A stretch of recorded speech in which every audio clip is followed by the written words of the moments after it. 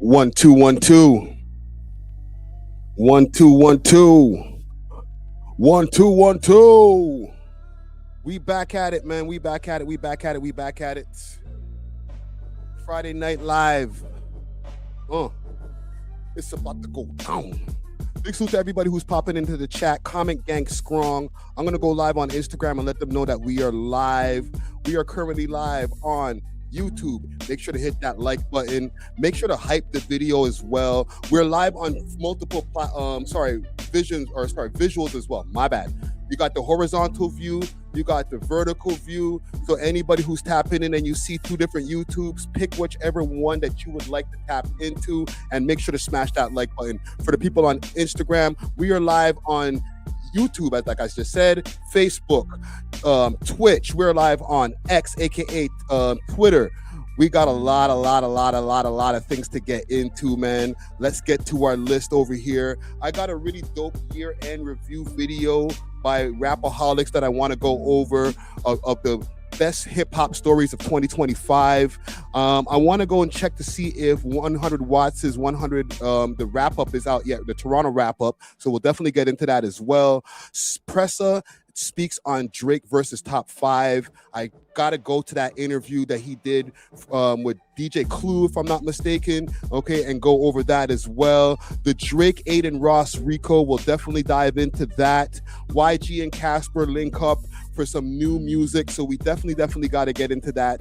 I want to get into also, because I know we have a heavy Somalian community over here, or Somali community, I want to get into the whole Somali Daycare quote-unquote scam that's been going on down in America, in Minnesota. So we'll definitely get into that. MTV is officially done. We'll definitely get into that. Adam22 is going in a boxing match against Jason Luv. We'll definitely get into that.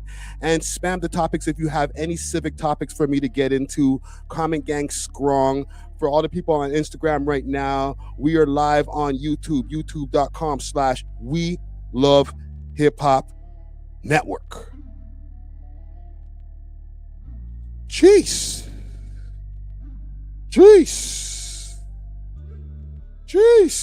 What's going on, gang? A little bit of a new look going on over here. You know what I mean? I had to switch the background. Big salute to Rezi Nwako, who provided me the artwork that was always there in the back of me. But we're making some changes for the new year. We're trying to make sure, and this is not a permanent thing over here. I'm going to make sure to get a more permanent laminate that's going to be across the back of the wall over here. Everything's going to be branded up. We Love Hip Hop. We're going to have We Love Hip Hop gear, clothing available for you. The hoodie that you see me with wearing now, just a plain black hoodie with the logo on the back. If y'all want to get that, we're going to have that available in our Shopify soon. So for the new year, we will be definitely turning up. Also, we're going to be moving. Okay, we're moving to a new studio. It's going to be a new look.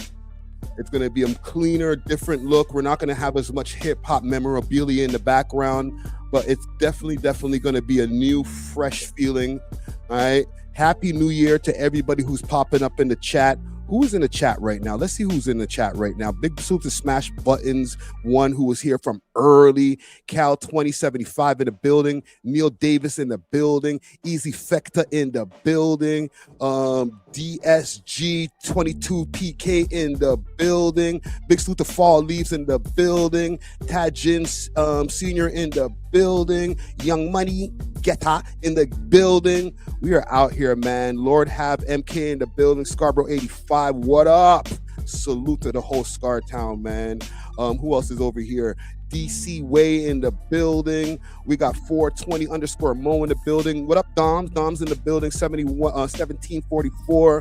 We here, man. Let me turn down this beat courtesy of B3. Yeah. Listen, I was thinking about rapping. I haven't taken it off of the table. Okay, I haven't taken it off of the table. But for now, I'm gonna let DJ Natural handle all of that type stuff. You know what I'm saying? Big salute to DJ Natural. He has the 2025 wrap up that's out right now. We'll play that actually before we get into the other wrap ups and stuff like that. But before we get into anything, let's run some ads. You know what I'm saying? Pay some bills around here, and then we can get to what we got to get to, gang. Happy New Year. Listen to this episode's sponsor, Exotic Hot Pots, with great strains and merch and delivery all across the GTA. You can hit them up on their Instagram page, Exotic Hot Pot CA, or subscribe to their Telegram at Exotic Hot Pot. Let them know that you heard about them through the We Love Hip Hop podcast. Salute to the sponsors. Cheer. Yeah. Let's do one more, and then we'll get to it. Ready for the road. Road Ready Detailing, now open 7 days a week from 8 to 5 p.m. 750 Oakdale Road, Unit 66, specializing in ceramic coating protection with warranty, PPF, pins, wraps, vinyl wraps, and hand car washes. Remember, we clean anything on wheels. Road ready. Ready for the road. Oh, yeah. Ready for the road. All right. Yo, and big salute to Road Ready. They're the ones who did these stickers for me that you see above me. I got more stickers too. Hold on. I got more stickers too. Okay. I just got to bring these out for the gang. All right. You might start seeing these around town. Actually, you will start seeing these popping up around town. Okay. We Love Hip Hop stickers. You can go straight over from the sticker straight to the YouTube channel. Okay. So look out.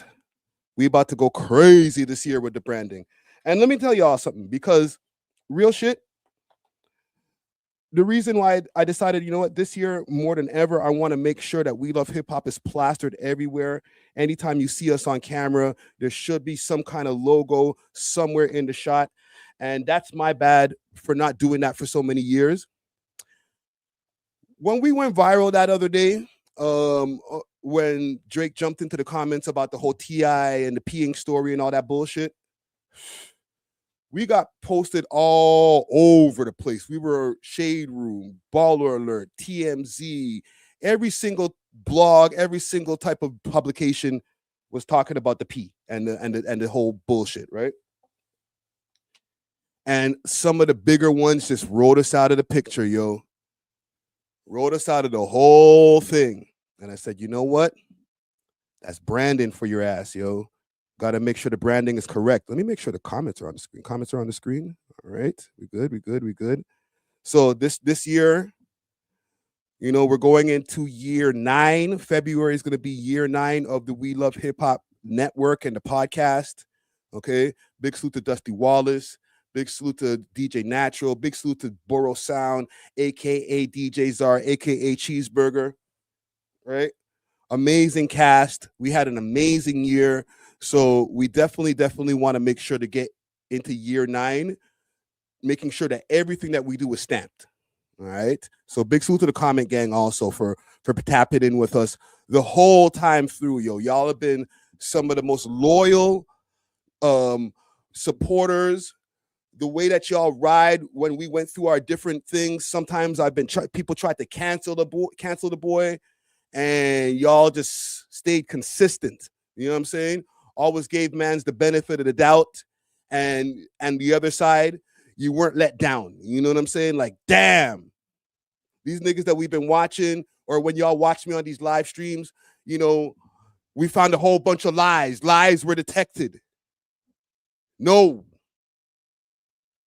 We kept it real the whole way through, and that's how we gonna keep it. You know what I'm saying? Big salute to Muntu 2.0. You know what I'm saying? Trust me.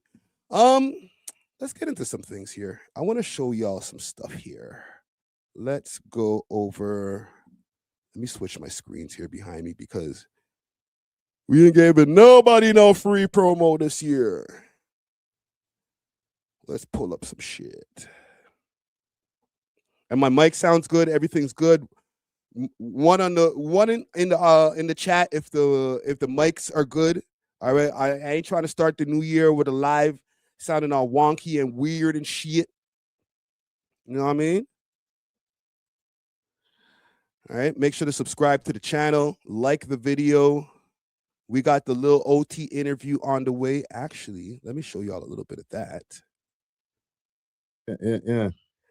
What about the LA trip? Dropping next There was Thursday. a trip that I think you bucked Pressa in LA. Yeah. What happened with that? I'm getting a little mixy right now. I lied. I didn't even know none of this. I touched road one time, and we have a mutual. You know, he's like, "Yo, pull up to LA. We're on tour. Let's go. Like, Common you're gang hot, like, we strong. Kofi." And then I just went Salute over to there. Milk Hand. They were showing me love still. I can't lie. It was love off the bat. And I was just peeping game. They were with like OGZ, and I was on tour. I was paying attention. I was like, okay, this is blessed. And then it was love. And then they were trying to sign. I was like, no, I'm just gonna be independent for now. And then yeah, that was really it. Okay. Before you got anything before I add anything there?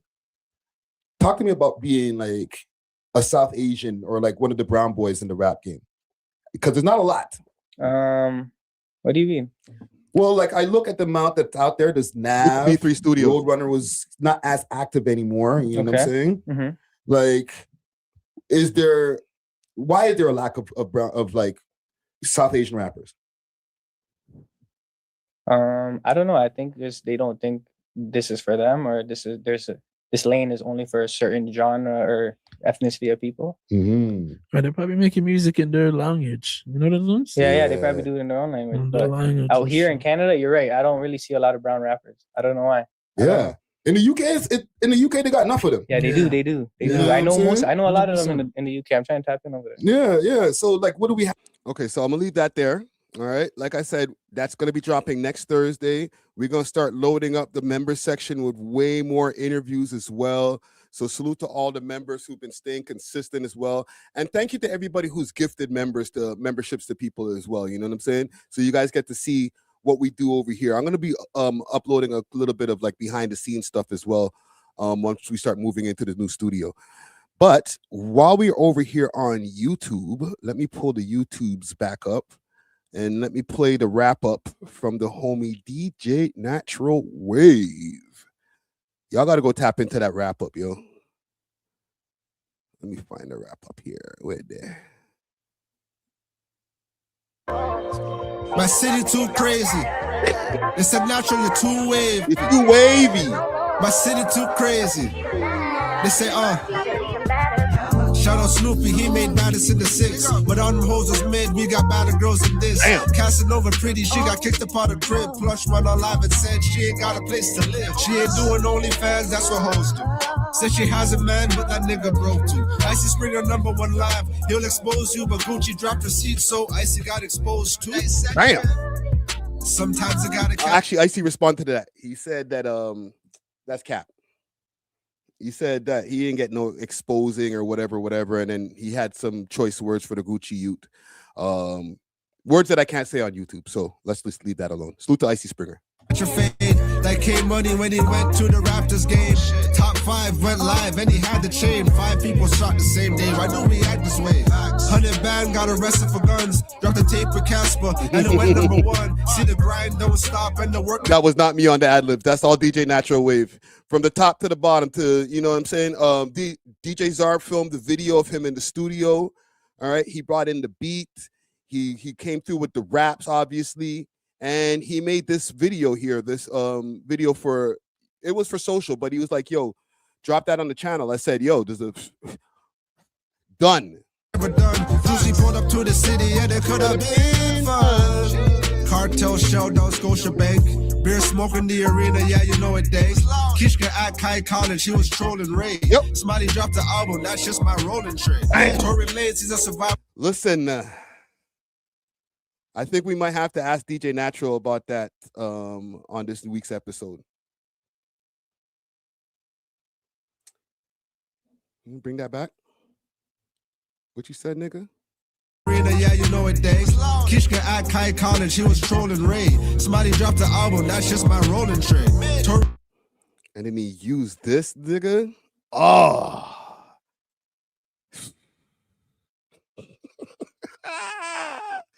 Salute to DJ Natural Wave. A rolling trick. Tory Lanez, he's a survivor for real. But I'm still mad as fuck. They denied his appeal. I'm feeling like every day I gotta ride with the steel. The whole team East got knocked and they ain't even have a meal. WhyG with the GGs and BFR. Thought they was BFFs. Now it's really war. 5 said him and Pressa don't really part. YG said when we seeing you, we leaving scars. The whip got repossessed. Since they need the car, the way they sending shots. Who needs a bar? They Millie fighting in the lot, she ain't even parked. But so went on life to say fuck Regent Park. 5 went to Spain to link Kanye West. It was crazy when he put the swastika chain on his neck. Drake posted Pressa's album, 5 got vexed. So we started calling the OVO boys PDF. Damn. He said Chubbs is getting hand-me-downs. Now we trying to piece it up and be family now. Reddit looking for a road runner, but he can't be found. Hey, Showtime punch Julian like Pacquiao. I seen Marlon beating up the Indians. The boys that really want smoke, they civilians. They took the accent and was grinding like some idiots. But they didn't realize how serious the city gets. It was all good a year ago. They say they making noise. We don't hear them though. You don't hear them though. It was all good a year ago. They say they making noise. We don't hear them though. Turn up on these niggas. My city really crazy. Like, we'll brown bandits. Anybody that wants it, let's go, man. Let's go. Yeah. Let's go, Natural. Reno Rocket, Drunk Justice. You got a weird case, that boy disgusting. Tell him. Anybody catch him on the road, gotta jump. Don't let me be there, nigga. I'ma jump. It's on site like fucking construction. Make his head pop like it was combustion. Turn his TV off. I'm DJ Mustard. DL Nation eating cherries like Usher. Hey, yo. Sassy Sam had a crazy week. He really let next man feed him tasty sweets. I don't know if it's GTV or gay TV. I'ma catch a double M. I'ma lick Taylor G.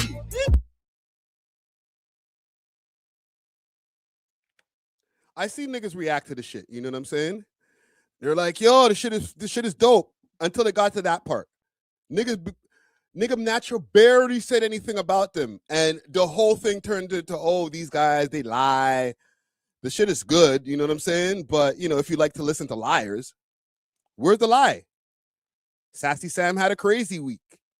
He let next man feed him tasty treats. Where's the lie? Sight like me off, I'm DJ Mustard. DL Nation eating cherries like Usher. Where's the lie? Sassy Sam had a crazy week. He really let next man feed him tasty sweets. Where's the lie? I don't know if it's GTV or gay TV. I'ma catch a double M. I'ma lick Taylor G. Where's the lie? Friday made gutsy copper plea. Where's the lie? We ain't rocking with them kids like Socrates. Trying to look at their views, that shit was obsolete. Snoopy at his birthday. Trying to look at their views, that shit was obsolete. Where's the lie? Snoopy at his birthday, giving out birthday beats. Young Toy versus Watts, did you hear about it? The blogs ain't really picking up, nobody cared about it. Blue Jays went to World Series, you can't even doubt him. Kick Top5 on the stadium, he's always wildin'. Thought we would win, but sometimes you lose, bro. Shout out to Jay and Trey and Netflix on their new shows. Canada was celebrating when we off Trudeau. Didn't know Katy Perry would be his new home. RIP the fallen, can't believe they killing youths. Kids are stabbing old ladies and doing interviews. Mula left the psych ward, and now he on the loose, reading the streets, helping homeless man's on the news.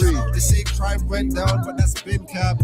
Maybe because the immigrants are getting sent back for $2 billion. No, I'm not stopping it every time we see any of them youths on the screen. So don't worry about it, guys. You have no more content from us. Into Ukraine, that's a big scam. Shout out Wheel of Hip Hop, that's my big fan. Shut up.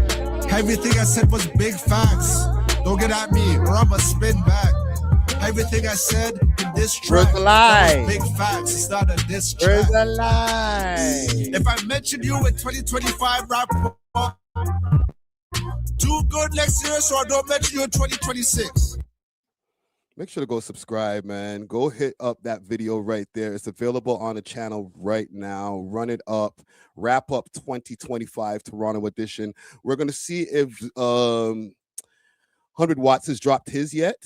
But what I wanted to show you guys, and I'm going to get into a 2025 wrap up, okay? Because the last time that I was over here, which was Monday, if I'm not mistaken, I don't think that I did a proper wrap up. I did one for the network and everything that's going on over here, But as far as like the whole hip hop scene as a whole, there was not really many videos out there for us to like react to of all the different things that have happened in 2025.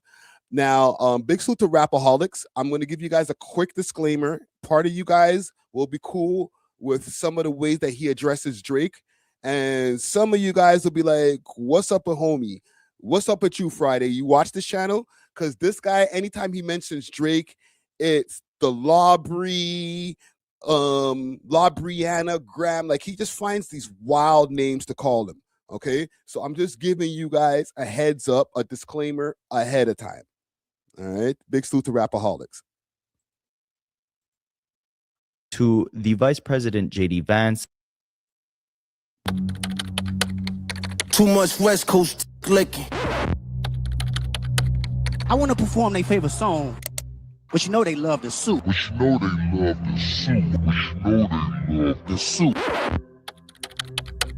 Why say Virgil after he passed? Feels like you still have a little bit of animosity there. I'm evil. Jeez. Completely forgot about that.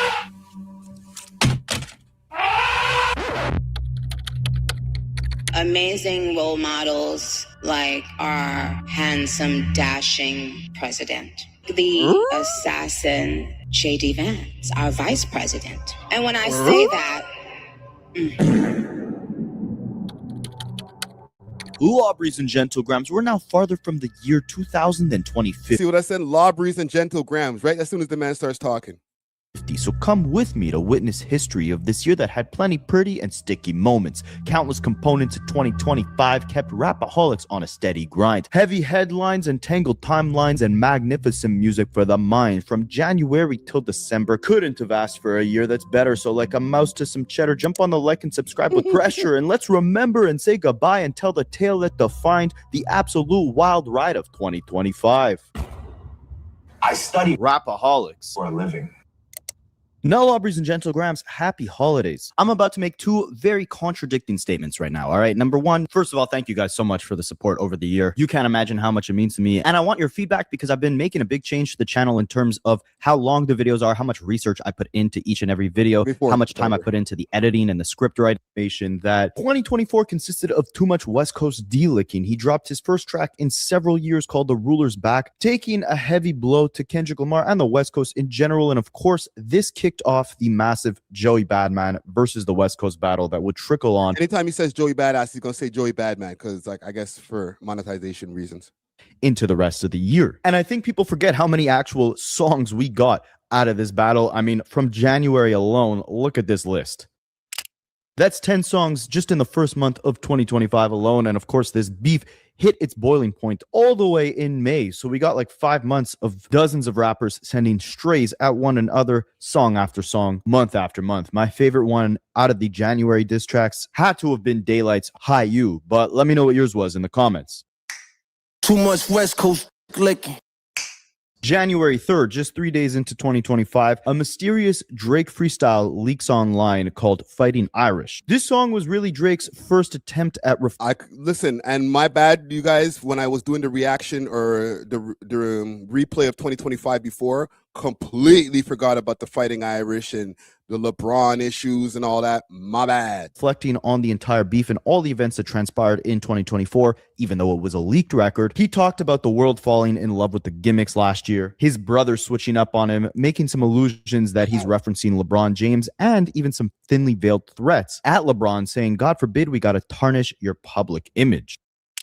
Spicy.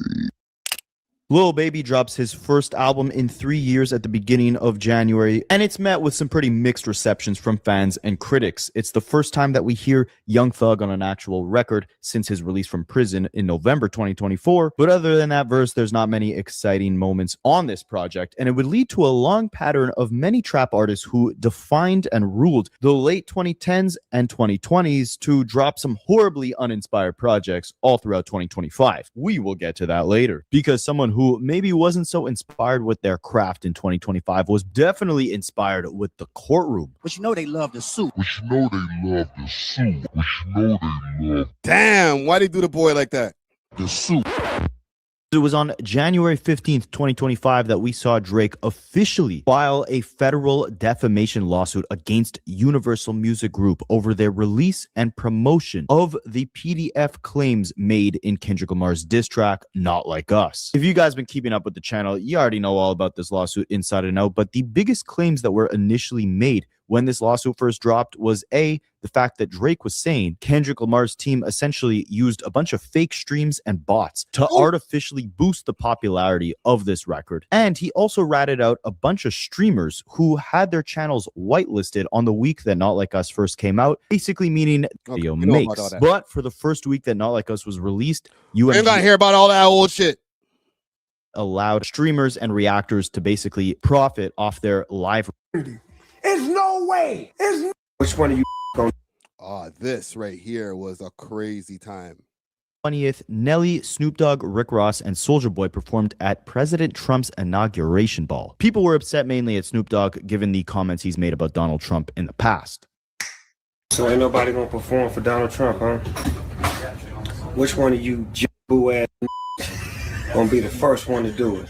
I'm waiting. I'm gonna roast the out one of you. Let me ask you guys a question quickly before we move on. Was this an L for Snoop Dogg? Right, put an L in the chat if it was an L for Snoop Dogg, a W if it was a W for Snoop Dogg. But I don't know, man. He caught a share backlash. I'm now looking at it here. We're in January of 2026. I don't even remember the shit. I had to watch one of these videos to be reminded that, like, oh yeah, Snoop Dogg did the inaugural ball. So at the time, it could have been an L. He got a lot of backlash, as people do get. But in the long run, people forget about shit real quick. Snoop Dogg was rubbing shoulders with the whole hip-hop scene. Ain't nobody was, like, trying to hold him accountable or hold his feet to the fire like, yo, what about that shit you did, the inauguration shit or whatever. It wasn't even the inauguration. It was some crypto brothers type shit that he was doing. But, like, I don't know. I might have to play devil's advocate and say it wasn't an L. It wasn't a complete W, but it wasn't an L. You Uncle Tom ass for doing it. Which one of you gonna do it first? I was the one that performs for himself. His response was a super L. Are also upset at DJ Henny hugging Big Mac Snackademics because later in the month, DJ Henny hugging Big Mac Snackademics is crazy. Damn, bro, how you really feel? And listen, salute to Rapaholics, but and the thing is with Rapaholics that I like is that they're from Montreal, right? Right, big salute to Road Ready for the road. Right, they're from Montreal, so that's why I felt good, like being able to react to this channel. But god damn, any hugging Snackademics is crazy. Discord call had leaked, which was actually being live streamed to the public, but there was only like 50 people watching it live. Someone was smart enough to record it because what was being said in that Discord call was absolutely insane. If you guys remember this time, it was really looking like this might have been the end of academics. All in the span of 1 week, he got banned on Twitch. His viewership went down the toilet. He briefly started covering politics just in case he needed a plan B and no one wanted to hear him talk about hip hop anymore. Those 3 Big Macs are for me. And the thing is with Ack with this is his response. He responded so horribly the first time when people were trying to hold him accountable. Like, bro, those phone calls were kind of weird. Or those Discord calls were kind of weird. Right? And he was just like, nothing comes above the chat. You can't cancel me. And it was like, yeah, you can. Because the one thing that we don't own is these platforms that we on. You feel me? We don't own YouTube. We don't own Twitch. When YouTube decides to shadow ban the shit out of you, then shadow ban you will be. When Twitch decides, you know what, we don't like that rhetoric over here, then guess what? No more Twitch deal. And they'll ban you. Ack hasn't been back on Twitch since. There's streamers who have essayed people on stream. Right? The little Chinese girl, she essayed a guy on stream, and she's back on Twitch. This nigga Academics, I'm not going to excuse the things that he did because it was some weird Discord calls. But that nigga hasn't been back since. They packed him up, said, get your black ass out of here, buddy. And no one wanted to hear him talk about hip-hop anymore. Those 3 Big Macs are for me. I'm not going to play clips of this call, but essentially Academic somehow found himself on a live call with a 15-year-old kid who was a massive fan of the streamer Plaqueboy Max, and Academics was asking him things like, if Plaqueboy Max wanted to experiment with the opposite gender, would you let him with you? The kid was very uncomfortable. I'm uncomfortable recapping it. You guys can check it out for. And during that time, too, they try to cancel your boy also, yo. One Reddit page, I don't even remember the name of the Reddit page, just how insignificant they are. They try to go back into the archives like 7-8 years now, find an interview with me and a young artist, a very young artist at the time by the name of YN say, yo, Friday's on his academic shit. And don't get me wrong, I asked him a fucked up question. You know, at the time, I think he was 13 years old. And here's the thing.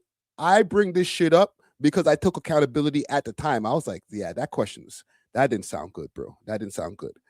But it wasn't on a hidden Discord call. It was just me being a amateur interviewer. So, yeah. And salute to YN Drizzy. I think man might not be on road right now, but I bought him in the 18, 19-year-old version of him afterwards to do an interview. But this academic shit trickled down. For yourself. On a brighter note, we did get some great music. Just a couple days after this, Mac Miller's estate dropped his long-anticipated album, Balloonerism, on January 17th, 2025, which was exactly 5 years after his first posthumous album, Circles. And it was also just 2 days before what would have been his 33rd birthday. The project was primarily recorded in 2014, around the same time as his mixtape Faces. Incompleted versions of this project had leaked online, so it was great that his estate took the time to execute this properly and finally give the fans this project in full. One of the best albums of this year.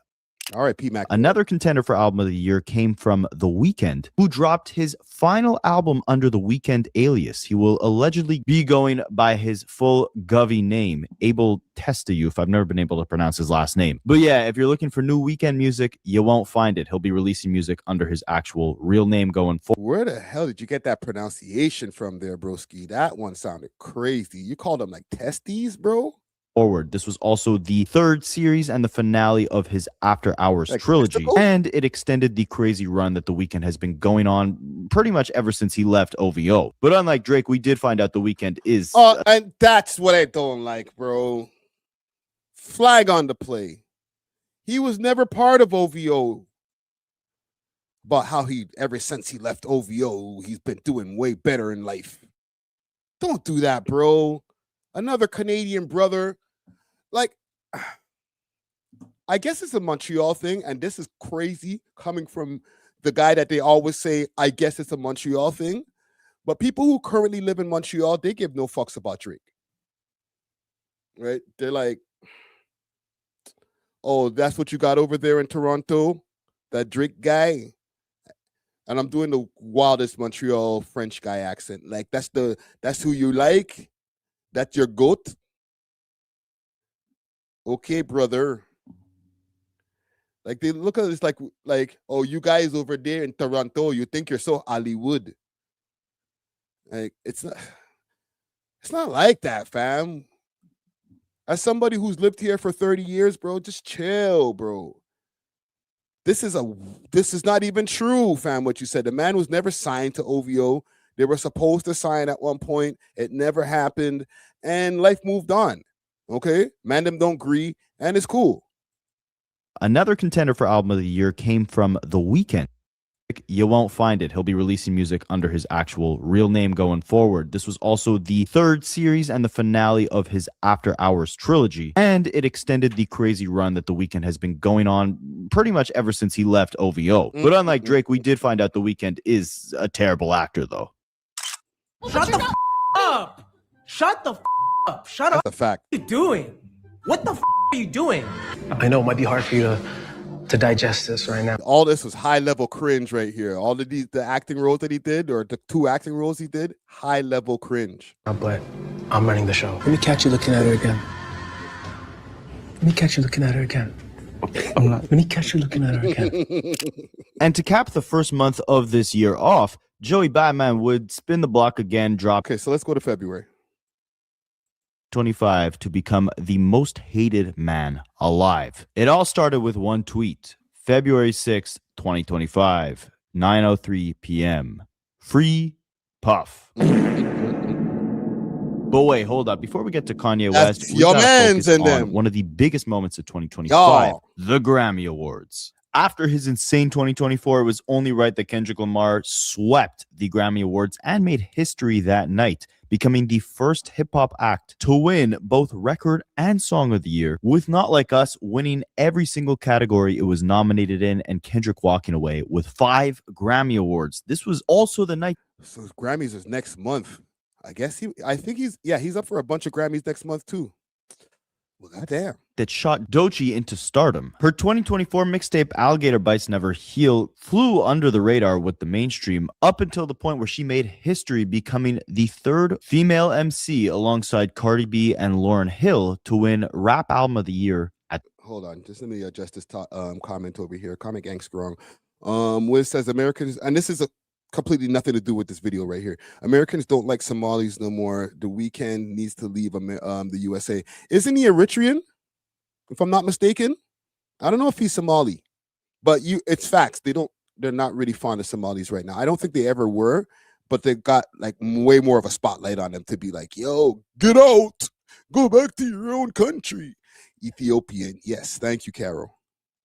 I knew he was somewhere from that region. The Grammy Awards. Now, just the following week after sweeping the Grammys, Kendrick then goes on to make more history, playing the Great American Game at the Great American Game, garnering the highest watched Super Bowl halftime show of all time, absolutely taunting Drake in the process. I want to make a move. I want to perform their favorite song. But you know they love the soup. What song? Yeah, that song. All I ever wanted was a black grand national. Black grand national. Black grand national. Now, all the new eyeballs that Kendrick got on him after this massive halftime show led him to break even more records within the industry, becoming the first rapper in history to ever cross over 100 million monthly listeners on Spotify, being the first rapper in history. Yo, I ain't gonna lie. The beginning of the year, if you're like super OVO camp, Drake glazing, whatever they call the OV hoes and all that type of shit, it was some dark times in the beginning of the year, bro. This guy was donkey fucking the shit out of the record game, bro. Holy. Grammy Awards. Man has the picture with all the Grammys in his hand. Oh, man. It feels good to be me. God. And y'all gonna get mad at me if you see this. Just chill. I'm just podding. But, like, the nigga had the whole, like, the Grammys in his hand like they were, like, a set of like severed heads, like caught a body. Look what happened with me. Life's better. Like, damn, bro. Ran around the Super Bowl, upped his record sales, topped the chart. Like, oh, fuck, bro. Listen, I'm Objective Rick, so I ain't mad. You know what I'm saying? But like, if you were like super staunch, there can only be one, and it has to be Drake. Like, there was a lot of cope going on around that time. Like, well, that's just for now. But Drake still the top. He just broke a record of 17 billion. Like, all right. It was just like, holy shit. I'm sorry, I don't mean to rub it in, but that shit was a crazy time, bro. If any of the OVO mans, just skip past this part right here, bro. I ain't trying to rub it in, fam. Pause. To have 3 albums in the top 10 of the Billboard 200 chart, with GNX, Good Kid, Mad City, and Damn all shooting up back into the top 10 right after the Super Bowl. And with all the teasing, Can somebody give this guy an L somewhere, bro? Holy fuck. I ain't trying to rub it in, but that shit gotta hurt. Kendrick did of whether or not he was going to perform Not Like Us during the halftime show, that gave the song a massive boost to the point where it actually shot back up to #1 on the Billboard charts the week after the Super Bowl, which was 29 weeks after the last time Not Like Us was #1 on the charts. Those 29 Big Macs are for me. Why this is interesting is because it broke the record for having the 3rd longest break between #1 runs on the Hot 100 chart. Now, of course, Drake couldn't sit back and watch Kendrick have all the success during. You and him gotta squabble up, fam. Fuck the battle anymore. Don't even send no more subs, bro. Just say, yo, bro, can we just meet up, bro? 5 minutes, man. Just 5 minutes. February, so he jumped in with a project of his own. On Valentine's Day, him and Party Next Door released their collaboration tape, Some Sexy Sleepy Songs for You, which don't was do that. Drake's lowest rated album in his catalog, and don't do that, bro. Sexy Sleepy Songs for You is crazy, fam. This is why I told you guys in the beginning of this video. This guy has a biased skew to the way that he's going to be commentating on it. I fuck with you, homie. I know you're a Montreal guy. I could tell from the accent, okay? But I have to put the disclaimer out there for anybody who's like, yo, bro, why are you watching this video Friday? Well, go on, bro. Like, you don't fuck with the man, them? Like, no, the video is a great video. The edit, the research, everything immaculate. But anytime he mentions Drake, it's just like nigga, chill. Of his own. On Valentine's Day, him and Party Next Door released their collaboration tape, Some Sexy Sleepy Songs for You, which was Drake's lowest rated album in his catalog and had the 2nd lowest first week sales number for any album within Drake's catalog. But it did spawn a couple hits with Nokia and Somebody Who Loves Me, proving that Drake still has. Somebody Love Me is like one of the biggest songs this year, broski. All right? Y'all make me this is why they be calling me a glazer. Because niggas go so far the other side that it has to be like, yo, bro, chill. Why? Nigga, like, you're saying some things like they're not even falsehoods, but you're skewing them in a way like, well, that's not even his best-selling album. And da-da-da-da. Like, you are aware that this is a combo album with Party Next Door. We're aware of that, right? All right. That didn't happen, though. A loyal pop fan base. Speaking of collaboration tapes, we also got the collab tape between Larry June, 2 Chainz, and The Alchemist right around this time as well, called Life is Beautiful. Very dope project that kind of flew under the radar with all the madness that was going on during this timeline. But someone who wouldn't let his name or his music be forgotten throughout the madness in February 2025 was Kanye West. Of course, starting off this entire manic episode with a tweet reading "Free Puff." The tweets only got worse and worse as the days and months progressed. Some of the highlights included saying F Virgil, Tyler the Creator's music sucks, Drake is the homophobic F-bomb, and everyone's favorite, Jay-Z's kids are the R-word. This was only Act 1 of the Kanye saga. It gets worse in March. But before we get there, we got one of the verses of the year from Meek Mill, Grammy-nominated verse on Friday's song Pray For Me. We also... What's up, guys?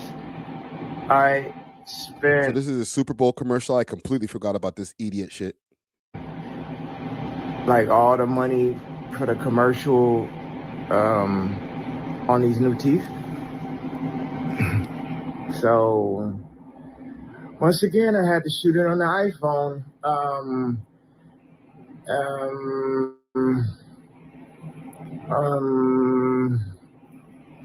Go to Yeezy.com. Yeah, like I mentioned, it only got worse with Kanye in March. Luckily, he kind of disappeared by May, so this definitely won't be a Kanye West video, but March is... Okay, so let's get to... Let's see. What are we missing in here? That wasn't. I don't adore that show. More Kanye crash outs. Try to pop this pain and two in this brain. Playboy Cardi out. First I go Holy. No, I can't hit on no brakes. Now, Cardi made his fans wait till like 7 a.m. for this thing to drop when it was supposed to come out at midnight. A lot of the hardcore Opium fans, the Rage fans, they were a little bit disappointed in the whole thing. But for the casuals, it was a combination of cool and confusing with commercial success. A lot of people didn't understand the 3 Kendrick Lamar collaborations, the non-cohesive assortment of different sounds and voices scattered throughout the project, and spanning, I believe, 30 plus songs. It was definitely a long listen, but overall, it was Cardi's biggest album to date, selling almost 300,000 copies. That was the biggest thing, I guess, for March. April. Not done. In fact, it was getting a whole new life sucked into it because this was the month that Kendrick Lamar kicked off his GNX Stadium tour with SZA. And when this tour first kicked off on that first night, everyone was talking about it, from the different skits that Kendrick Lamar was doing all throughout the show. What's the type? Chamoy, she make she was a bullshit. I said, fuck away. She making my heart hurt. Were you being metaphorical, or should it be taken as a threat? It's whatever you want to take it. Okay, I should have went to one of these dates. The record reflect, I'll take it as a threat. Okay, what you want to do then? To the explosive performances. Niggas will have you under pressure where it's like, yo, if you go to a Kendrick Lamar show, you're the biggest trader in the world. But this shit look fire.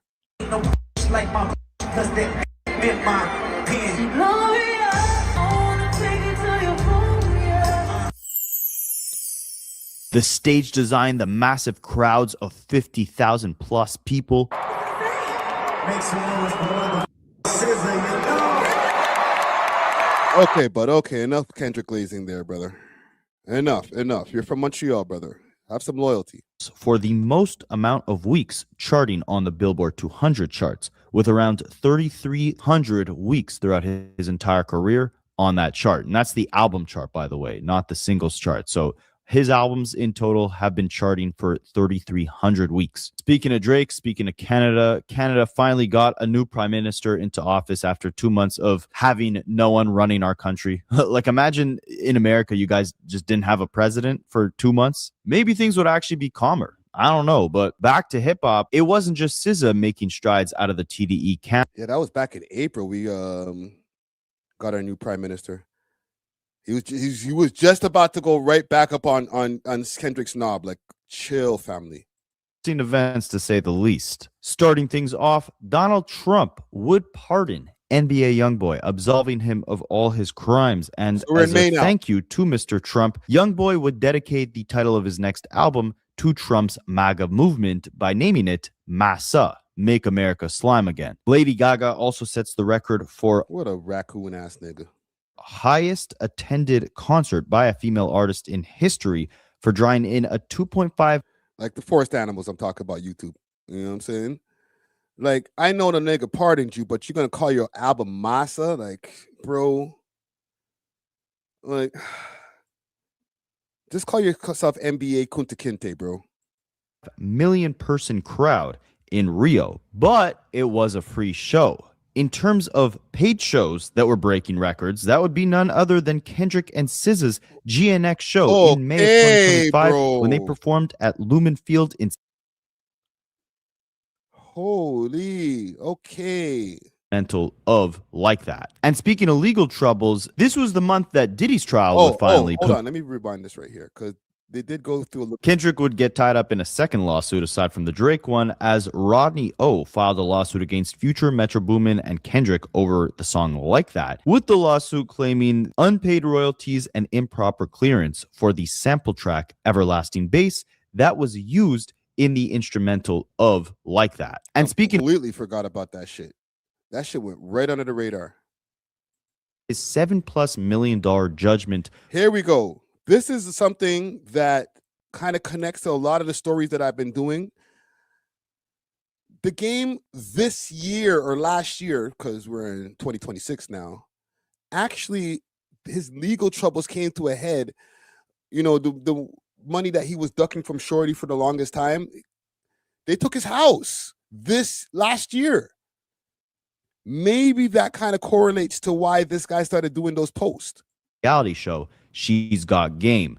I've done a bunch of videos on this, so you guys can check them out. Maybe I'll leave them in the link in the description. But essentially, finally commence with him facing 20 plus years in prison. And we're not done with the legal trouble just yet, because the game had been ordered by a judge to sell his Calabasas mansion to help pay his $7+ million judgment from a 2016 SA lawsuit that was won by a woman named Priscilla Rainey, a former contestant on his reality show, She's Got Game. I've done a bunch of videos on this, so you guys can check them out. Maybe I'll leave them in the link in the description. But essentially, the game had hosted a game show where, you know, he was just looking for love, basically. I lost the best thing that ever happened to me, but now I think I'm ready to find a special someone. And I'm gonna give her 100% of everything that I got. Game is looking for love. You're gonna step into my life and take this journey. And he's bringing 10 lucky ladies along for the ride. She's Got Game. New series premieres Monday, August 10th at 9. One of the contestants on the show claims she was SA'd by the game, and she ended up suing him. The game never showed up to court for like a good 10 years, and because of that, he was forced to pay this woman $7 million. So because he never coughed up that money, she started collecting his assets like Pokemon cards. First, it was his weed company. Then it was his record label. He has an independent record label. All the profits now go to her. And by May of 2025, the judge basically told the game, look, buddy, you got a Calabasas crib here. You haven't paid this woman the $7 million that you owe her. You got to sell that house to start making these payments. This doesn't make sense, because when I see that and then I see this, I say to myself, where's the money then? Because you seem like you still got money. Hey, bro, you got an Xbox? No. That's your brother? Yeah. Share it, bro. Okay, thank you. All right. What's your name, man? Freddie. Nice to meet you, Freddie. Nice to meet you. Tu madre? Giving out PlayStation. Your sister? Or Xbox. How you doing? I don't know. Which one? My name Game. Game? El Juego. Oh, okay. Yeah. I'm gonna go leave at my house, okay? Go take it. It's yours, man. Hey, yo, but hey, you got to share with your friend, man. Yeah, All right. Love. All right. Take care. Happy New Year. Hey, bro. Hey, look, bro. For you in the back seat, bro. Here, man.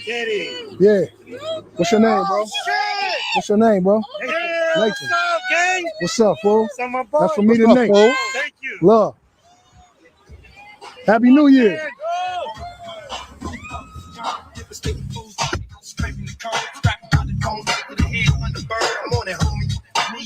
You got some tunes playing in there.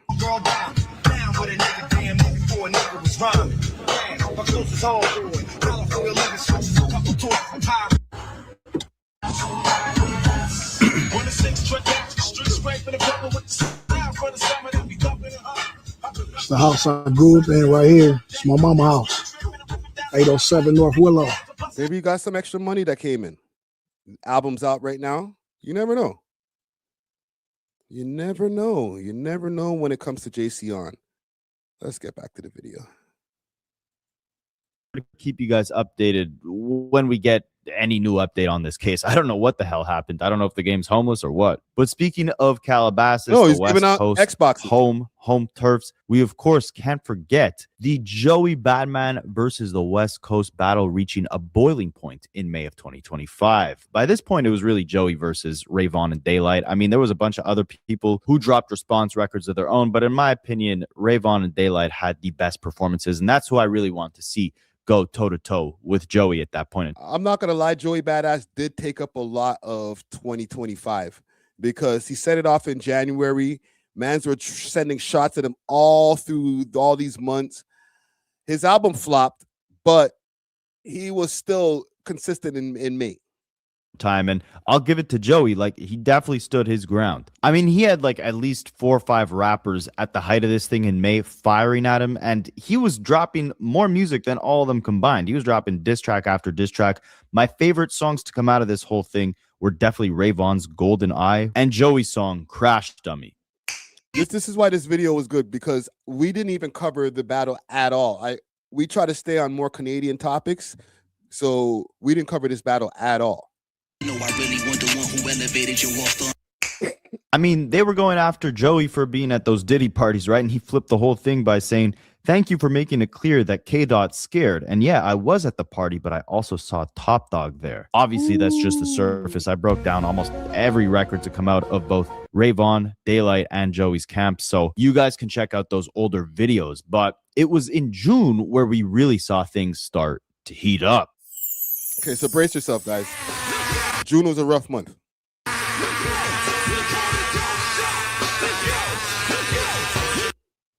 All right, so outside of music, I mean, the biggest story by far in this month had to have been the fact that Trump signs off on this quote-unquote big beautiful bill, which Elon Musk, who had been involved in government all the way up until April or May of 2025, he was not too happy about this big beautiful bill, but he was no longer in government. He couldn't do much about it. Trump accuses Elon of not liking the bill because it's not incentivizing people to buy electric cars, which of course Elon Musk sells. Elon says no, he doesn't like the bill because it's leading to more governments, Twitter feuds, and Silento. He was sentenced to 30 years in prison for unaliving his cousin. Now, someone who unalived their prestigious album series legacy was Lil Wayne with the Carter 6. Man, this was the saddest moment of the year for me. As a historic Wayne defender, this was completely indefensible, no redeeming qualities. He started teasing it way back in February, right when Kendrick Lamar did the Super Bowl halftime show. The whole kind of rollout was like, I'm such a better artist. I deserve to be on that Super Bowl stage. You guys are all going to see when I drop this magnum opus of an album in my legendary Carter album series. That album was caca. Everyone will regret that I wasn't on that Super Bowl stage. And I mean, you guys let me know in the comments, but I don't think anyone was sad Wayne was not on that Super Bowl stage unless you were hoping for a circus show with a bunch of elephants.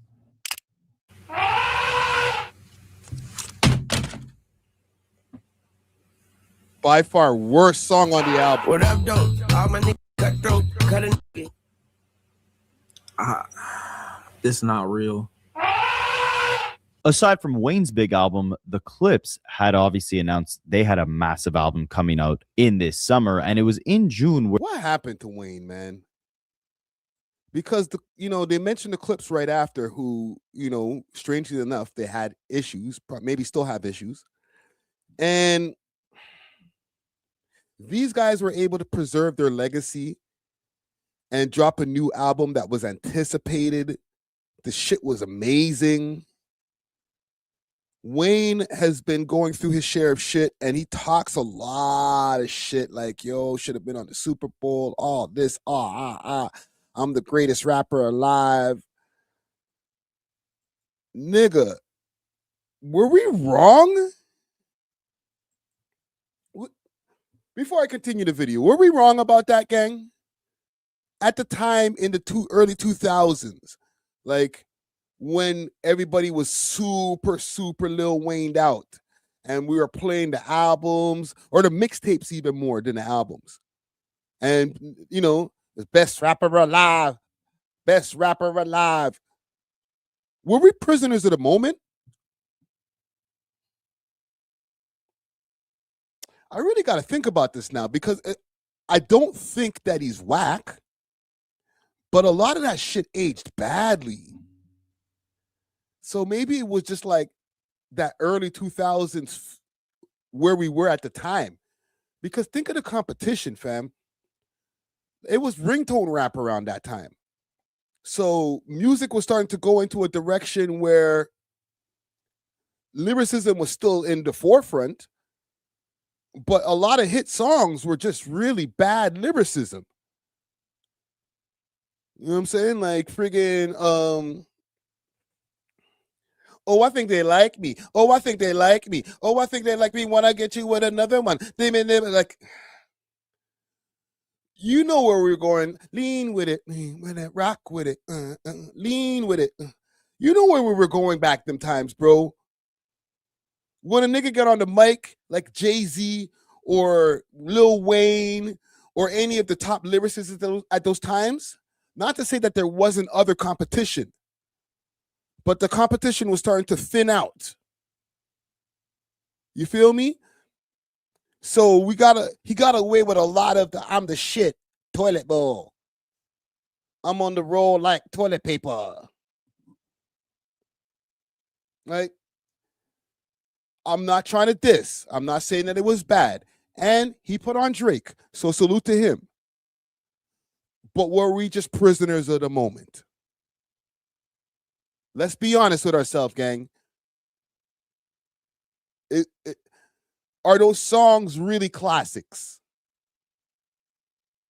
Like, can we really play a Millie at the freaking Super Bowl stadium, whatever stadium they're playing in? Right? T.88 says, come on, bangers. Yes. But bangers you can play now? Like, I know the feature, one of my favorite features that he had was the Cameron song, Suck It or Not. I wish I could play some of this shit because it's super copyrightable material. You know what I'm saying? I just feel like in hindsight, and niggas gonna hate me for saying this, it just wasn't that hot, B. I'm sorry. Hustler's Music was a classic. My bad. That song was a banger. Okay? Super banger. And he rapped his ass off on that shit. But kind of like the same thing I did with when I was talking about Busta Rhymes. I feel like I'm committing mad hip-hop blasphemy. But like I was like, yeah, Busta could rap his ass off. But what is he saying? Right? Like Hustler's Music, I'm about to go in with this one, then with this one, and then with this one. Like he didn't really say anything. The song's a banger. It's a classic. Okay, Andre? I ain't trying to take that away from you. Okay? The song is a banger. But let's go back and really take it in. Right? Because shit, man. Don't worry, we'll get back to the video. But like, you guys are gonna make me do this, man. Fuck. Niggas be calling me a Wayne. I don't have a reputation of being a Wayne hater, so let me not even put that into the universe. But I be feeling like I'm a Wayne hater because I point out things that I'm like, was it really that good?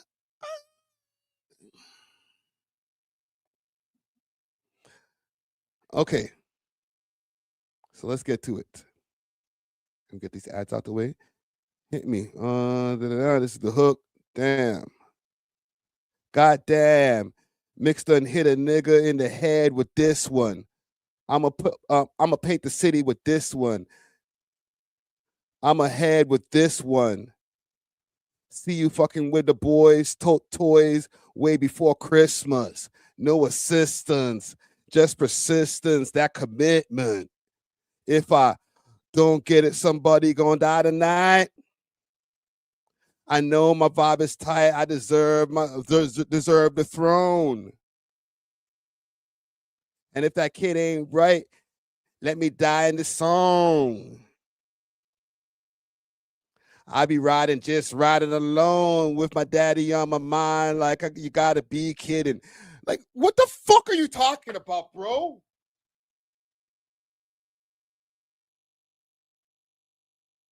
Like, you just driving around thinking about Birdman? Or are you thinking about your, like, real daddy?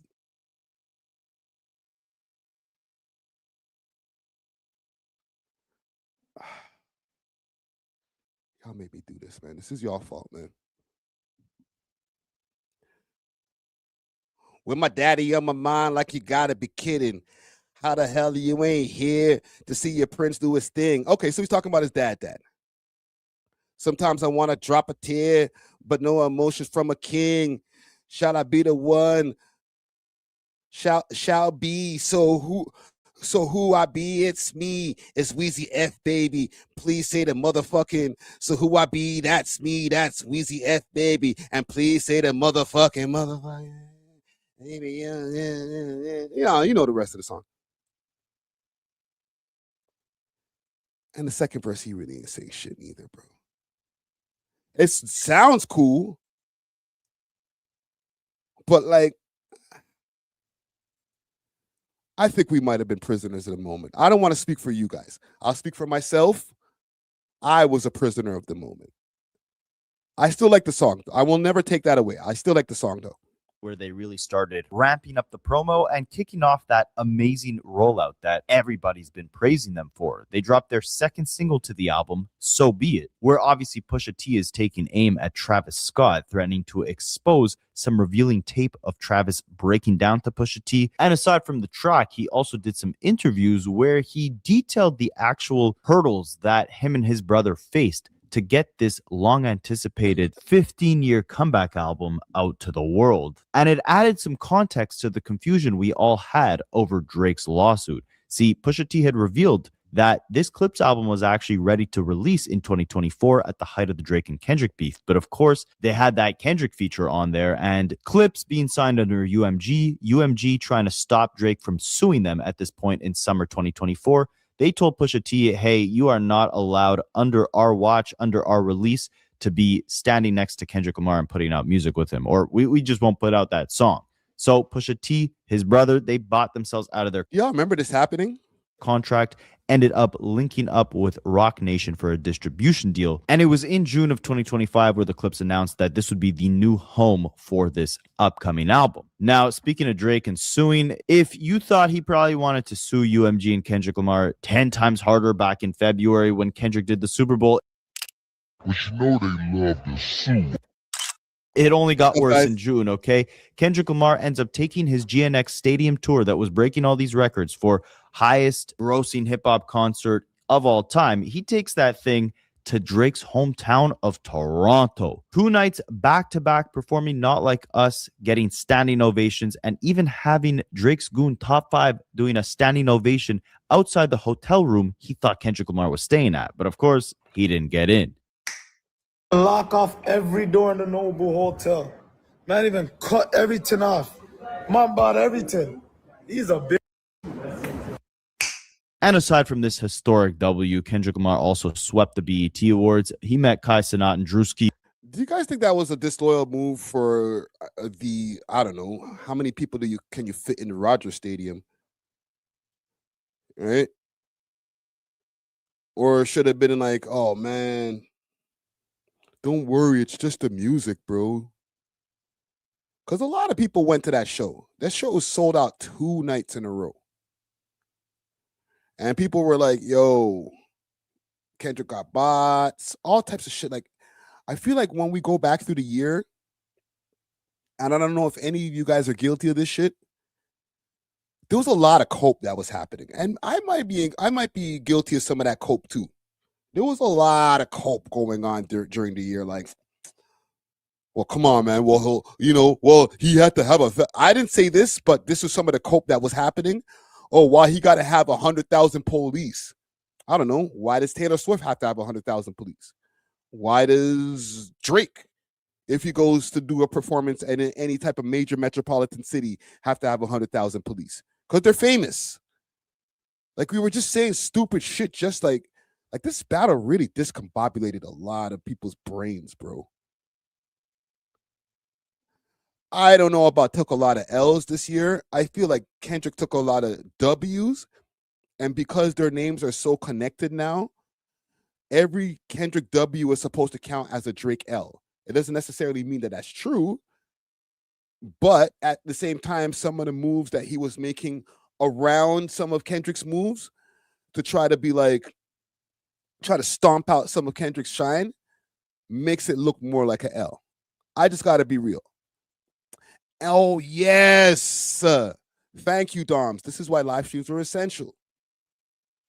Said your boy Jake made Jagmeet sing. What do you say? Your boy Jake, Jagmeet Singh went to the concert. Basically, around that time, just to give some, or to translate that, when Jagmeet was over at the concert, Drake paged the man, bro. I think he might have called him a goof or something like that. Let me see if I could find that. Jagmeet Kendrick. Let's see if we could find that the Jagged Meat Kendrick Lamar concert thing, because he got upset. Jagged Meat.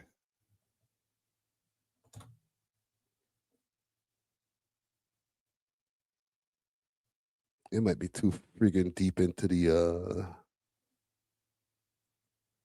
internet zeitgeist, because remember, this happened back in June. Let's do this.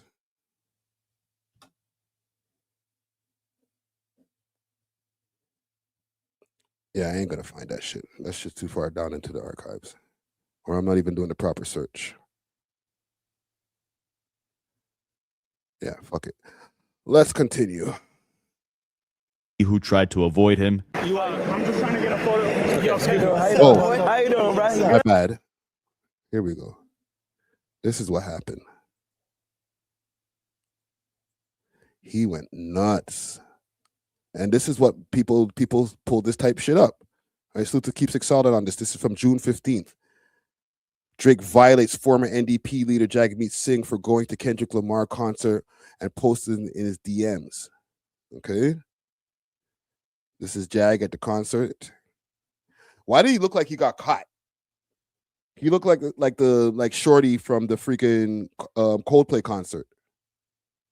Like, fam, like that look in your eye, like, yo, who's that? Who's that? And then they had a prior conversation back in 2019. He never responded to one of his DMs. He said, I guess this is when he first followed him, right? Said, honor, brother. Thanks for the follow, brother. Right? And then 5 years later, you're a goof. All correctly spelled.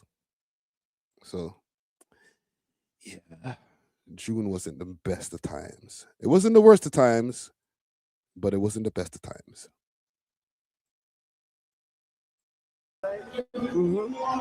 And it seems like ultimately everyone in June 2025 had a lot of fun, except for Lil Wayne and Drake fans. I'm still fuming over that Carter 6, man. But let's move on to July of 2025. This is when Drake tries to make a redemption. See, he announces and releases his first Iceman livestream, episode 1, where he premieres his brand new single for Iceman, his upcoming solo album, What Did I Miss?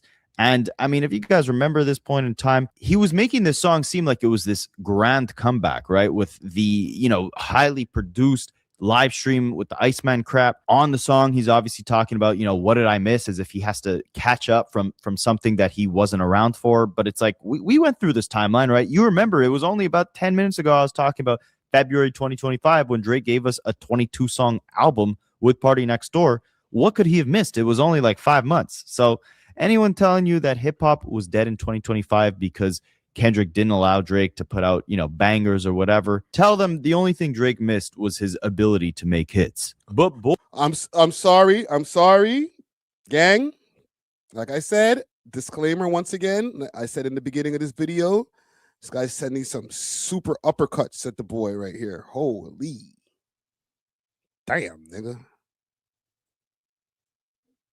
Now you're just being mean. Let me just check on the poll over here. Was 2025 the worst year in hip hop? Right now, 57% is saying yes, and we're in June. We're almost at the end of this video here. And only 43% is saying no. Boy, did we get some hits in July of 2025. See, we got the Clips album. Yes. We got the Freddie Gibbs album. Yes. We got the Tyler, the Creator album. We were about to get the JIT album. We even got a Travis Scott response record to Pusha T. Made 100 off pushing T's. Now my phone on D&D. Crash. We got to, of course, also acknowledge the Mass Appeal Legends Has It movement that Nas had implemented all throughout. I was literally just listening to that Nas and Premier album in the car earlier today. Fire. 2025, we got the second installment in this album series from Raekwon in July. Another Larry June project as well, and a Justin Bieber album, I believe on the same week as the Clips. That was a pretty decent album too. The song Yukon, great song. Ghostface album also, fire. Big salute to Mass Appeal.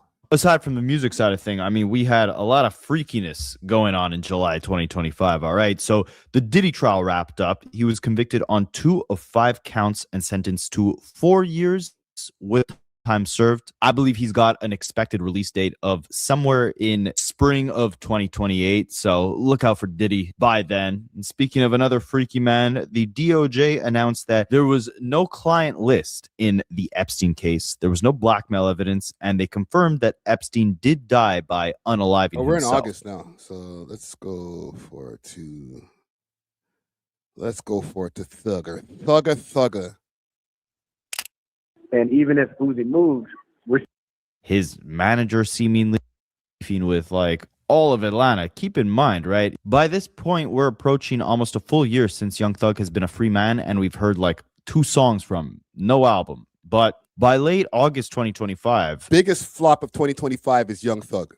We started hearing something else from him. Jail phone calls. Yes, hours worth of them. He was on the phone talking to 21 Savage, Mariah the Scientist, his girlfriend, his manager seemingly, and he was talking, all right? These conversations date all the way back to like late 2022. My bad. This has nothing to do with, it does have something to do with the video. Andre 420 Reformed says, Quebec dudes on some weird-ish, no offense Friday. Again, no offense taken. I've already said this maybe before you popped into the live earlier. Yeah, a lot of Montreal people hate Drake. Okay, salute to ABBA and Preach. I watch a lot of their videos, but anytime they even, and not even just Drake, like when they mention Toronto, they mention it with I don't know. They kind of look down on Toronto people. I ain't gonna lie. I got to keep it honest with the audience. A lot of Montreal people don't fuck with Toronto like that.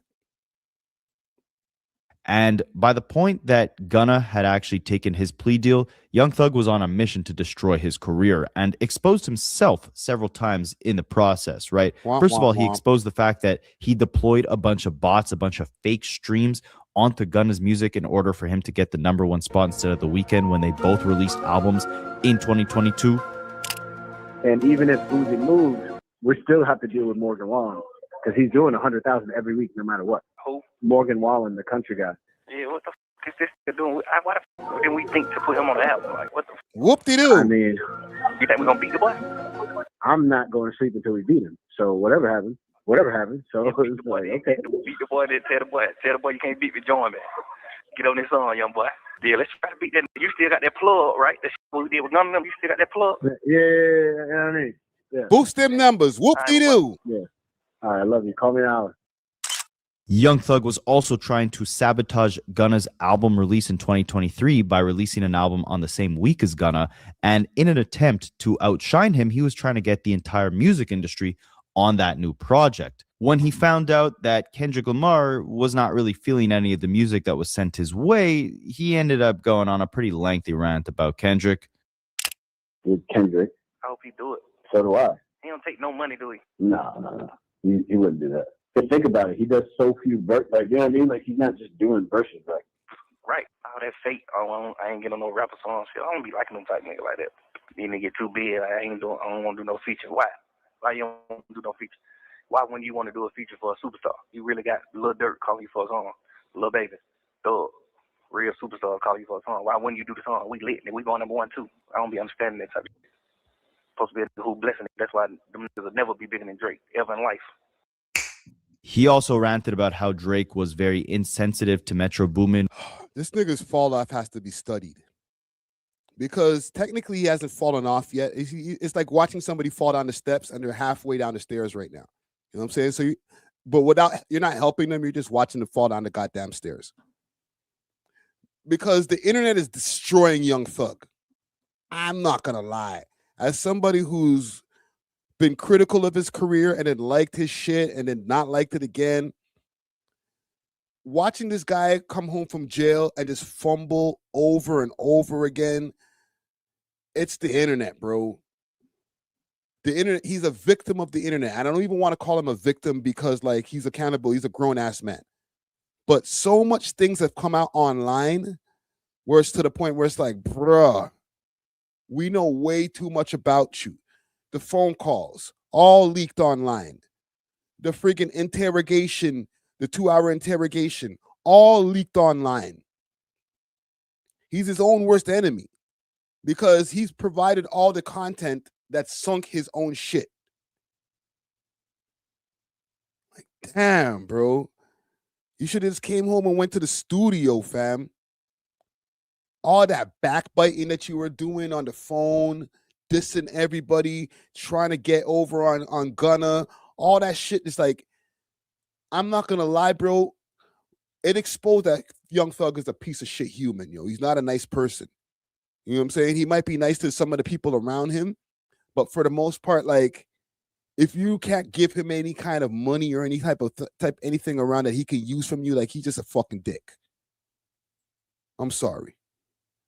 When he had lost his mother, pretty much giving us an entire context to the backstory behind why Metro Boomin and Drake have seemingly been not getting along for like 3 years by this point. And I mean, niggas should have realized from the time where the man was willing to wear a dress so that he can go viral. Multiple dresses. Like, and not on some homophobia type shit. Like, he's willing to do whatever it takes to get on, even if he looks stupid and crazy. And he tried to like play gay into the game. And niggas let him in still. Pause. There's too many names. He's a gangster. Oh, you know, don't watch those dresses. He got real sticks and real bodies. Fuck out of here, bro. You're an idiot. Names to name here, right? Young Thug was going at Future, Migos, Gucci Mane, P from QC, Glorilla, the list goes on. Oh, speaking of Gunna, I forgot he actually put out an album this month. Kind of a forgettable project, but this was definitely good promo for it. But it wouldn't be the best promo for Young Thug because in September, everything for him would change. Yes, we finally got the long-anticipated Young Thug album by September 2025. Oh, we also got to acknowledge Joey Badman and Chance the Rapper, who dropped some decently solid albums in August 2025. I mean, Chance the Rapper did his thing off that, but yeah, Joey Badass flopped. On the cover or photoshopping himself white. I don't know what the hell is going on. The intro actually starts off sounding like it's going to be a crazy banger, even playing a speech from the prosecutor in his case as the opener to the project. Like, this thing had a very cinematic, very hyped up feel. Just real regarded friggin' intro with the hard ERs all the way through the intro. Like, bro, like, how is it that niggas got rich off of making music? For real, for real. Niggas be telling me, oh, Thug's a genius. You guys don't know. Thug's actually a genius at making music. He really put on real guys and gave them hits. Like, bro, you trash. But I mean, you guys have probably heard the end of that track, right? It pretty much sums up the amount of effort that Young Thug was going to put towards the entire project. That's a worse prisoner of the moment than what I just explained earlier with Lil Wayne, okay? Lil Wayne is nowhere near as garbage as Young Thug, okay? I'm sorry for anybody who might be like connected or whatever and be like, yo, what are you saying, fam? That's slime. Slime sucks, B. Like, we were just prisoners of the moment. Like, yo, he's different. Yo, shit sounds different. Nah, B, it just sounds like a nigga who's just incoherent on too much drugs. Now when you hear the new shit, like, your raps are just so. When you're like doing straight bars rapping, they're not that good. Like, we're just so thankful for something that's a little bit better than the average, because the average is garbage. We need to be real with ourselves when it comes to like our music consumption, because we're consuming this shit. We can't just be like, yo, it's good, and like not really think it's good. We're like, it's good in comparison to what else is out right now. No, is it fucking good or not? And he's not. I'm sorry. And that was Forgettable album number 4 from 2025. We got Lil Baby, Travis Scott, Lil Wayne, and now Young Thug. Speaking of forgettable, Drake had been teasing a massive red button. I'm not on bad timing, fam. It's because like the thing is, when it comes to like different people, and maybe I'm fucking it up, a lot of these guys are afraid to say that these guys' music is not good. They don't want to mess up any connections. Yo, Young Thug will never come do an interview with me because I said his music's trash. If that's his feeling, then like, fine. When we get to the level of Young Thug wanting to come onto our show, he goes back into the archives and hears that, bro, then defend it, bro. But I think that the shit is trash and niggas is just prisoners of the moment. You know what I'm saying? Ack won't say that because he's gonna get a phone call. I'll get a phone call if I say this shit is trash about a Toronto rapper. But guess what? I got a segment later on where we highlight some new Toronto music, and I don't like it. And I was thinking about it yesterday, like, yo, how am I gonna break this to the audience in a palatable way so that the artist don't want to shoot me in the head? You know what I'm saying? But it's like, shit. I listen to it and I'm like, all you good niggas on a song and you make a bad song? What are we doing right now? This is why rap is not charting, because y'all niggas is making garbage music. Remember, this is like the lawsuit is getting higher and higher. He's requesting info about Kendrick's kids in court. And then all his fans are saying that he's pressing the red button on the 3rd episode of Iceman. It ends up coming out, and, well, I'll let Kaisa not describe it. Biggest waste of my time of all time. The biggest waste of my god. Yo, I can't fake it. I can't fake it. That was ass. I can't fake it. I can't fake it. I actually can't fake it. That was so ass. Aside from that, Kendrick kept winning. He won an Emmy. He won a couple VMA awards. And they even made some jokes about Drake being a PDF at the Oscars. Cardi B released her first album in 7 freaking years in September 2025. And the next clown, this one right here. Holy super clown, fam. Like, we just watching a minstrel show. Just a bunch of rich dummies. I'm like, yo, thinking to myself, yo, you don't have to be smart to be, unless, I can't even say they're not smart. But like some of the decisions that they make while they are rich, like you got like a baby daddy who freaking got like 20 other freaking baby mamas at the same time. Like, bro, you're a freaking goof. with that came a massive beef with Nicki Minaj, which ended up capitulating in Nicki Minaj calling Cardi B's child something that I don't feel like saying on this video. That would be Twitter feud, I think, number 3 for Nicki this year. And on a darker note, on September 7th, 2025, a body would be found in the front trunk of a Tesla that bare trash humans, yo. That belonged to singer David, spelled with a 4. Now, a lot of you guys probably never heard of David before this massive story. He was actually the #1 most searched person on Google in 2025. And I mean, rightfully so, because this story was absolutely insane. So basically, the woman in that trunk, or I shouldn't say woman, I should say girl. So we all know about this story. This guy still hasn't been arrested. Listener would We're in hear October this now. And understand Kendrick's motive behind these words, given that both of you were at a war of words, and therefore they would not take them as fact. Therefore, they cannot be considered defamatory. Drake's legal team, of course, appealed the judge's decision. This is when the lawsuit got thrown out. I made my tweet at the time where I was like, all right, enough already. Now that it got thrown out, stop fucking with Canada's reputation. Niggas got on my head back like, yo, what's wrong with you? You disloyal piece of shit. Oh my God. Them OVO man should find you on the road and give you the Mo G treatment. Like, the time was had. But that'll be a story for 2026. For now, we celebrate the fact that the judge at least had some common sense and protected freedom of speech. Speaking of suing as well, Cameron would sue J. Cole over unpaid compensation for contributions he made to J. Cole's 2024 project, Might Delete Later. See, basically, when Cameron gave him a verse, J. Cole told him he'd either do Cameron's podcast or give Cameron another verse in return. But, you know, ever since that whole Kendrick battle thing happened for J. Cole, I mean, we haven't heard a thing from him, right? I told you guys, last song we heard from him. Okay, we don't care. Right? And ironically, there is a new Billboard rule that was implemented. You know about the Billboard rule. Is there anything else in October that was important? Let's go to November. Cash Money versus No Limit. That was, if you want to call it, that was the time. Hey, Mo, if you That's the internet. Rory almost got canceled. Yeah, apologized. A rap album actually stands the chance to win Album of the Year this year at the Grammys. Will it be Kendrick Lamar? We'll have to wait and see. But this guy just did a hell of glazing all through this thing right there, bro. Holy, bro. Yeah, Kendrick's up for a Grammy next year. Big Crit dropping album. Lineup of that night. Chris Patrick, Pray For Me. This is one of the best albums.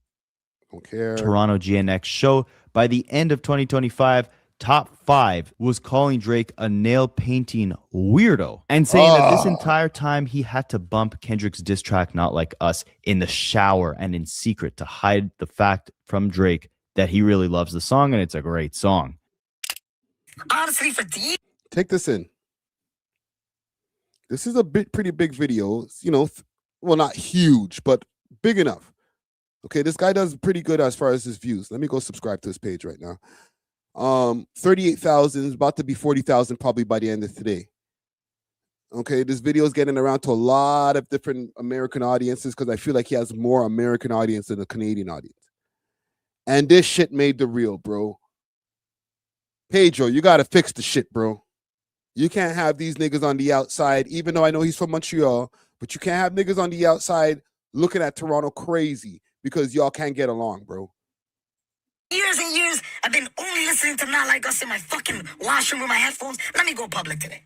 Wait, you're not listening to Not Like Us. That's the first time I Who's think the you Big Crit for real? Stop. No, you know I listen to it. I know, yeah. I know right now you're mad at Drake, but I know in your heart you don't like that song. You know the part I like the most? What? And honestly, no trolling. I'll never disrespect him like that. But Don't you know play what he with the says? boy now. You know, I know he's not a racist. That's the one thing I can agree. But you know that part where it says Chubs with the heavy that's facts. That's right. Hold on. Yeah, five. I hate to break the fourth wall, but this nigga made academics friggin' get off the script. That I'd much appreciate it from you guys. And speaking of the internet turning Charlie Kirk into a meme, they're now turning Nicki Minaj into a meme for appearing on Charlie Kirk's Turning Point USA show We're in December with now. his wife, Erica, where Nicki Minaj makes the gravely inconvenient mistake. So I think we're pretty much up to date, man. Epstein files didn't come out, but kind of came out. We had a pretty good year. Let me see what you guys are saying in the polls as far as how this year, as far as for hip hop has been. I ask, was 2025 the worst year in hip hop? 58% say yes, and 42% say no. So it's pretty tight right there as far as how y'all feel about this year in hip hop. But let's move on. I spent a little bit longer on that video than I wanted to right there, but salute to Rapaholics. What else do I got on my list here? I was trying to see if I can find a 100 watts wrap up, but when I go to 100 watts' page, he said it was supposed to drop at 6 o'clock. And if I go to his Instagram page right now, big salute to 100 watts. If I go to his Instagram page right now, nothing is there yet. All right, it still has the 2024 wrap up. All right, so it says here, last minute touch ups. Stop batting me up in the DMs. I'm on Black people time. Can't rush greatness. It's coming any minute now. Pause. Can we hear any of it? This guy's playing Sorry, friggin' Justin Bieber. Come on, bro. You know, and I'm going to get to the next segment and circle back to this this right here. This is part of the problem when it comes to some of the older heads, bro. Salute to 100 watts, but like DJ Natural dropped that shit as soon as it was ready. There was no announcements. And I'm sure he's going to have a more elaborate music video. It's going to be probably like 10 minutes long or 7 minutes long. But like, you can't make people like anticipate the thing or whatever. Just get everything ready and just drop the shit. You know what I'm saying? Don't even announce that you're doing the freaking wrap up. Just be like, as soon as the video is uploaded to your YouTube on Unlisted, just be like, yo, wrap up on the way. And then drop it that afternoon. Niggas ain't trying to do that rollout shit no more, that lead up shit, like, and then be waiting for the thing to drop, bro. Like, come on, fam. We're gonna move on, and we'll circle back to see what's going on with Watts. I wanted to talk about Pressa, actually, because Pressa did an interview. He linked up, and let me double check to see. It was with Bag Fuel, but he was there with Heineken and DJ Clue. All right. And Pressa, big salute to Pressa, because he's been doing a crazy campaign run. And I don't think it's getting enough attention as far as people reposted on some of the Toronto pages. But because there's not a lot of crazy clippable moments in a lot of these interviews that he's been doing, like he did the Power 106 interview. They asked him about Drake. They're going to ask him about Drake in any of the interviews he does. Okay. That's something that maybe minus We Love Hip Hop. Right? Every other place that he goes to in America, they're going to ask him about Drake. But one thing that I like about these guys, they asked him about the top 5 flipping on Drake. So let's get to what he had to say here. Top 5 flipped on Drizzy, man. Nah, man, he mental health, bro. Jesus Christ. That nigga mental health, bro. You sometimes like one minute they cool, one minute they not cool, man. I know you gotta just I don't know, bro. Niggas are just unpredictable, you know? Right.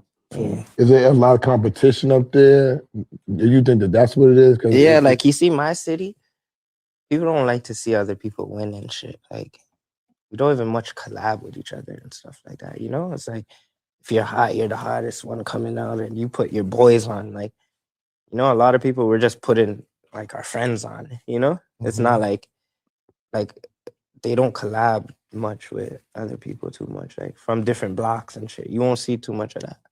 How you think that's a fact. That's a whole fact. Top 5 flipped on Drizzy, man. Nah, man. That's a whole fact because it's hard to get these guys to even do collaborations in the first place, bro. Like when I was on Reddit the other day, maybe we could pull up the Torontology Reddit. They were showing a post of these guys when they were getting along. Let me pull up Torontology so you guys can see what I'm looking at. And even when I was doing my year-end review through the We Love Hip Hop channel, I realized that they only started beefing like May. So at an earlier point this year, what the fuck's going on here? Not to live anymore. Okay, I'll put that on my list. We'll get back to this. But let me find this post. Let me stay focused. We'll go back to that. Tall Up to FB and Tall Up Twin, Risky.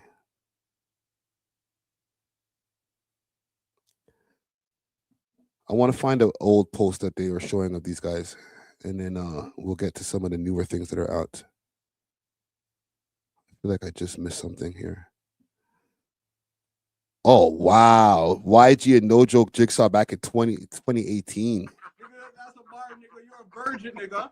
I bet you a virgin too, nigga. You a virgin? Let me find out you're a virgin. Yeah, bro. No, let me find out you're a virgin. This is when these guys were beefing back in 2018. So at one point they were beefing. Yo, Jigsaw. That was a good joke. That's a shit bar, fam. In these streets, Yo, don't worry about me, fam. Don't worry about me, fam. You're wearing a ski mask inside and it's room temperature. Yo, let me tell you something. No cap, when I was in Hep C, Top5 told me that when he wanted to go to fucking Neptune to do the shirt off fucking part in fucking my shirt off fucking video, shirt off on any block or snorkel to go. That you fucking made the man them all the man them not go. They said, yo, oh my goodness, I don't know nothing about it. Why we starting polys, bro? All right. So at one point in time they didn't get along, but that wasn't the video I was looking for. They posted something on this Torontology page. Like, yo, these guys fucked this up, bro. These guys were getting along and now they don't. Like, they would have been so much better together type shit. It's right around here. Yo, Torontology's ruthless. I see the post on here saying, like, this is the only subreddit that they hate all of the rappers that they talk about. And low-key is kind of true. Like, They never like they'll show love sometimes to like certain old school mans or whatever. But a lot of the times it's like, yo, this guy's a waste youth, this guy's a Gerber. Just bare dissing all of the rappers, bro. Just negativity. It's not here.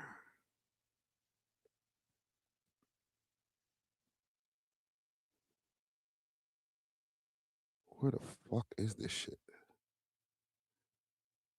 I will find it, gang. It's right around here.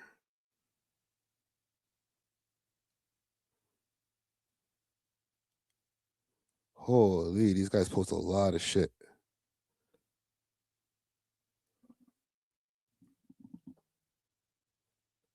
Maybe I'm not. Anyhow, there was a post that was showing all of these guys like all linked up together at one point. And they just basically dropped the ball on this shit, bro. One thing, holy, these guys got posted a boy over here. Some crazy AI shit. One thing I wanted to say, because they have a new song, and that new song is further up here, if I could find that song, where the man them linked up Casper, YG, I think Pressa's on the song as well. And it doesn't say K Money, but K Money like pops out in one part of the verse. Let me find that track. Here it is.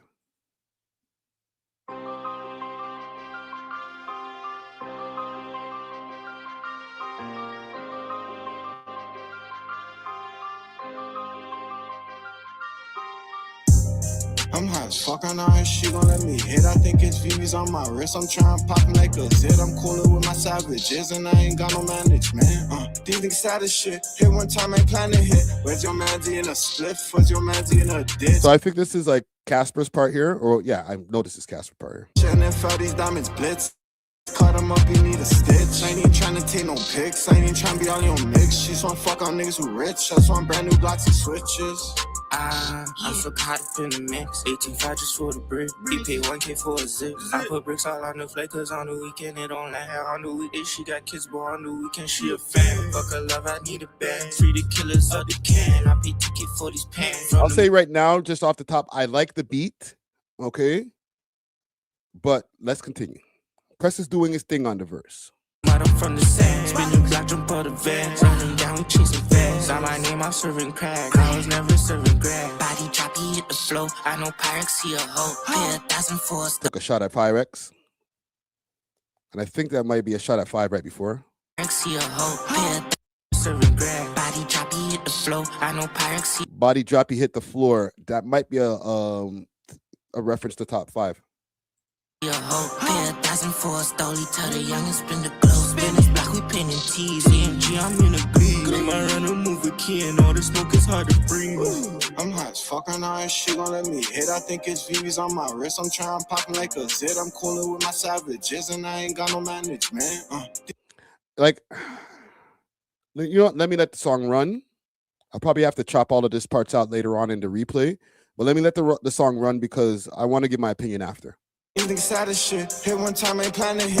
Where's your manzy in a spliff? Where's your manzy in a ditch? And if all these diamonds blitz, cut them up, you need a stitch. I ain't even trying to take no pics. I ain't even trying to be all in your mix. She just wanna fuck on niggas who rich. I just want brand new blocks and switches. She just wanna fuck on a nigga that's rich. She just wanna fuck on a nigga that's real. You don't know how that With feels. the YG. I thought double over cut the seal. I'm sure I ain't steering no wheel. I take it to try, I ain't taking no deal. I take a sip after I take the pill. I got big money, got lil. Drake sauce, Drake got spell. He had his gun and I'm gonna let it play. he still got killed. Prime time, shoot up and drill. And I'm on my grind cause I need a million. 40 I leave a ball just like Gilly. And I got a trap house in every city. I need an Ottoman Travis's. Alright, ballin' and traveling. 10 million, eternal boy cannabis. He was there way before ambulance. I shoot him on purpose, not accident. I pour up, think of paralysis. Like Lizzie, it look extravagant. And that Mafrick, you're fabulous. I got a trap in the desert right next to cactuses.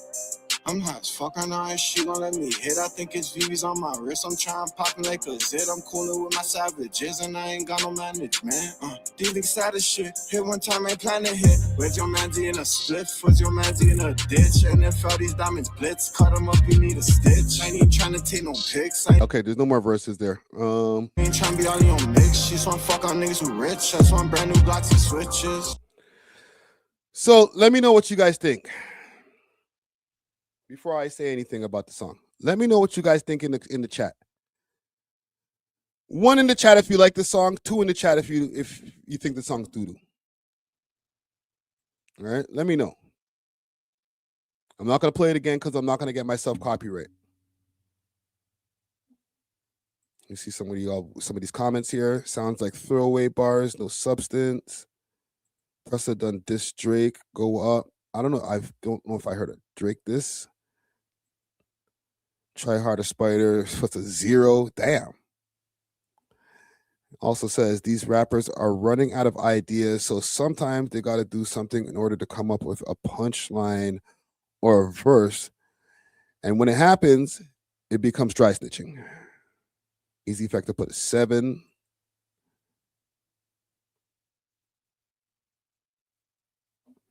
I'm seeing everything except for a 1, gang. I'm not seeing a lot of 1s in the chat. I'm not seeing any. Okay? I'm just saying, fam. I got to give my honest opinion on this song because these are all 3 major rappers. Casper has a song out right now, which is like the #1 song in the country. Him and 100 Band Plan. All right? Banger. Market, banger. Like infectious. As soon as you hear it, amazing. All right? Pressa, new album out right now. There's bangers on that album. There's not a bunch of people that are playing songs from the album in different places. Like there's no standouts. But if you listen to the album, he's rapping great. The beat selection is tough. You know what I'm saying? He's doing different cadences and shit like that. And as far as his catalog, he has bangers, hits, Canada Goose, Denmiyama, She's So Pretty. All these big, big tunes where you're hearing the man sliding on the tunes. All right. YG. Some of the bigger tunes back in the day, it might be a lot of oppie shit, but Blue T, if I play Blue T right now, niggas would be like, no matter how oppie it is, I'm on the block with my Blue T, not with my Blue T.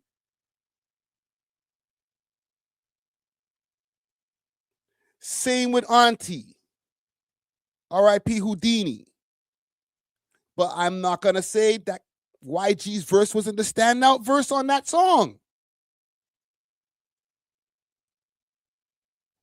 And like that was him all over the hook. What the fuck is this? Like, what is this? You guys who make such high level music, and I don't want to hear nothing about, oh, it was a throwaway. No. You guys are not in the position to do throwaways, fam. If you get 3 titans on a song, I want to hear a banger. Niggas put no thought into the song, bro. Niggas mailed in their verses. And to what? Just to get at a couple of guys on the song? These are not standout moments, fam. I'm not even gonna say do better, because you guys already know how to do better. You just didn't do it on this song. And niggas is gonna get cheese later on. DM me, walk on Friday night. Fam, if it was just 3 other random guys who are not name brand, super talented artists, this wouldn't irk me. I hear music that's just come see, come saw all the time. But not from these 3 guys here, bro.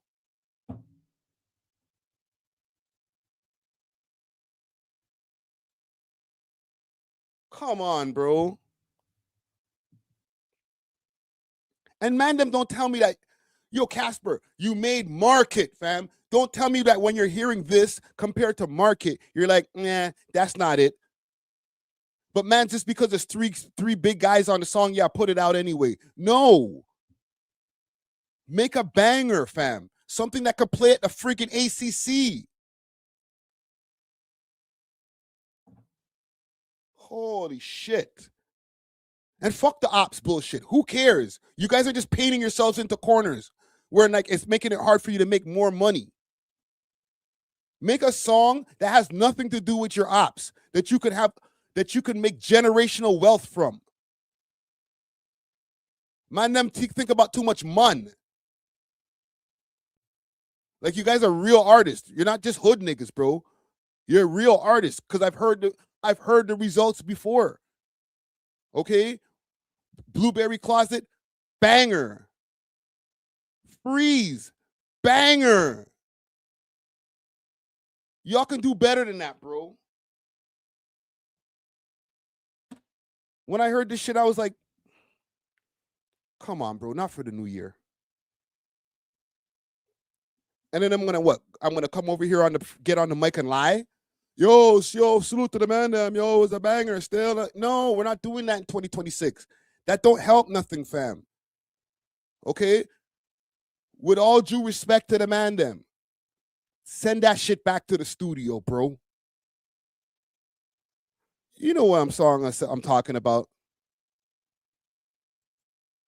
The nigga got bangers. Tap back into that, bro. Holy. And as far as even with like the GGs and the BFR camp, y'all niggas need to figure that shit out, bro. Niggas ain't up enough as far as like the game, like making money from the music game. Niggas ain't up enough for everybody to be all discombobulated and disjointed all over the place, bro. Y'all niggas really act like our scene is already something popping. Like, nah, bro. Niggas will just keep on watching your beef and clicking up as far as getting clicks from your beef, and you guys ain't benefiting shit from it. Just niggas asking you about it in interviews and other niggas making content off of it, getting more views sometimes than Mandem's music videos. Like, let's be real. There's video pieces out there talking about the beef between you guys that's doing better than y'all music. So then maybe you guys should just dead the beef. I don't mind because I get more clicks from drama than friendship. But for y'all benefit, dead the beef. Even if you don't like each other.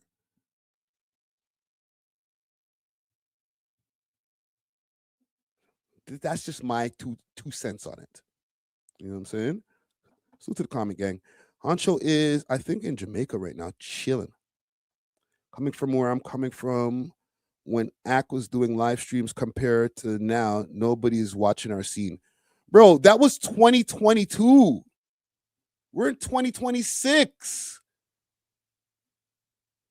These niggas had that shit, bro.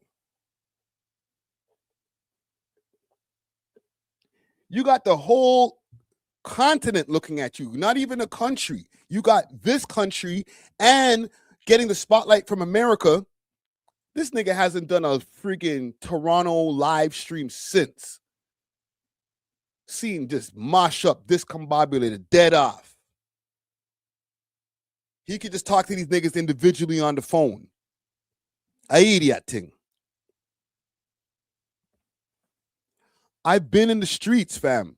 Niggas didn't have to take it to the streets. It didn't have to go so far where it's like niggas, you know, injuries and people got hurt and all type of shit. And now niggas we can't take it back. Like I said, niggas don't have to like each other, but dead it so that you can go get more money. Do it for the greed then. Trust me, the downfall definitely has to be studied. Some insane shit, bro.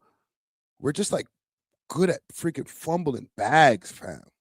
Holy shit, man. It's like a disease, fam.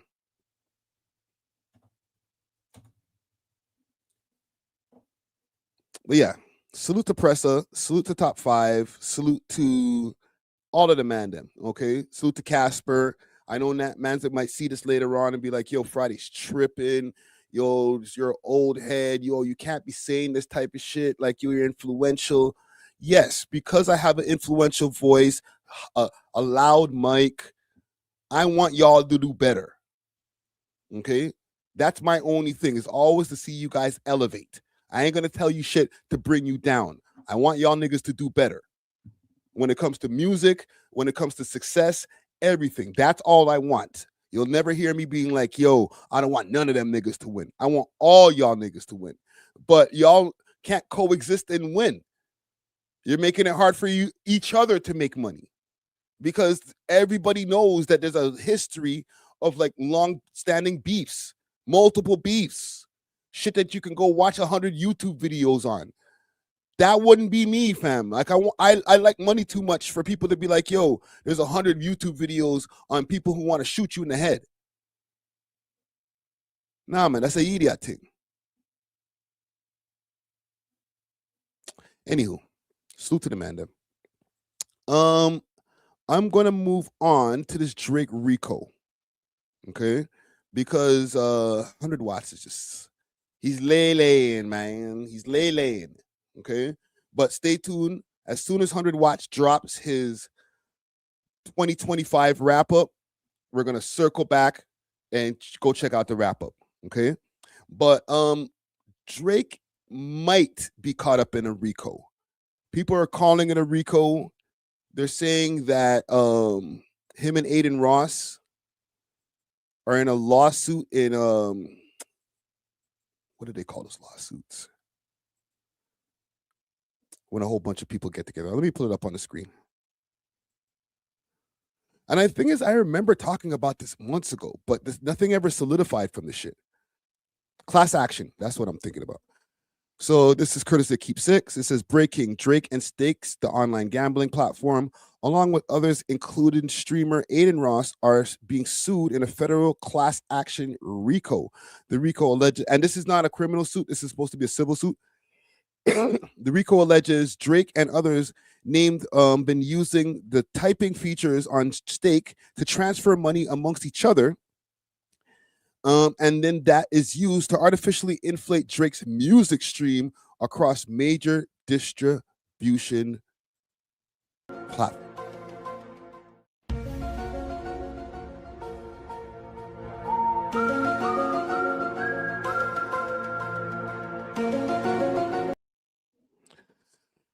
Sticky shit. Yeah, it's a civil. This is not a... Ain't nobody coming to the embassy or anything like that anytime soon. So there's a few pages that have been coming out. So in addition, and this is courtesy of Brown Girl Grinding, aka Lauren LaRosa, says, in addition, through Stake's tipping function, defendants have financed their combined artificial streaming botting to create fraudulent streams of Drake's music, fabricate popularity, disparage competitors and music label executives, distort recommendation algorithms, and dispute financing for all of the foregoing while concealing the flow of funds. Hold on. Sound effects, please.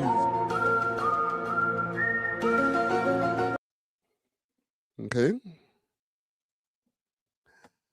At the filing continues to allege, at the heart of the scheme, Drake, acting directly through the willing and knowledgeable co-conspirators, he deployed automated bots and streaming farms to artificially inflate play counts of his music across major platforms such as Spotify.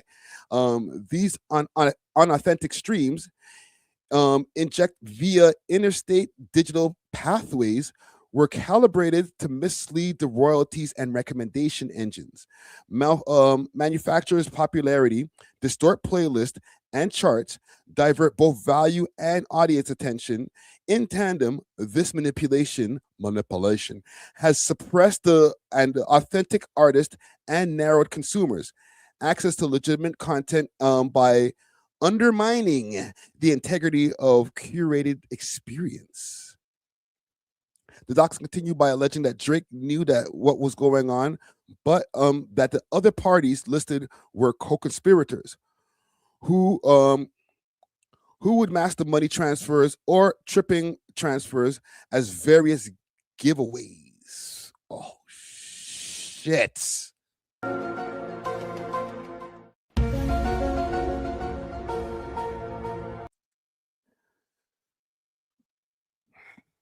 Let's take a break for a second. So what?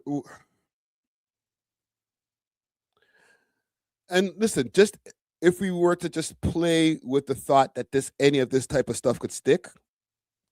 So all those giveaways that they were doing when the first time that they did the stake stream, and they gave away like $2 million worth of prizes. The one where Nimanaz got the $100,000, all that shit. They were taking that money and trying to boost streams and do all kind of nefarious type of things. And I don't know. It sounds a little far-fetched, but we'll continue. These transfers were encrypted and not widely available to be seen by the public eye. Our alleged examples of tipping schemes in this lawsuit is a large value tipping of $100,000. The lawsuit says so. They're cleaning their money through the tips. Interesting. And I have another video to accompany this. The lawsuit says that the listed as tipping transfers between defendants Drake and Adin Ross in 2023.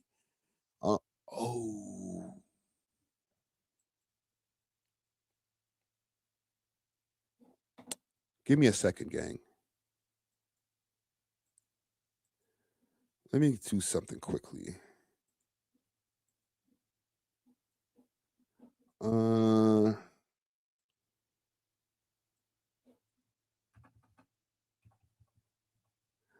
Drake Adin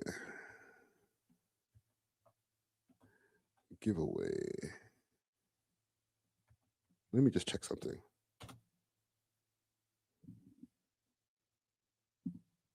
That was December 2024. So that was December of 2024. This shit here. People often ask me what was the best day of my life. And there's so many memories with family, album releases, shows, fans showing deep appreciation for the craft. But my answer is the same every time. The 2 days that I shot God's plan were the best days of my life. The joy that I experienced on those days, making other people happy, changing their week or their month or their year, was an irreplaceable feeling. And that's why this December 26th, Stake, along with me and Adin Ross, are doing the biggest streaming giveaway of all time. Yo, what? 100K USD for a Toronto artist? Yo, guys, come see this one. Why? This guys. Oh, giveaway? This giveaway, fam. This guy, yo, G-Wagon, you can all even give this to your son.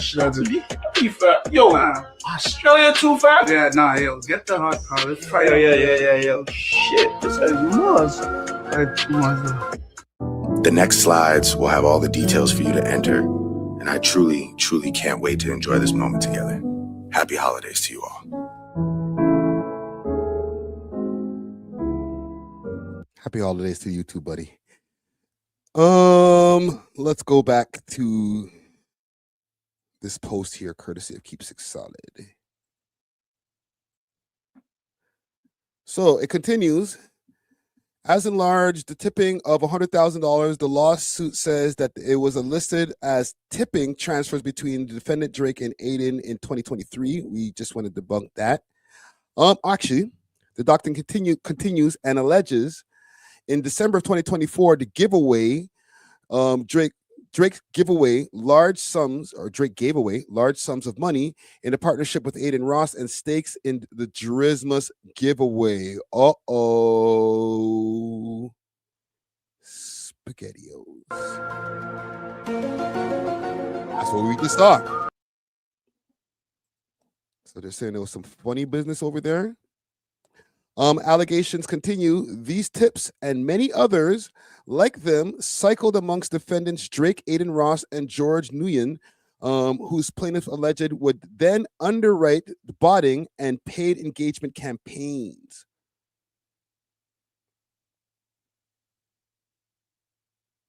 That's fucked up. That needs a sound effect.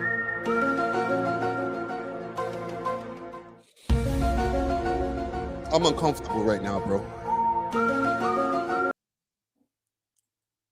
So they're saying that the money that these guys are getting from the tipping or the money that they were winning, like from these bets and stuff like that, or whatever their payment was supposed to be, instead of paying us. And listen, this is a wild allegation, okay? Just when you really think about it on its face. Pause.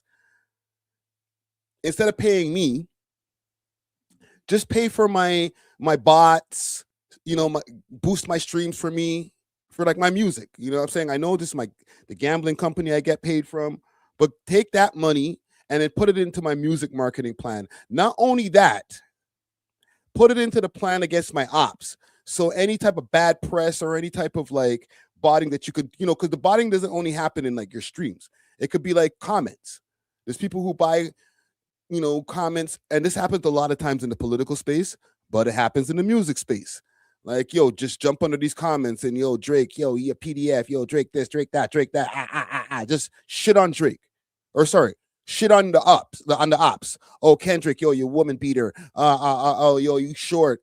Oh, you know, all your fans come from India because they bots. Like, those could be bots. So what they're trying to say, from what I'm understanding here, is that instead of paying us, just pay for all that shit. And now all that shit is happening, is what they're also saying. Okay, so the lawsuit even mentioned the $200,000 car stakes alleged gifted Adin Ross before this lawsuit filing on New Year's Eve. Interesting. Let's pull this up.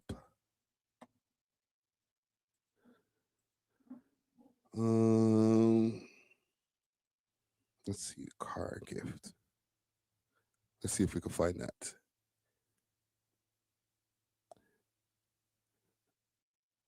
This just happened too. Is this going to be in the lawsuit? Bro,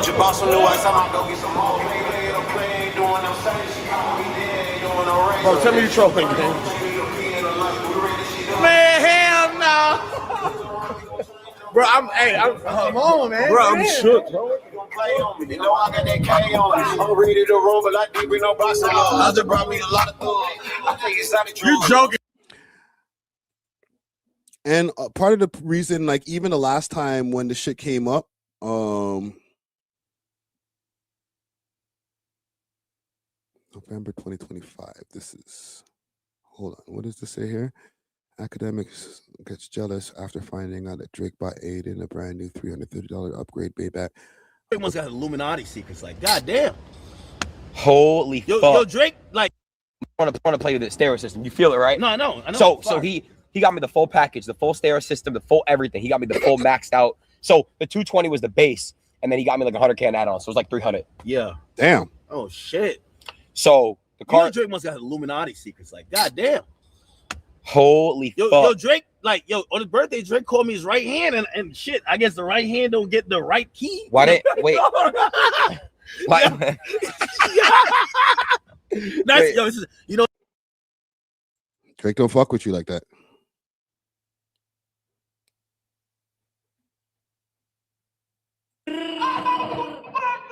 Real one. Johnny.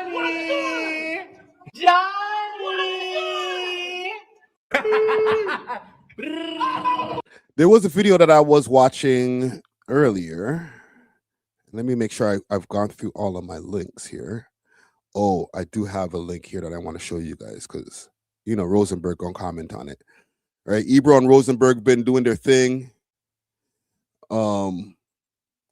They left Hot 97, or they didn't leave Hot 97. They got fired. They got the axe.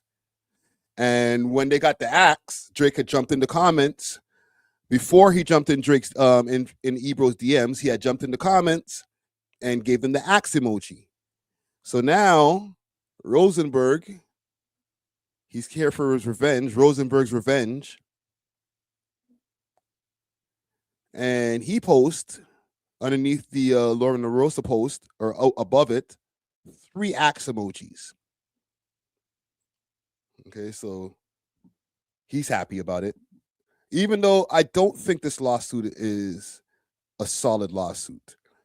I think it's something to try to bring Drake down or maybe a distraction, but I was watching a video yesterday. Let me just go through my history and find that quickly. Where Poetic Flacco, and salute to Poetic Flacco, because he kind of broke down why a lot of this shit is bogus. Drake just got hit with a federal RICO case.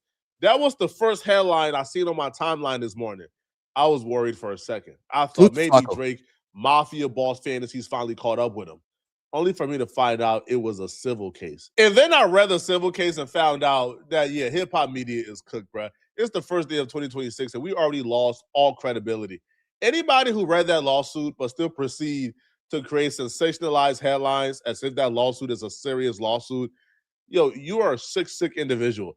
That lawsuit is filth. It makes no sense whatsoever. It's not going anywhere. The second a judge take a look at this, that lawsuit is out of here. It's a troll lawsuit. It is also, and they got it like headlined in like TMZ and all these different publications. RICO, Drake and Adin Ross gambling. RICO, like, oh shit, they're on some Al Capone shit. So very suspicious. Like the language of that lawsuit and everything about it is very suspicious. The lawsuit is a class action lawsuit. It lists Stake, Adin Ross, Drake, and George Nguyen, which is like the dude who runs Academics TV on behalf of Academics. His name is Grand Wizard Chat Ninja. George Nguyen is chat Grand Wizard Chat nigga. Big salute to Grand Wizard. And salute to you, W.L.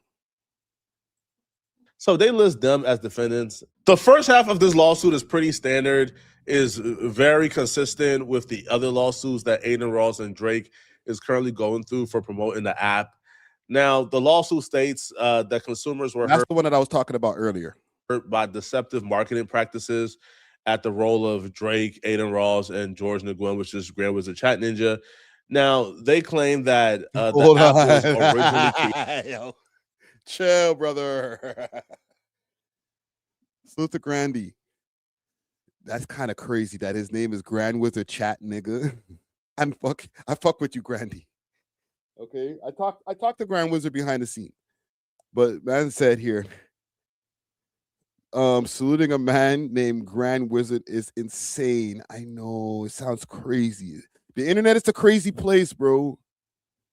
You know what I'm saying? We pick some wild names on the internet.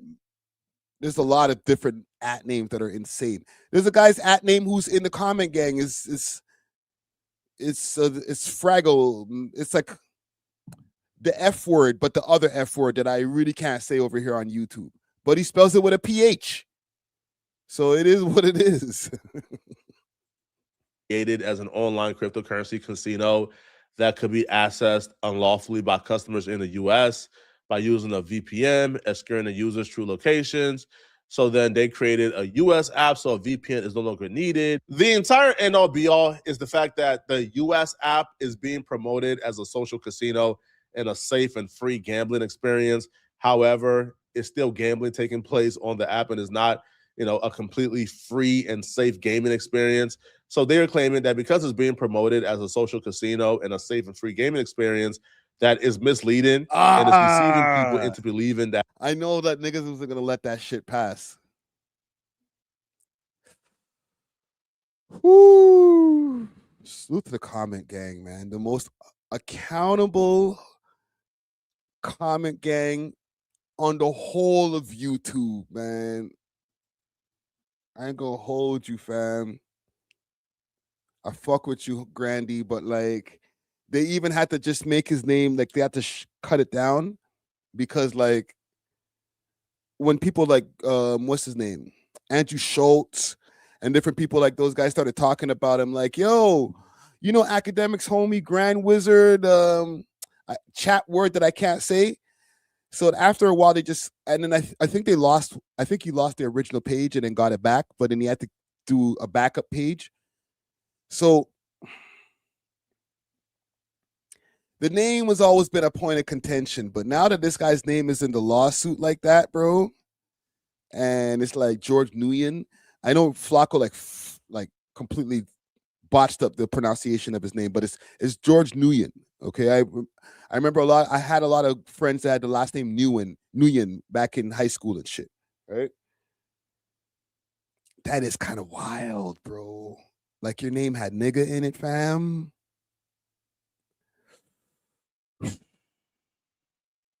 We'll talk BTS, bro. We'll talk BTS, but that one's kind of wild, brother. When they go on the app, they're participating in a harmless gameplay when in fact they're being lured into real money gambling. Even though I disagree, I think anybody who's going on stake, they're going on stake to gamble. They're going on stake to take a chance to make money. I don't feel like anybody is going on stake thinking, oh, I'm just playing cool games. No, if you are a gambling addict and you're going on stake, all right, to gamble, all right? But I do believe there are other things that Drake and Adin Ross. For anybody who's just pulling up into the chat right now, make sure to smash that like button. Hypes are appreciated. The hypes are free, and they help with the algorithm. They help push the video in the algorithm. Just to give you guys a quick update on what's going on for anybody who's pulling up. Drake and Adin Ross are in a RICO. Boom, boom, boom. Not really. Not really. Right, but they're trying to make it sound like the most sensational headline alive. Yo, 24 hours, maybe 48 hours, you might see them in the cuffs. Like, nah, it's a civil suit. It's not federal. Okay, it sounds kind of frivolous. So I'm gonna let Flacco continue. And Stake has done, which is like lie about how much they were winning. Like, yo, Drake is promoting, yo, I just bet $20 million and I just. Right, but like that was stake money. That wasn't Drake money. Those were fake earnings. He didn't win it. So things like that, I do think is deceptive, and they should be culpable for it. So if they wanted to stop here, they would have something, okay? But they couldn't stop here. You know why? Because the goal of this lawsuit isn't to actually win a lawsuit; is to get publicity. The goal of this lawsuit is to actually embarrass Drake. And calling Drake out for, I don't know, like participating in deceptive marketing practices isn't embarrassing enough. So the second half of this lawsuit is where the lawsuit loses credibility for me, and it becomes incoherent. Here we go. It becomes like it just no longer makes sense. Okay, so if they're suing Stake, it is a class action lawsuit because Stake is engaging in deceptive marketing practices that are bringing users to the platform and giving them gambling addictions under false pretenses. That's the purpose of the lawsuit. They then included additional allegations for RICO, which makes no sense. It has nothing to do with what they're suing for. And this is the stuff that we were talking about before, the deceptive streams and all just kind of wild shit for the gambling money. They included this even though it doesn't really mean anything. It doesn't really like progresses this lawsuit whatsoever. But they are including this because they understand that this is going to fuel, the rumor mill is going to make the headlines. And ultimately, I think whoever is behind this lawsuit is doing this simply to get back at Drake or to embarrass Drake. And the second half of this lawsuit proves that. This was the moment you realized, this lawsuit is incoherent. This lawsuit isn't going anywhere. This lawsuit is simply a troll that we all fell for. So the second half goes. I'm going to start a poll, and I'm going to ask, where do you think, not where is this lawsuit coming from? Do you think this lawsuit is coming from Universal? I won't even put it on Kendrick and them because I don't even think Kendrick and those guys are like that deep into let's get Drake back. Let's bring him down. Like I'll give them the benefit of the doubt that if they want to try to bring him down, they'll do it lyrically. But this might be a Universal play for that whole lawsuit that he's tried to put on them. In addition, right, through some type of tipping function that exists on the app, Drake and others have financed their combined artificial streaming, aka botting, to create fraudulent streams of Drake's music, fabricate popularity, disparage competitors and music label executives, distort recommendation algorithms, and distribute financing for all of the foregoing while concealing the flow of funds. If this lawsuit is about how Stake is bringing people to the app and having them engage in gambling under false pretenses, what does Drake and bot and streams have to do with that? Facts. What does Drake taking whatever sponsorship money he's getting through Stake and spending it on bot and streams, even if that was happening, even if Stake was paying Drake and Drake was taking that money and doing what he wanted to do with it? Hold on. What you said? He said Rock Nation lawyers, Luther Money, Young Money Getty said Rock Nation lawyers were asking Ack about Drake, Adin Ross, and Stake. What you talking about? What you talking about, Willis? During the whole Meg Thee Stallion deposition that he was sitting through? Yikes. With it, and he decided to use it on bots. Even if that was the case, what would that have to do with this lawsuit? Absolutely nothing. They included that, which is an irrelevant detail. It's not going to have any impact on this case if the case moves forward. But they include that because the lawsuit is clout chasing. This is a troll lawsuit. This is a lawsuit simply created to get the headlines going.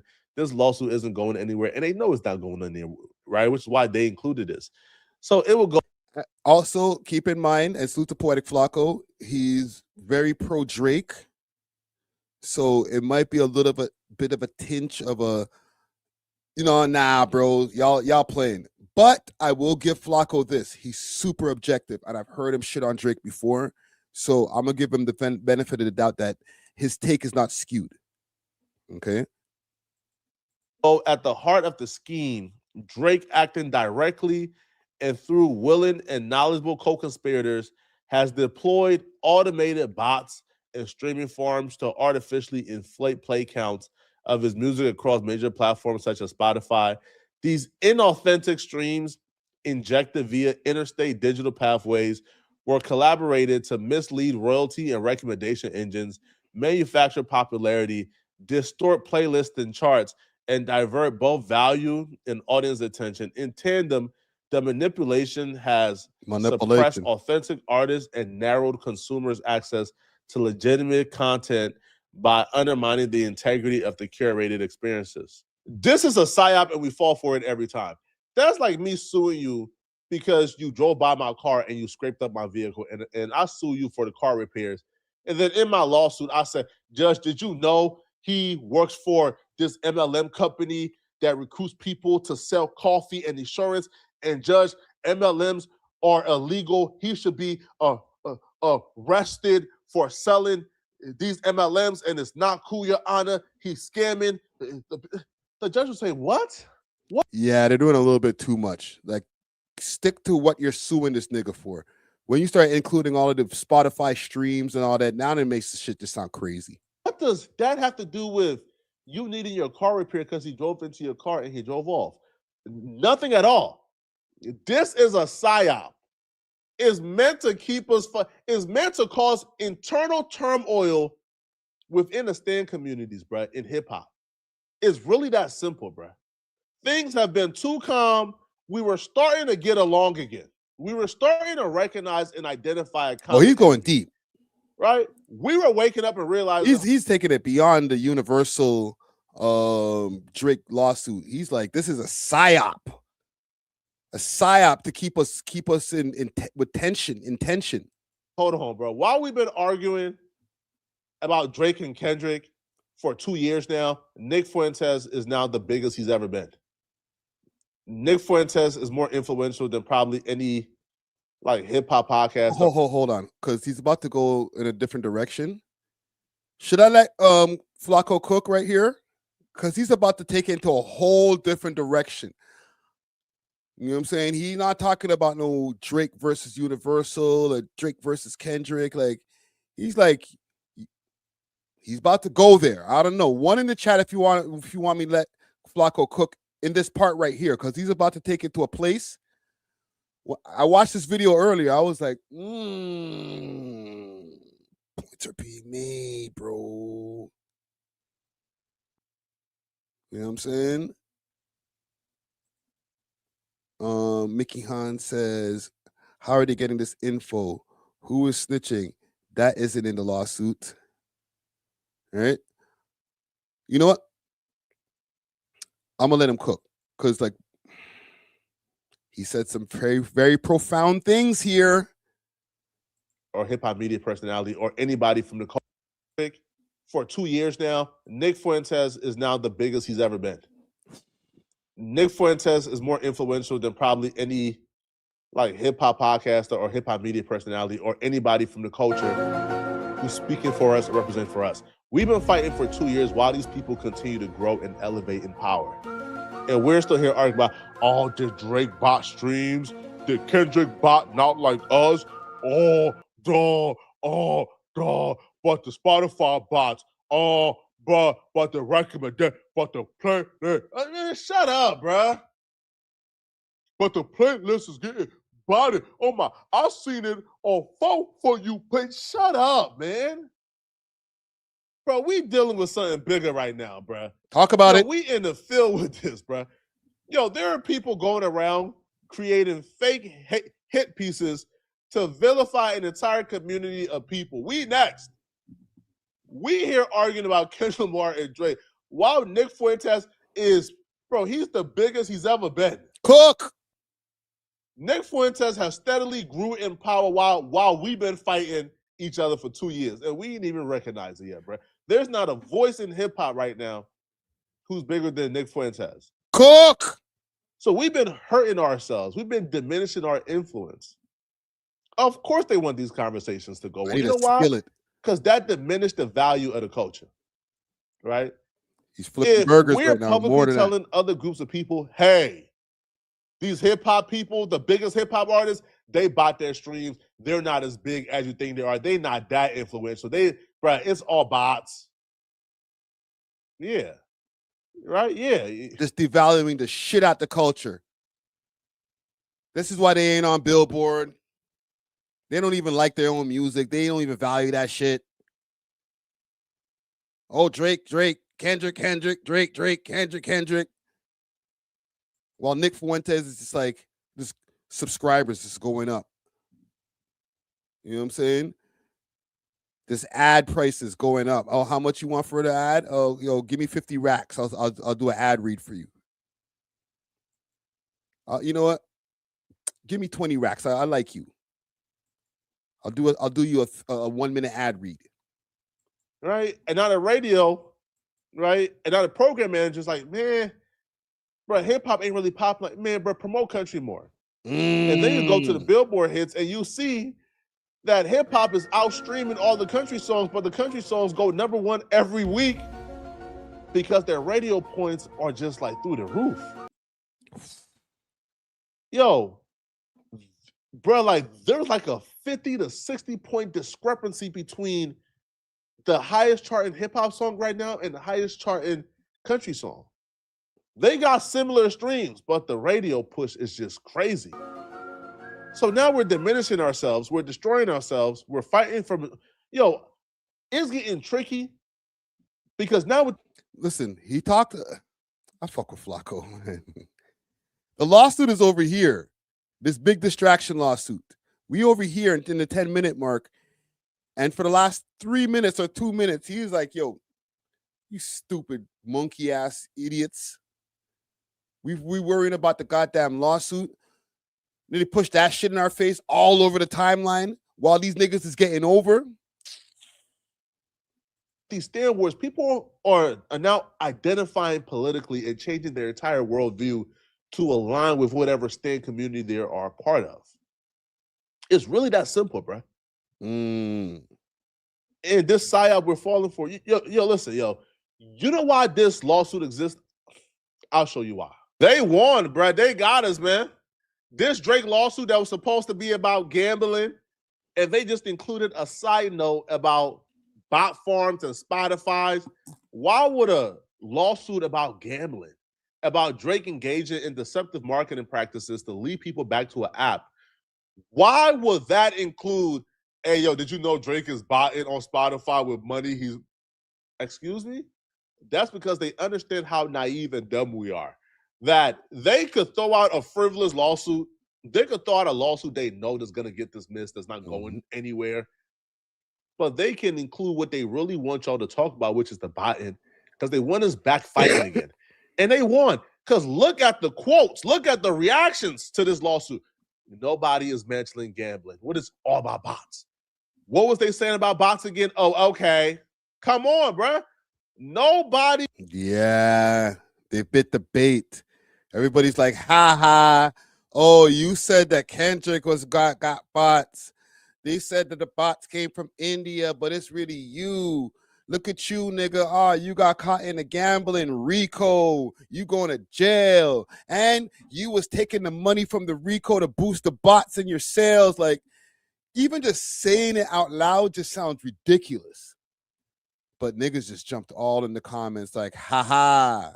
Look at you little, look at you little OV hoes. Ha ha ha, you little bot farmers. He is talking about gambling. It's all about bots. That man was projecting the whole time. Back to the Stan Wars again, bruh. They saying, oh, Drake accused Kendrick of buying because he was buying. Back to the Stan Wars. This lawsuit was supposed to be about what? It actually destroyed this game, bro. I'm not gonna lie. I always keep it real with y'all, yo. It's made the shit not fun, yo. To a degree. We got a lot of great music, but for everybody to always be looking at it through, okay, but what about the big three? What happened to J. Cole? Or J. Cole, I seen somebody say on Reddit the other day. I was like, J. Cole is crazy. But like this battle that these guys had back in 2024, it's 2026 right now. Happy New Year. These niggas just fucked the whole game up, bro. I know they both made bread. They're still up. They're still the guys, but they've caused some crazy division and wild discourse in the game. It was like a double-edged sword because even me, myself, I've gotten to connect with people that I probably would have never connected with if this battle never happened. You know what I'm saying? Big salute to Justin Hunt. Big salute to even mans like Rob Markman, who people say some wild shit. But like, bruh, every time something comes up, they're like, you see, that's why Kendrick freaking told you. And then they start bringing up bars from Let the Party Die or just it's like, all right, enough. Gambling. One user says, accused of using the platform to artificially inflate play counts of his music. Well, the F what? Come on, bruh. This shit was in 2024, fam. And what? Meet the Grams. Reposting Kendrick diss tracks. You got gambling problems, drinking problems, pill popping and spending, barrel of money. Fam. Like this nigga couldn't wait to get that one off. He couldn't wait. Yo. He went, screenshotted the shit on freaking on Rap Genius and then put it in his comments. He probably felt so proud of himself, fam. Like, bro, you're doing too much, fam. It was in 2024, dog. Drinking problems, pill popping and spending, barrel of money. Fam. Ninja was deflecting the whole time. His whole ish botted. These people understand that y'all don't give a damn about gambling. Y'all aren't even smart enough to read the entire lawsuit and engage with it and engage on rather than not. This is something serious enough for you to be invested in. They understand exactly what y'all are going to do, bruh. The lawsuit dropped, no matter how frivolous it is, no matter how it's not going anywhere, that lawsuit drops and y'all jump on it. Bop! Talk about the bot stuff for about, what, a week or two. Y'all going to stop talking about it in about a week or two. And then a new lawsuit is going to pop up accusing Drake of, well, he engaged in deceptive marketing practices with Sting. But, Your Honor, did you know that he was... Yeah. And y'all going to fall for it again, bro. Salute to Flacco. Let me check the polls here before I end this segment because I was asking, was this gambling lawsuit sent by Universal? 78% of y'all are saying yes. Only 22% of y'all don't believe that it's from Universal. I think it's a frivolous lawsuit. I agree with everything that Flacco's saying in his video. A lot of this shit is just distractions. Everybody went and clung to the, oh, the bots, yo, they even said Spotify, and he was blaming Kendrick about Spotify, and it's like, shit just looks lame now, B. From when I first seen the shit pop off, I was like, I don't believe the shit. If the shit comes out to be some real true shit, then I'll stand corrected. But for now, I think it's some frivolous bullshit. So salute to Drizzy Drake. I can't say salute to Adin Ross, because Adin Ross, to me, and I don't mind problematic people, but he's problematic in a different way. Like, he'd be super disrespectful. He needs to chill. I want to show you guys something before I get to my next segment. I just want to do a quick side segment because we did see something earlier, and I'm still scanning the internets right now. I keep on refreshing 100 Watts' page to see if I can find the wrap up. He hasn't dropped the wrap up yet. But when we were going through this before, and this is not even what I was talking about. I have another sidetrack that I need to show y'all after this. But we did see this when we were skimming through Torontology Reddit. Plush, okay? Y'all know who Plush is. I don't think I need to explain to you guys. We've been doing a follow-up and a follow-up and a follow-up on what's going on with Plush. They're saying, you know, she's been living in her car. For the people who don't know, who are from outside of Toronto, if the business is true, sick to my stomach, fam. Right? That girl, she got super popular off of that catchphrase. And since then, she's had some little bit of success, right? She had a little beef at one point in time with Sad Boy because Sad Boy used her voice sample in a song. And I guess she doesn't feel like she was properly compensated. But since then, things have kind of went downhill for her, where she started posting videos saying that she's living in her car. We did a couple of updates a few weeks ago, not this Monday, but I think last week we did an update because people have been trying to tell her, yo, just jump on OnlyFans. Who cares? Go jump on the poll, whatever. And she was like, nah, I ain't going to do it. So when we were going through one of our other videos earlier, or one of our other segments earlier, I saw a video, and I'm going to pull it up now, of her kind of crashing out, or not crashing out, but she's having a breakdown. So let's see what's going on here. Let's investigate. Be here anymore. Go to the Please, I would do anything not to live anymore. Damn. I would do anything not to live anymore. I don't want to be here anymore. Please, I have no family. I have no friends. I have nobody. Yo, I feel like I never have a family. I just miss my parents. I just want to go home. But there's no home to go. There's no home to go to. I just miss my family. Please, because what you guys are so mean about is I try to get a job, but I can barely maintain a full-time job because of my mental health. I try so hard. I don't know. I don't want to be here anymore.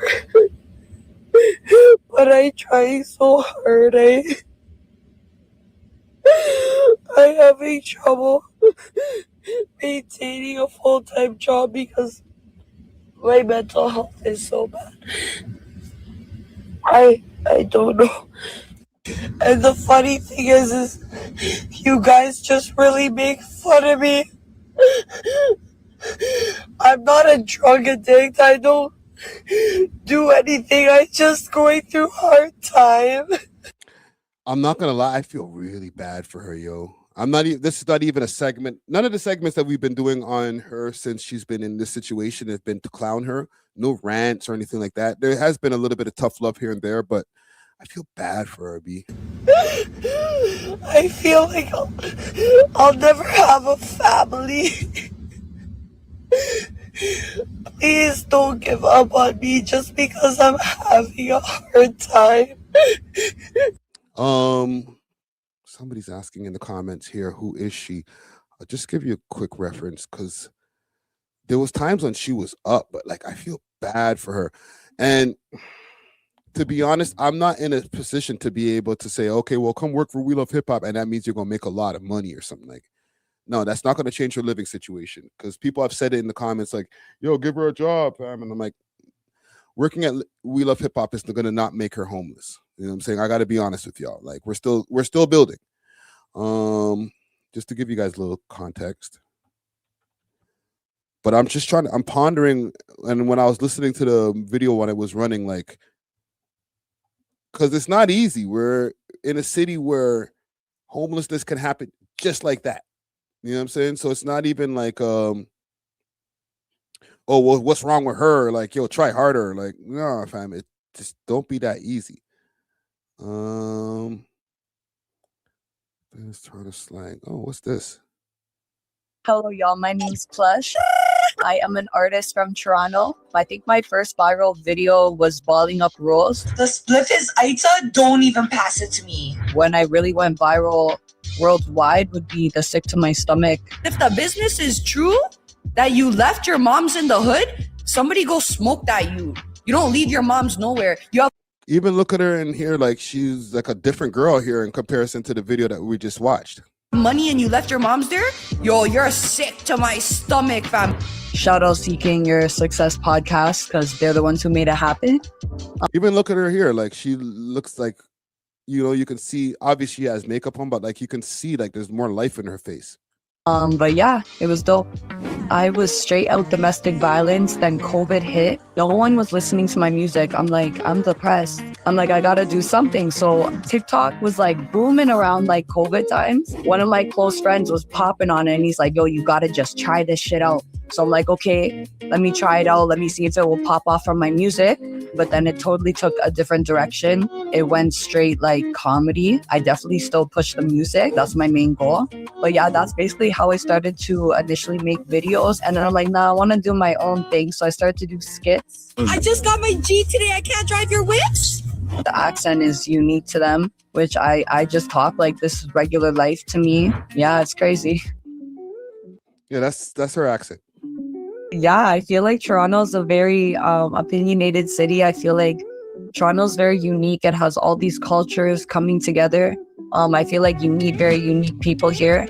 I think like people around me inspired me for that, like maybe just my environment. And to me, that's kind of like regular life, like just how people act. Yeah, it's kind of crazy. I don't even know what inspired that. I guess. I don't know if she's on TikTok right now. Like as far as like her posting on TikTok, because that would be something that I would advise as well. Like I'm just trying to think of different ways, and maybe we could workshop this together as a family of what the Toronto accent girl or Plush, that's her name, what she can do to like make bread without going and getting a 9-to-5. Obviously, getting a 9-to-5 will be a thing too, but it doesn't necessarily seem as easy for some people too, right? Hold on, let me check something. I'm just checking something in the back end.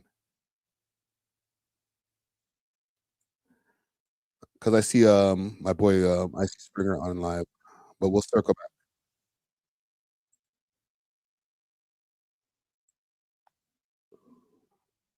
We'll circle back. But I'm gonna pull up and see if I can find her TikTok. The boy Icy's on TikTok right now. Friday Gutsy and Icy show only. Interesting. See, Icy's live right now. Ding ding ding ding. Yo, it could just over there, and this anybody who's over there watching that, you guys are like, you. Let me find her over here on TikTok. Plush.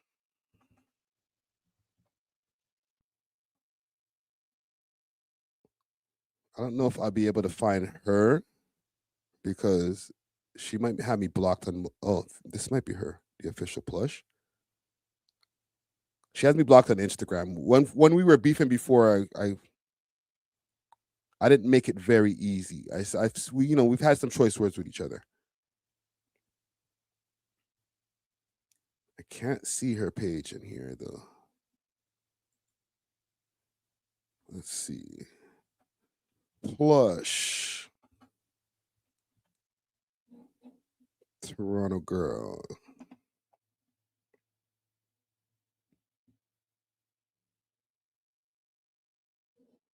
Well, I guess I'm not going to be able to find her in here. I might be blocked over here too, gang. I'm sorry. When it comes to doing my plush research, it is hard for me to get her on socials. Guess a few lingos like took off when I gotta was use a talking burner on the page or TikTok, and I'm like, how funny would it be if I like dressed up as a Toronto man and like did skits like that? You're busy. Nah, listen. I got the whip bars. I got the loud pack up. I might even have a 1-2 Henny in the back of the whip. How would I define a Toronto man? I feel like there's two types of Toronto mans, you know? There's the type that, you know, there's rappers, choppers, cappers, you know? And then there's like the business Toronto men, you know? But yeah, I feel like there's two types of Toronto men. The grungy ones, the ones this is like only a year ago. Know your meme. Really on it, and then the ones that are just floating around in Toronto trying to get by, you know? Only a year ago. In Toronto, we literally have balling up rules. If the spliff is Aita, don't even pass it to me. Honestly, I smoke a lot of weed and I was tired of like smoking with people and the certain things that they do. I think I made like 40 videos in my archives or like in my drafts that day. You never know which one's gonna bump. I didn't even think that was gonna bump. I just wanted like certain people to know, like, if you smoke with me, don't smoke a certain way. That was basically it. It's crazy. The balling up rules thing, like the spliff is Aita, all that shit. To me, that was like literally rules. Just what I can say as far as where she went wrong is that she didn't monetize this properly. Like all those videos on Instagram and stuff like that. Yeah, you can go viral. You know, like she said, she did a lot of that stuff on TikTok, but TikTok doesn't pay you for videos. They pay you for live streams over here in Canada. But they won't pay you for just like posting your videos on their feed and on the feed and shit. So there was like a lot of work put in. And what I would have advised is start a YouTube channel. I feel like I said this last time we spoke about her. And there's still time. She could start a YouTube channel and probably get 1,000 subscribers right off the hop. She probably has a YouTube channel and is not using it. And the thing is, it's not going to be easy to freaking find her YouTube.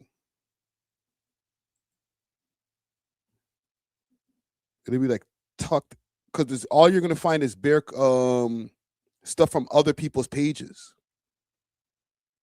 Look at this. All this other people's shit. Oh, there we go. 1.8 thousand subscribers. Look at this. 6 years ago.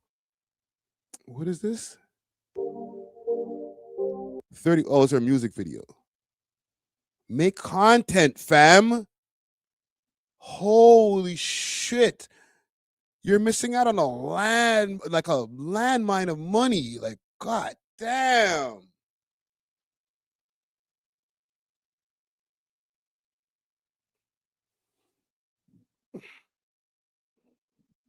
Broski, you are tripping.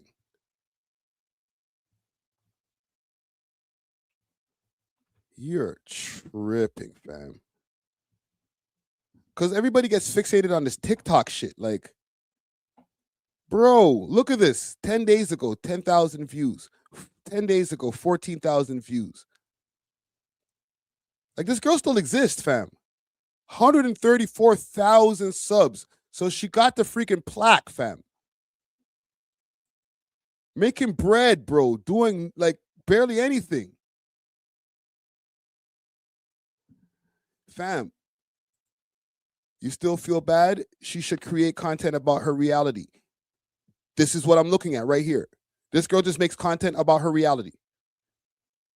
She's got a hardcore audience that is just like literally there for whatever story she's telling about her life, mental health issues, whatever it may be. Right? So get ready with me to go to the ER because SpongeBob is stuck again and 3 weeks ago, 25,000 views. And prior to this, she used to do like 50,000 views off the hop. This is like not a lot of effort. hey Dingleberries, happy first day of Vlogmas / Trickmas.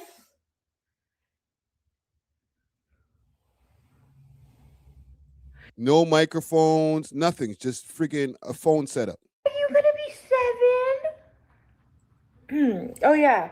When I do the math, I think DMX is a Sagittarius, so someone in my comments was like, oh, you should make a birthday for him. So his birthday is officially December 12th. And so to Sachi, right? I'm not even dissing her. I'm just showing you how easy it can be, fam.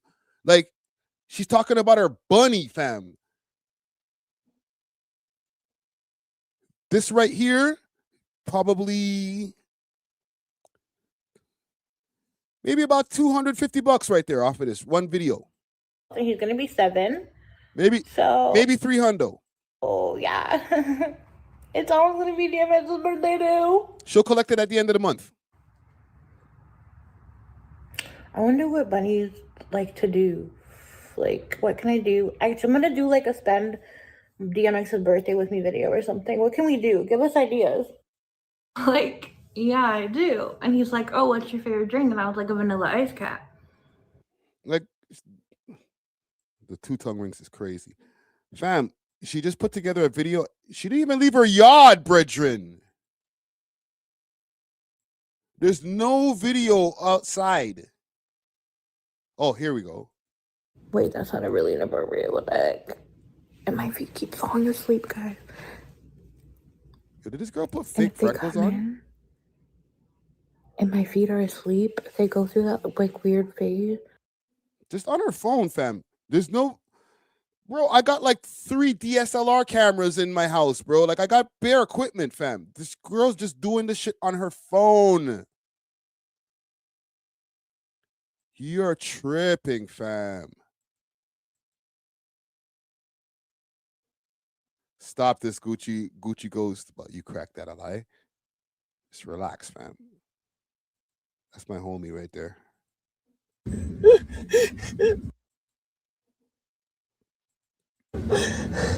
I never have a family. I just miss my parents. I just want to go home. But there's no home to go. Yeah, you haven't heard about her since 2018, but she's been chilling. I'm sure she still does her whatever on the side, but like she's been chilling. She probably makes like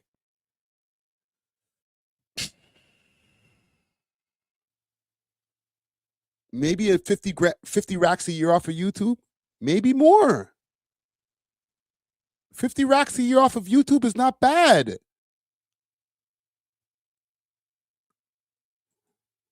Anything that she's doing on TikTok, Kyle, she just has to take that and upload it to YouTube, fam.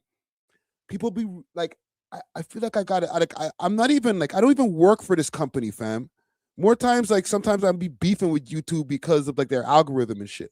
But like, it's the place where at least there's the least amount of time before you can start making money. You know what I'm saying? Like, I'm sure TikTok right now, if you go live every day, you're going to make your bread. I'm going to go live on TikTok later on, especially if 100 Watts don't drop this song. Like while I'm doing this live stream, I'm going to go do it on TikTok. You know what I'm saying? But that's the only way that you're able to accumulate some bread. You can go on YouTube, do your live stream like I'm live streaming right now. If anybody wants to donate, feel free to donate. You know what I'm saying? Donations are always appreciated. But you can get donations during the live stream.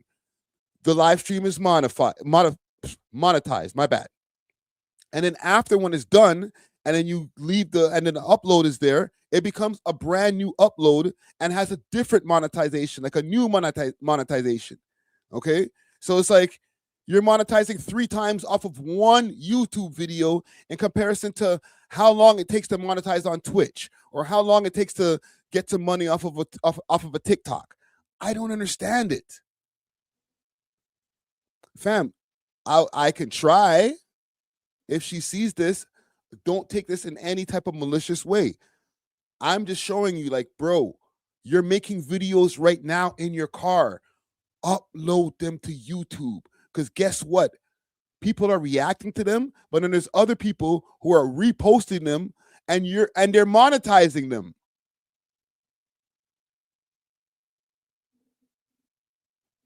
I'm showing you this. Like, people will monetize off of your pain without you getting $1. And you're uploading this content. We're not taking this out of your DMs. You're uploading this.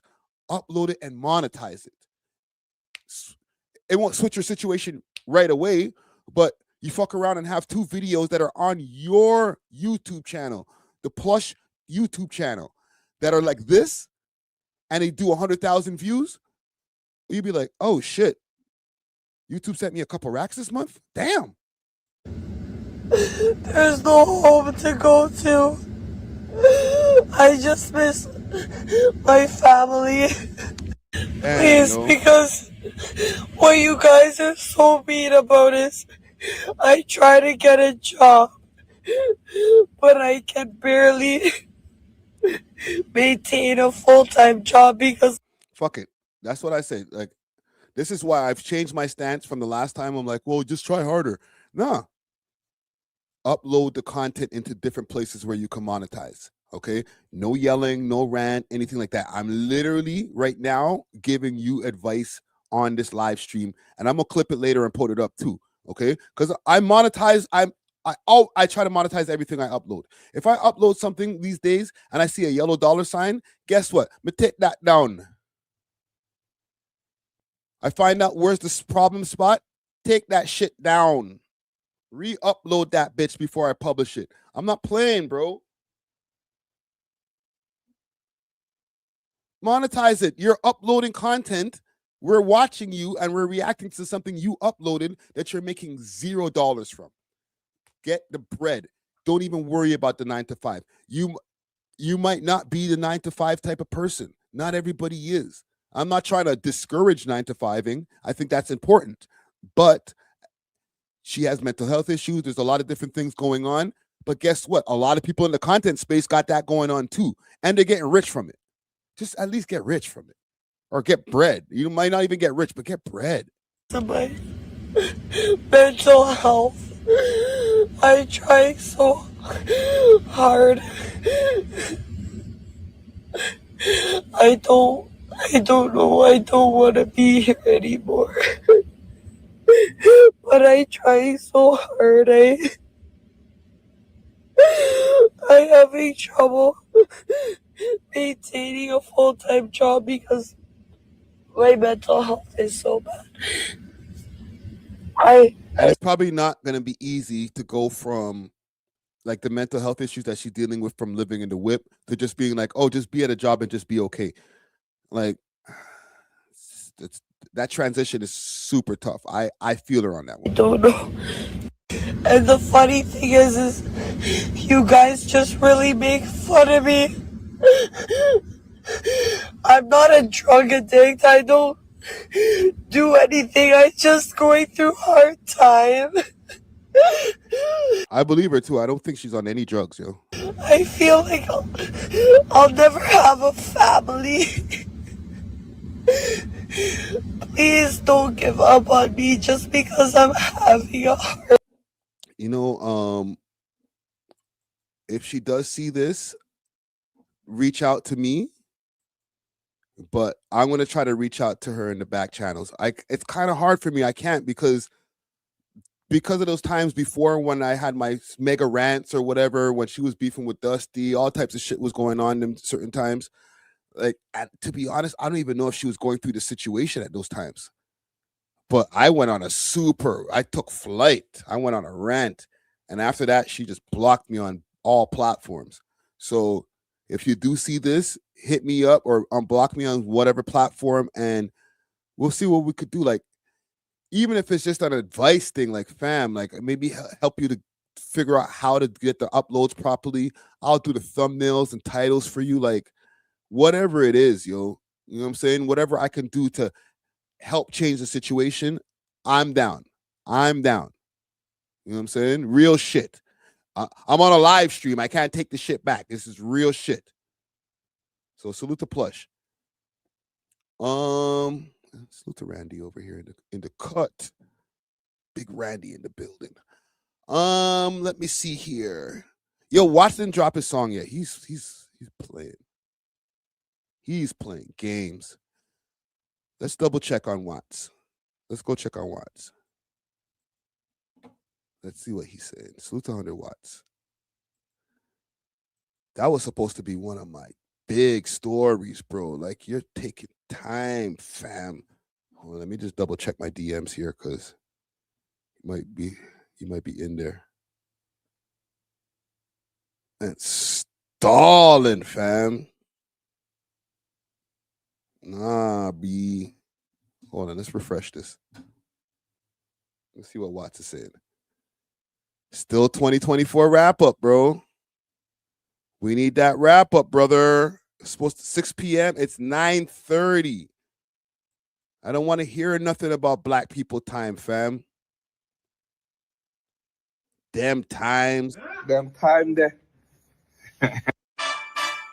Yeah. Boy, Honey Live wrap up 2025. Motherfuckers. Damn time there. What time? Where it there? Yeah, I love this shit. I do this. This is 10 hours ago. Last minute touch-ups. Like, fuck off, bro. Watts? Where you at, bro? This is atrocious, fam. How you got me waiting on the live stream for the thing to drop, bro? Walk on, dog. Last time this guy dropped was 3 months ago. Holy fuck, bro. Anyhow, I wanted to talk about this Somali Minnesota thing. There's been a lot of different mixed stories that have been going around. There was a video that went viral from a gentleman who went down to Minnesota. They said he exposed all of the different fake businesses that were going on over there. They're getting millions, hundreds of millions in government funding, opening daycares that don't exist. And since those stories have been moving around, and even before that, there was other stories that were moving around with one of the politicians over there and stuff like that. Since those stories have been moving around and getting louder and louder, I think it's starting to cause like a bad sentiment towards Somali people. And I know over here in Toronto, we have a heavy Somali population, east to west. You know what I'm saying? And I've never heard of these like obviously there's scammermans, Somali scammermans, but there's scammermans, all kind of scam. There's Jamaican scammermans, there's Bajan scammermans. You know what I'm saying? But like, it's making it where it's like, oh, watch out for them Somalis. They're going to scam you out your money. From this kind of sentiment that's moving around through these videos, right? So if I can go and pull up Somali, if I just put in Somali Daycare, look, Somali in Minnesota right away. Let me put Somali in the Minnesota, Nick. All right, so I investigated, and this video has 3 million views in 7 days. This guy went on the Patrick Bet-Davis podcast. Yo, this guy's just blowing up, fam. Hello, we'd like to ask where the money's going. All right, I'll play a little bit of this video, but the backlash off of this video is insane. Like, the support and backlash at the same time is crazy. What do you guys think about the fraud that's taking place here in Minnesota? I don't think anybody is enabling fraud to happen. Hold Governor Walz accountable for this. What was this money spent Fact. on? 1.26 million. What was that money spent on? There aren't any kids. Answer the question. Are there children? There's no children inside this building. Potentially the largest fraud scandal in U.S. history is taking place in Minnesota, as literally U.S. history. Billions of dollars have been funneled through Somali-ran fraudulent businesses. So much fraud, it could actually almost replace the entire GDP of Somalia. These fraudsters have worked hand in hand with the Minnesota government as they enabled billions of dollars to be given to fraudulent businesses underneath welfare purposes. Damn. Some of this money eventually landed in the hands of terrorist groups in Somalia like the Al-Shabaab, and others enriched themselves all at the U.S. taxpayers' expense. And in this video, we will break down all of the fraud from start to finish, from going to the fraudulent businesses and confronting the people who are making millions of dollars from the government. And we will also be confronting the incompetent government leaders who let this fraud happen. And to make this happen, I met up with a man who's been doing his own investigation for years now, as he has seen the fraud firsthand. His name is David. Let's get into this and be prepared to be shocked. How deep is this fraud here inside of Minnesota? It is far worse than anybody can imagine. You heard it's 7 to 10 billion and maybe more, and now the numbers have been revised and put out there publicly that they think it's more like 8 billion. How I got involved is that where my office is here in Minneapolis, I'm sort of in the heart of all of this fraud, and I would see these childcare centers. I said, well, there aren't any kids there. It's the middle of the day, and all I see are a couple of guys standing out front smoking. And then I'd go by another daycare and I'd see the same thing. I said, well, where do these kids play? And so I started to go online and look, and I said, this place is licensed for 80 children.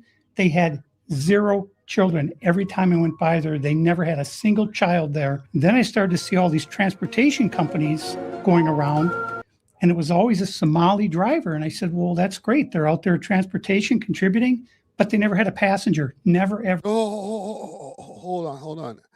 I don't know about believing it. I don't believe it. I do believe that there are some fraudulent activities that are happening, but I don't think it's something that's synonymous to the Somali community and the influx of immigration that started happening, because Minnesota's had a big Somali community from time. They're trying to make this like this is like a new thing. They're also trying to push the whole ICE angle too. So it's like, all right, well, you know, there's a bunch of fraud going on. So ICE, hurry up, get them out of here. Right? So yeah, as far as believe it, to just give you a quick answer, no. But I do believe that there is some fraudulent activity that happens in places. For once. And I said, well, what is all this transportation? What are they doing? So then I found out that in Minnesota, they have something called non-emergency medical transportation. So this is going to the dentist's office, therapy, whatever it might be. And I said, well, how many of these companies are there? And the research came back that there are 1,020 of them, and more than 800 of them are Somali owned. Ooh. Nobody from the state of Minnesota ever cross-checks to see if any rides were ever actually provided. All they did was write the check. So right here, we have all this paperwork. And how are you getting all this information about the fraud? A lot of it is through my own research.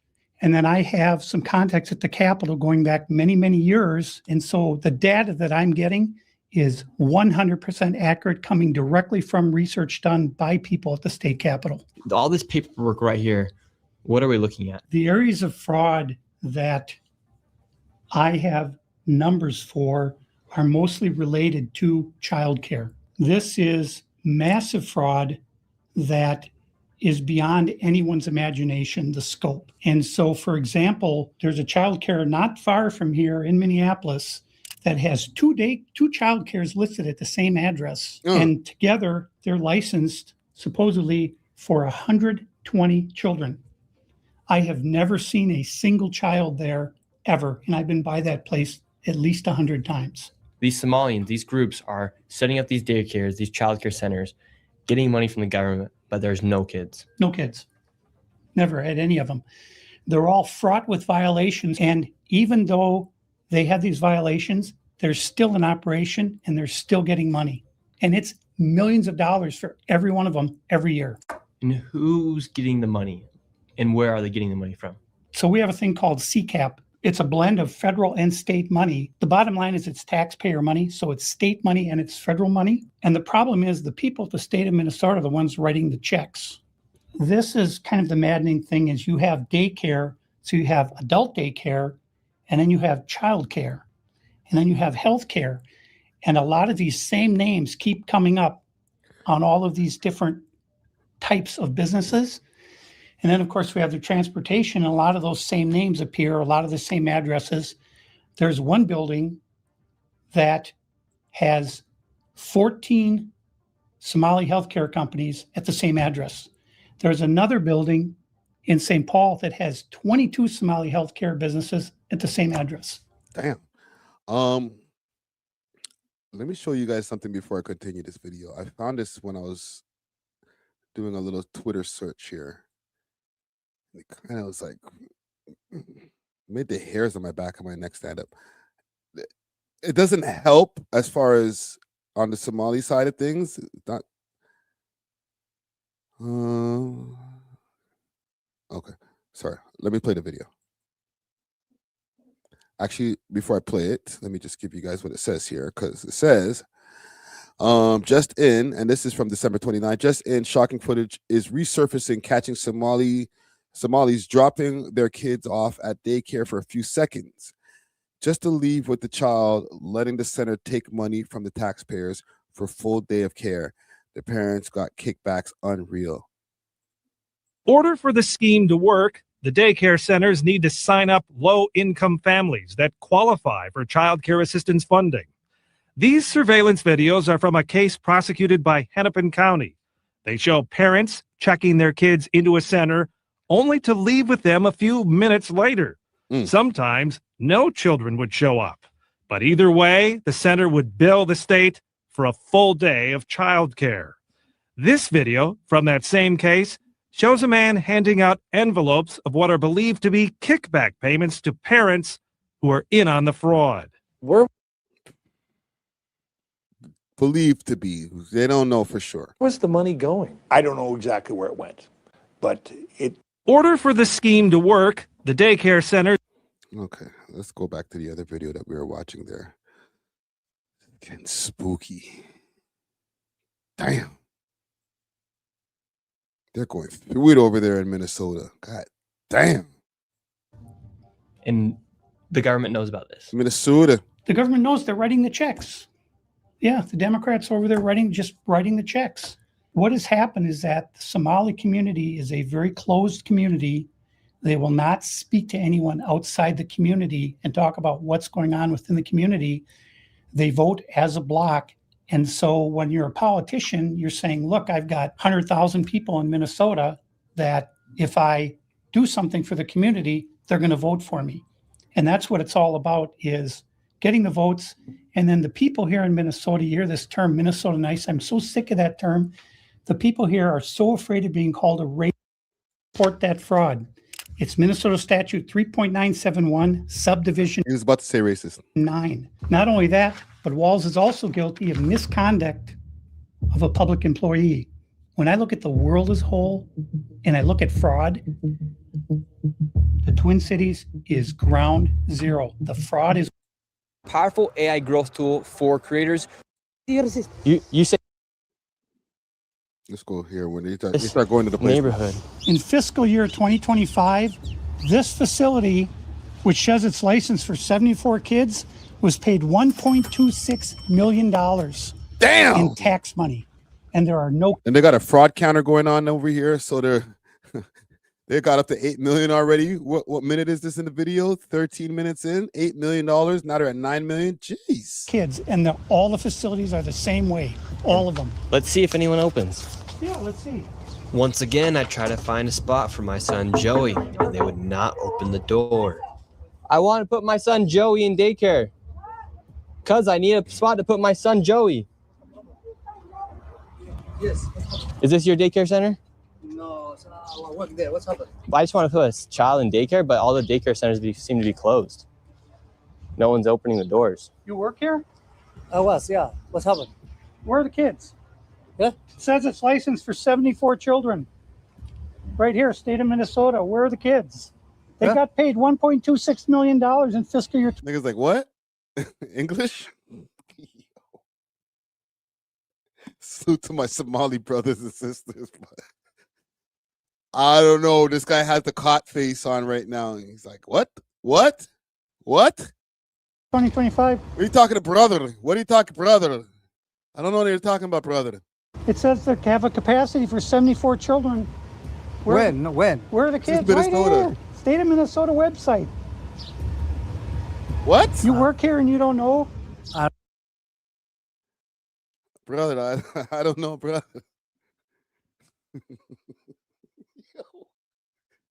I don't mean to laugh, but his face. He's like, what? What are you guys even talking about, bro? Fiscal year 2025. It says they have a capacity for 74 children. When? Where are the kids? What? Right here. State of Minnesota website. You work here and you don't know? I don't know. I was there before. I don't know what's going on. Were there any kids when you worked here? Kids there. How many? I don't know. You don't know? Yeah. You worked here. Okay, well, then you're not of any help. Can I put my son in a daycare here? No, I don't know. Can I speak to someone? No, I don't know. No. Yeah, I would like to see if I. Yo, I love Somali people, bro. It's like, I don't know. No. And it's not even a Minnesota thing. You see the hoodies out here? Like the old school, like the ones that like the fresh off the boat, the moms that no, sorry. Sometimes they don't be understanding, but a lot of times they understand. They be like, what? Sorry, what? No. Get around the corner. What's wrong with this guy? What's wrong with this guy? To my Somali brothers and sisters. Yo. I can put my son Joey here. Who's your son, Joey? My son Joey. Can I check what out Joey? daycare center? I'm not my son. No. You're a liar. I'm the owner. Do you put your kid here in this daycare? No. There is one child in there. Yeah, I'd like to know if this is a legit business. Me, I'm scared of you too. How come I explain everything? You're scared of me? Yeah. Why? Because of your curry. Because of my color. You said you're scared of me because of my color. Does that make you a racist? Yeah. No. But No. you said you're scared of me because of my color. I'm not saying you're racist. You said you're scared of me because of my color. That makes you a racist. So right now they're all getting mad because he's showing the paperwork. Hold on, I'm trying to play Jedi mind tricks on you, mama. Don't do it. Don't do it. Of this business being registered as a business. 74 children, no children. We saw one child when the lady opened up the door. So now they're all getting mad. What was this money spent on? Yo, he's got them under pressure right now, bro. When all the cameras in their face, they're just like, yo, get in the car, B. Hurry up, fam. Let's get out of here. $0.26 million. What was that money spent on? There aren't any kids. Ask the owner and the kids. Well, then why are you talking for the owner if you're telling me to talk to the owner? I'm sorry. I'm not understand what you're talking about. Do you have a child here? No. Does anybody? No. Where are the 74 kids? Did you lose them? Did you lose these kids? Do I need to call someone? Do I need to issue an Amber Alert for missing children? Yo, Are these he's children going missing? off, bro. Amber Alert for missing children, bro. You're trying to stress out the Mom Dukes, fam. It's not my business that children are missing. 74 infants and toddlers, preschool. The proof's right there. There's no children anywhere. It's from the state of Minnesota right here. I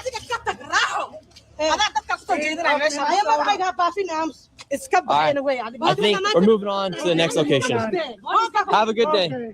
As we continue. Yo, where the Hodias though? Like, where the man them? Like, where the Minnesota man them to come out there and be like, yo, walk on, bro, or whatever they say in Minnesota. You know what I'm saying? Like, where the man them? None of their sons went to the is rolling with them right now. Like, not one. Nobody got the blicky. Like, yo, fam, what are you doing over here, bro? Your brother, what are you doing over here? Why you, yo? I forgot what they have. What do they call Mom Dukes in Somali? What do they call the Mom Dukes? Let me know in the comments. Comment gang scrum what they call the word that they use for mom, right? And it's like, yo, man, what are you doing, bro? You talking to my mom like that? We need one of those guys, bros. We're the steppers, fam. My Hoya. Yo, bro, you talking to my Hoya like that, bro? Yo, fam. What's up with all the cameras, bro? Yo, why is my Hoya crying, fam? What? Yo, fam. You know what I'm saying? Where's that guy, bro? Holy. Got these ladies just under pressure, fam. Continue to show the blatant fraud. Somebody said in the comments, like the Minnesota top 5. Like, where's that guy?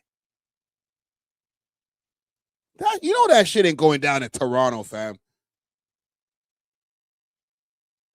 You know what I'm saying? Up to 22 says, man, they're spending that cash, fam. They're busy, right? Mans are at the mall. They don't even know their Hoya's getting rushed right now, fam. Like, damn, nigga. Niggas need to pop out on this guy, bro. That was taking place here in Minnesota. Somalis started following us around the city. And now we're being followed by the Somalis. There we go. the Minnesota faction of the GGGs. Let's go. This is another daycare center, absolutely no signage, and there's no footprints in the snow of children playing outside. $5 million within the past 5.9 million in 2 years. Flag on the play. Flag on the play. Man's just sped right by there. They're like, yo, there's no footprints. Yo, see, there's no footprints neither. Like, now you're just throwing shit at the wall, see what sticks, bro. 0.9 million they received in 2 years. That facility right there. And now we have a group of Somalis telling us in our vehicle right now. From this daycare center, we headed over to the infamous Quality Learning Center, which actually spells Quality Leering Center on the outside of their sign. That's how blatant this fraud is here at this daycare. Don't open up! So this is Quality Leering Center. I meant to say Quality Learning Center. Don't They said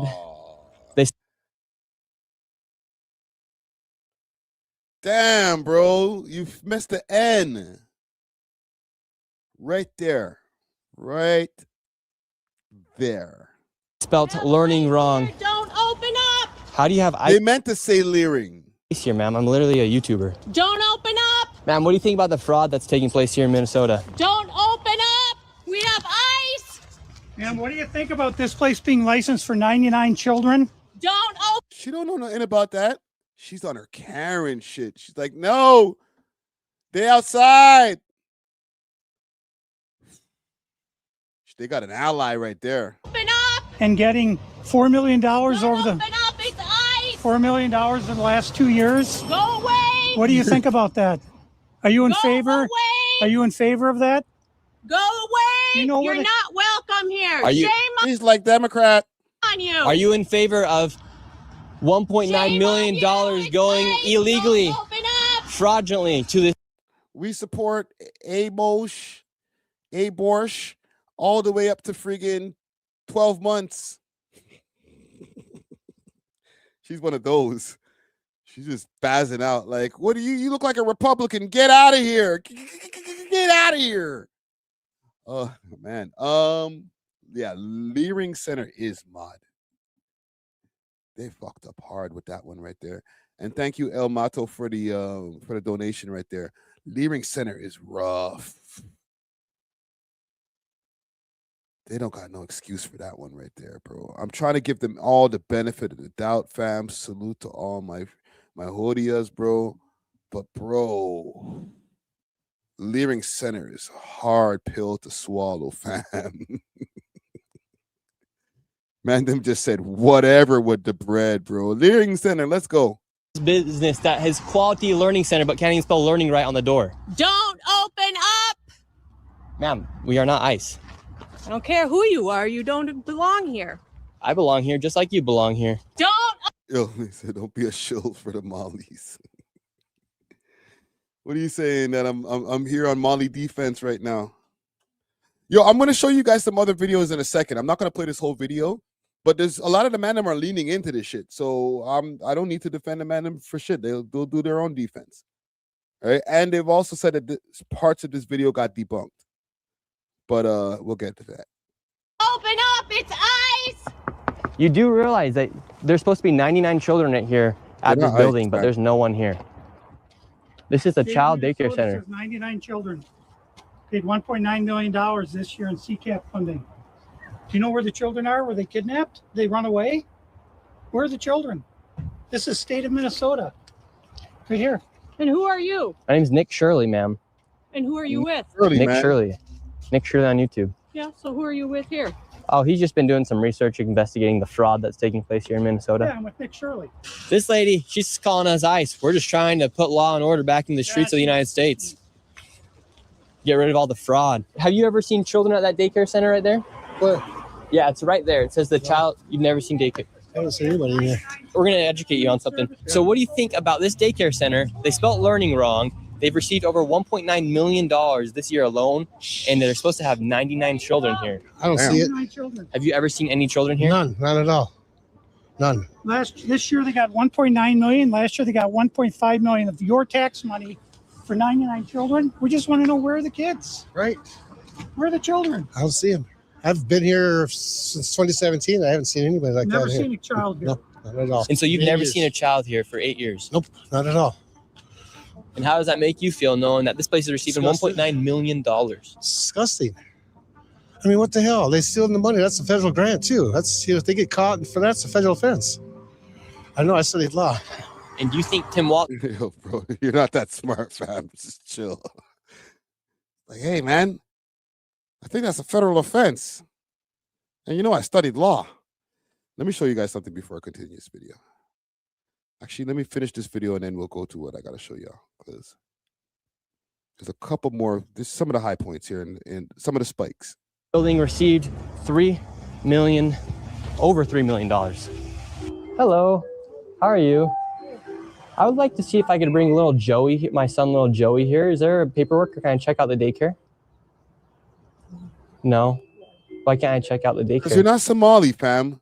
Like, even if it is a scam, if it isn't a scam, you're not allowed in anyway, fam. Like, they're going to be like, yo, that's racist. Like, yo, why can't little Joey be there? Because he's not Somali. He's not going to have fun.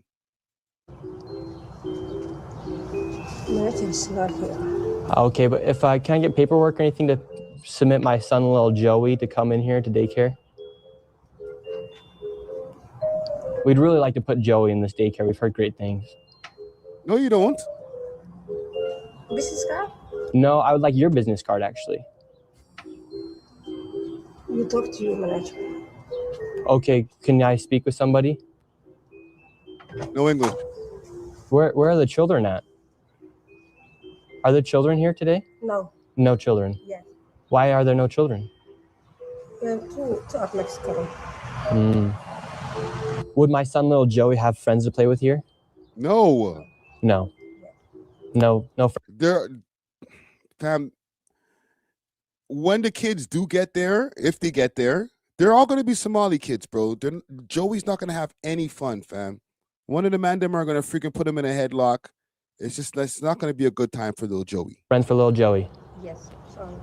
Dang it. Well, have a great rest of your day. Thank you. So, little Joey would not be accepted to that daycare. No. Joey's still looking for daycare. And because little Joey couldn't get into a daycare, we went to an autism center, as they have been popping up everywhere as a rise of autism has occurred here in Minnesota. Because of the government funds that they're receiving, I tried to check my son Joey into an autism center. We've been going to a lot of these daycare centers. We're trying to find a spot for our little boy Joey, but we thought maybe we could check him in the autism center because none of the daycare centers are open. Yeah, and how many kids do you guys have at this autism center?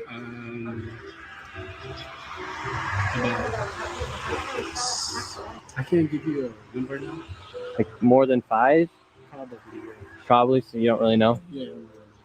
What do you guys think about like the fraud that's been labeled on the autism centers here? What do you guys do think about the fraud, or how come the autism centers are popping up? I can't answer. What news? Are you a news reporter? My name's Nick. We're doing a little documentary trying to find little Joey a spot to put himself in one of these centers here because there's So why are you asking us about the fraud. Yeah, because we want to make sure we're going to legit business if we're going to bring our little boy Joey here. She's on it. This is not a Joey spot. Yeah, this is not a Joey kind of spot. This is more of an Abdul type of spot, bro. Joey can't play over here. It's more of a Hassan spot, not a Joey spot. But that's our number on the other call. But this is we can't let you guys leave. So. Okay, thank you. So once again, little Joey, he can't even go to daycare, and now they won't even accept him if he has autism. Oh, Joey's SOL, bro. Let me show y'all something. I'm off of this guy because I found something on Twitter here that is on the other side of this argument. Maybe. Oh, we wouldn't just let random. So let me take you guys, for all the people in Minnesota that are not aware. I'm at my son's school right now. Let's walk in. All right, so I'm gonna go to this front door right here, right? For all the people that are like, oh, we wouldn't just let. So just let me give you all the caption here quickly. And I don't know who this guy who is Paul whatever Saipula. I don't know who this is. Woman gives a tour of her son's daycare to highlight the drastic difference between what Nick Shirley's experienced in Minnesota and what real daycares look like. One thing you would notice is the sound of happy children. Another is readily available brochures and business card. The woman asked a simple question: where were the brochures at in the Somali daycare Shirley surveyed? Randoms in. Well, you can't just let randoms in because it's locked, right? So what am I gonna do? I'm gonna ring this bell right here. They're gonna let me in. You see how that works? They see me. Hi guys. All right, just in case nobody. And also, if I need a brochure for the daycare, nobody handed Nick Shirley a brochure. You hear the youth them? Nobody handed Nick Shirley a brochure. Hey, how are you? How are you guys? Hey. Yeah, nobody handed Nick Shirley a brochure. Hello, how are you? Thank you. How was he today? Okay, good. Good. Oh, I didn't even notice if I want a business card. I can get a business card too, guys. See how that works? I walk out, the door automatically locks. Also, sorry. So, and before I let her continue, the point is, he could find all of the Fondulu ones, but she seems to be at a legit daycare. Hey guys, if I need something, there's something right here that I could get. You feel me? So this is what I'm telling you. Why did none of those daycare owners offer Nick Shirley? Come on, babe. You ready? Why didn't anybody say bye, boys? Offer Nick Shirley a brochure. Say bye to your friends. Bye. It's cold, y'all. His hands are gonna be frozen. That's all I'm saying, y'all. Nick Shirley's not crazy. It's simple. They could have handed him a brochure. Say bye-bye. Well, okay, she didn't help at the end over there, but she seemed to be at a good place. These are all these other clips are just him just going to all of the bad places. There was something because the temperature is starting to change. And okay, we're over here in Canada. There's always been, and the man them know, there's been issues between like the Caribbean community and the Somali community back in the days. They're way more united, and the new generations have come together way more than back in the days. But back in the days when, especially like in the mid 2000s, like when there was like a heavier influx of the Somali community that was coming into Toronto, a lot of the mans used to beef. But we have Black Caribbeans, obviously other people from other countries in Africa, like Ghanaians and Nigerians and stuff like that. But there wasn't really like a conflict between them and the Somali community. It was more of like the Somali communities and the Jamaican community butting heads. You know what I'm saying? Comment gang strong. If I'm wrong about that, let me know. But I feel like I was there. I seen the shit. You know what I'm saying? It wasn't always all peace. You feel me? But over there, I say this to say, in America, there's more division between the Black diaspora. Okay, because I use that. I say a lot of that as division. I feel like obviously people come from where they come from, but when we split it up into the Africans, and they're like, well, I'm not like really like how you Caribbean guys are, and the Caribbeans are like, yo, I ain't an African, you ABC, African booty scratcher, to say all kind of rude shit, you know what I'm saying, that come from my community. And I'm both. I'm Ghanaian and Bajan, so I you know what I'm saying? So I respect both. But like there's always been some kind of conflict. So when it came to the Somali community and the Caribbean community out here, there's conflict. They got a Caribbean community over there in Minnesota. They have another layer of Black that's over there, which is Foundational Black Americans, the FBA. And let me address this over here. Thank you for the donation. He says 3 in French, top 5, Hachi Basto, and our big time scammer rules. Yo, stop. I don't know about like as far as top 5, I've heard people throw, yo, he's a scammer on his name. The other man, them I can't really say that. You know what I'm saying? About scamming. I've heard other type of criminal things they try to put on their names, but not as much scamming. But salute to you. Thank you for the donation, brother. Oh shit, man. You guys ain't giving no Somali people no pass, bro. But yeah, the FBA community's pissed off too. So let me play this. See Columbus, Ohio, come see Columbus, Ohio, fraud investigators. If you go to the government-assisted housing areas, you will find that most of the housing is Somalians. I would say about 80% of the government-assisted housing in Columbus is occupied by Somalians. And the parking lot is occupied with a whole bunch of brand new cars. And the women walking around have designer purses with EBT cards, and they have Apple iPhones stuck up in their hijabs. Yeah. And then go to the businesses that are owned by the men. Because see, what happens is when you have a restaurant or when you have a little corner store and you have a couple of wives and you only have to claim one, then that means the other wives get EBT cards. And you can use those EBT cards to buy food for your store or your restaurant. Yeah. Or what you can do is you can get a home health aid company.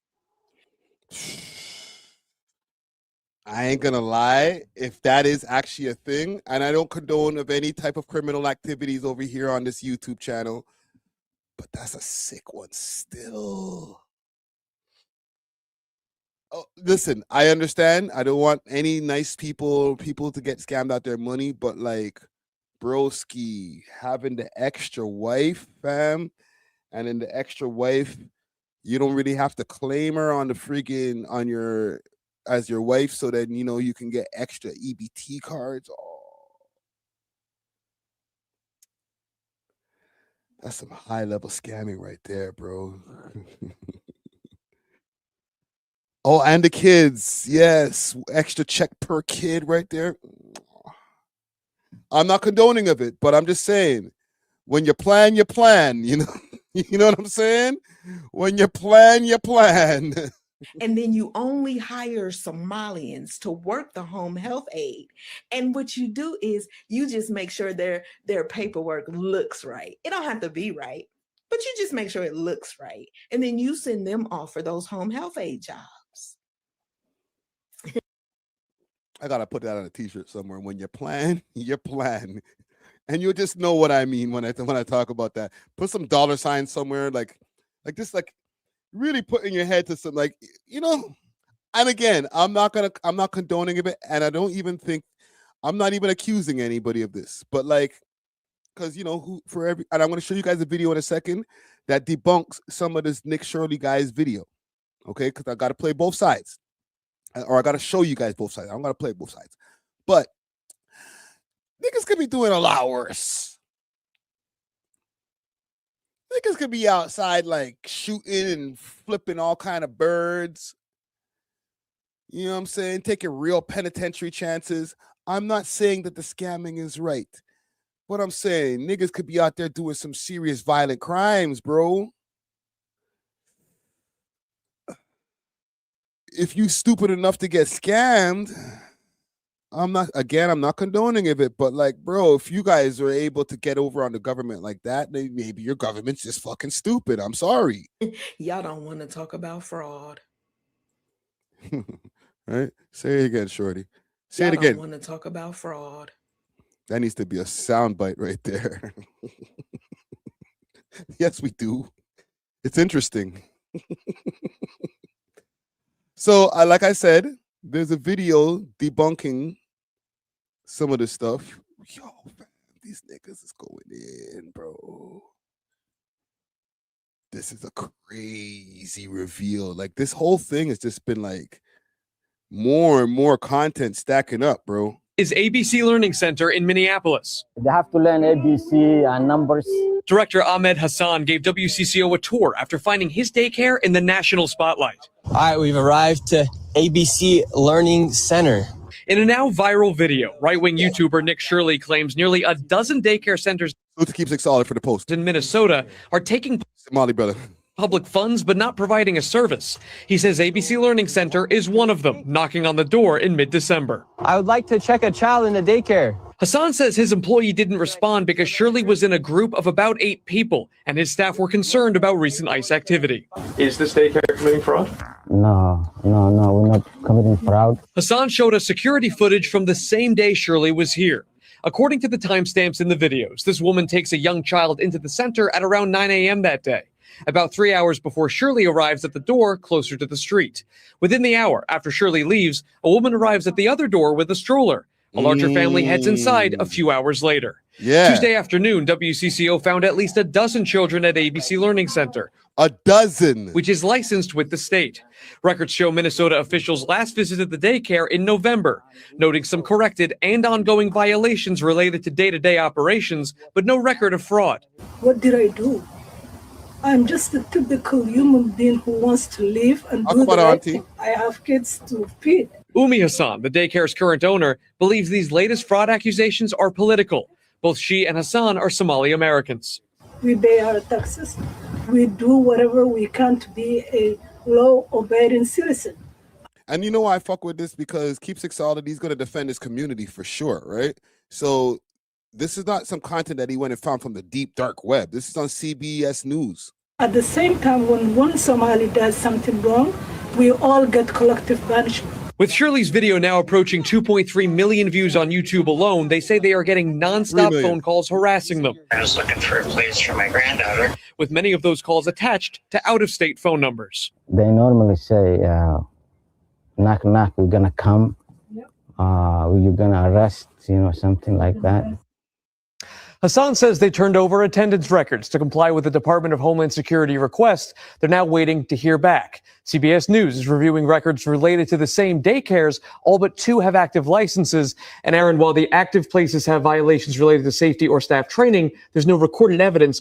There's no recorded evidence of fraudulent activity. All right. So maybe... And this guy got a lot of views. He's at 3 million views right now off of that.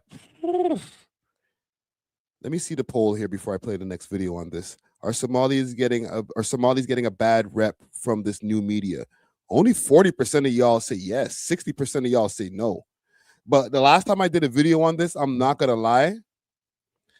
Last time I did a video on this, y'all were going crazy in the comments. I'm not saying y'all, I'm not gonna call y'all out, but there was multiple people in the comments that were just like, yeah, what's the problem? It was the video that when I talked about Trump, and he was just saying some wild shit.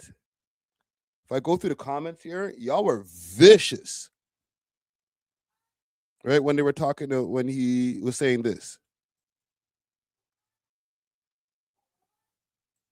Billions every year, billions of dollars, and they contribute nothing. The welfare is like 88%. Yeah, they contribute nothing. I don't want them in our country, I'll be honest with you. Somebody would say, oh, that's not politically correct. I don't care. Right? He was saying some wild shit, like he was on a rant. Look at you guys. And I don't know if there's any of you guys in the chat right now, but look at these comments. He's not wrong. Top 5 is the prime example. Look at this. Look. And this Prince or Priceless at the name. I was about to say Princess at the name. Like, damn, like your mouth. Look, they do stink. And their buddies are small. Yo. Bruv. That's offensive. Let me take that off the screen. What did Trump get wrong? Trump ain't the only one. Where is he wrong? Like, yo, None of you guys, like, obviously there's going to be some people that are in disagreement. He said the B word. The entire culture is about marrying their fam. So, yo, that's how you guys feel, fam? Holy, bro, that's vicious, man. You guys know Somali people, fam. Don't do that, bro.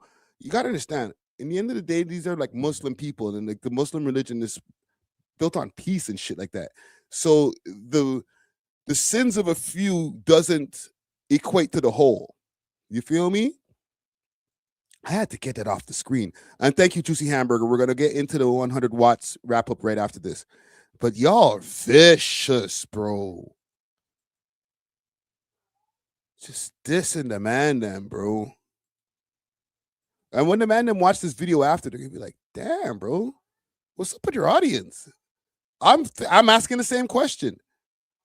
We watched this video. There's a couple of other things because a lot of the man them just started leaning into the shit. They said, fuck it.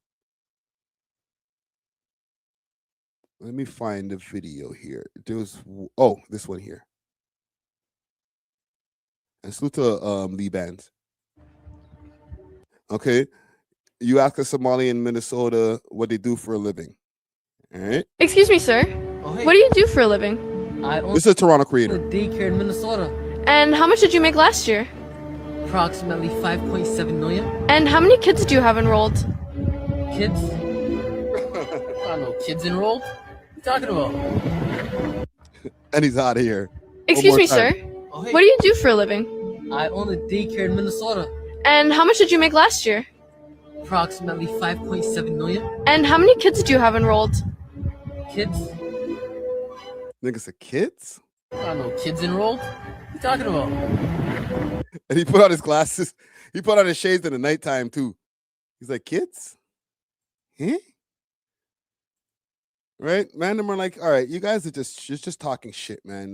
They're just gonna make videos leaning in, just making jokes because like they know a lot of this shit is propaganda. Because like, remember, this is his own community. He's not gonna diss his own community. You know what I'm saying? This one kind of took me for a loop, right?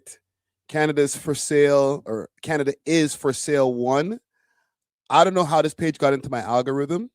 It says here, a daycare manager in Minnesota was seen publicly explaining a reported break-in while wearing $2,400 Chrome Heart glasses. Details many viewers immediately noticed. The claimed burglars entered into the back door, but also cut a hole through the wall inside. To many watching, the explanation seems fishy and hard to believe. Why force the wall if access is already gained? The reporter the items were taken from the attendance records and a few checks torn from the checkbook, raising further questions about the motive and consistency. All right, this is the guy. Here's his glasses, the Chrome Hearts, $2,400 for the Chromes. Cook it. Let's go, buddy. I was called by the owner because unfortunately someone came in to our daycare. We looked and saw what happened, and we saw that the suspect came in from the back, broke in from the back kitchen, and he also destroyed the wall to come in. As we walked around the daycare, we saw that he did what? He went through the back kitchen and then went through the wall. Okay. Our office doors was broken into as well. Hold on, let's do a quick drip check. You got the Yankee fitted. That's what, $50 or whatever. That's light. $65. Okay. What kind of shirt is this, gang? This don't look like no crazy shirt. This is like a Walmart shirt, fam. That's a Costco special right there. $30, $25 tops. All right. But the chromies, the chromitas, $2,400. They fake, nigga.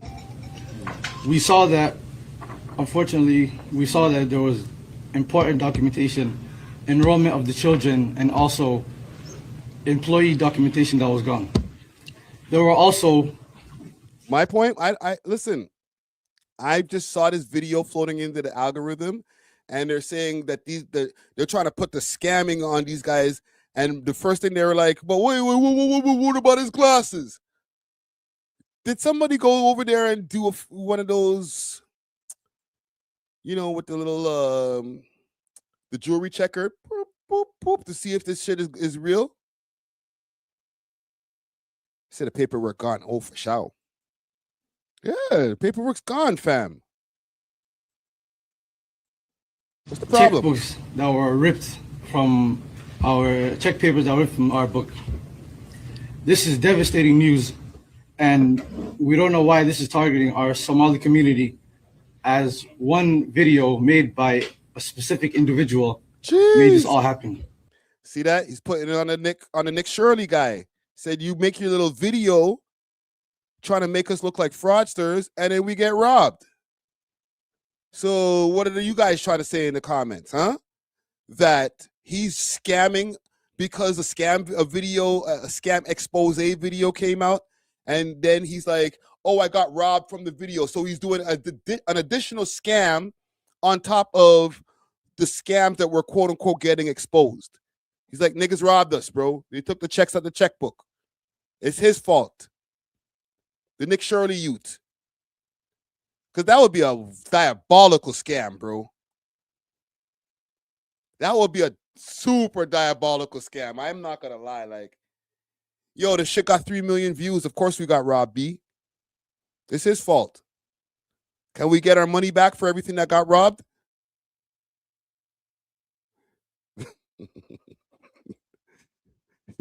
Dude needs a shoulder BBL implant. Is crazy. You pump them shits up a little bit, huh? Oh man, y'all are vicious. Yesterday morning. Okay. And then they put a close up on the glasses. Louder man, bro. Look at these niggas in the comments. Every day it gets better. Yo, I don't know. I think I liked this video. And then after that, just the friggin' floodgates open. Another daycare manager caught flexing luxury while allegedly scamming the system. Yo. Look at him here. And then look at him here. Niggas in Dubai and shit. The YouTuber that was making the claims? You were here earlier. I don't mean to laugh, yo. Oh, fuck.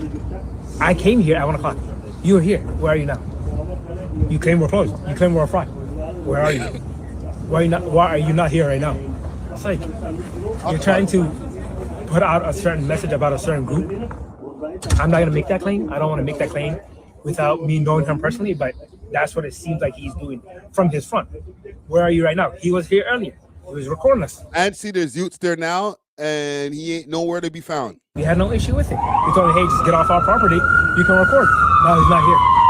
He came outside of those hours and then claimed, hey, it's crazy for real. This is the man. That shit looks like AI, nigga.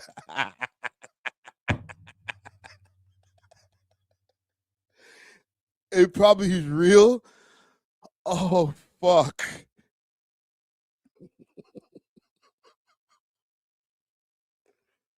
What are they doing to the man then, bro? Oh, fuck. They got this nigga like this. Let me show y'all. Some Louis Vuitton, right? Some Vuitton. Let me show y'all. This is how they got the mans, all right? This lady's face is crazy. Let me show you how they got mans. This is it. It's AI. Come on, dogs. It's not real. AI things, brethren. It's easy, fam. Me and Black Boy Max. We were chilling, bro. It's easy.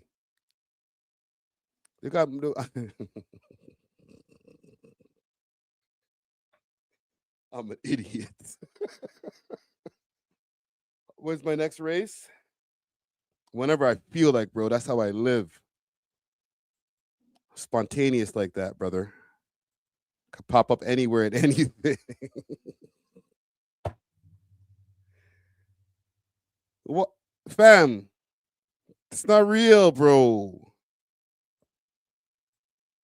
Why are you doing this to the man then, bro? This nigga's the same nigga as this guy?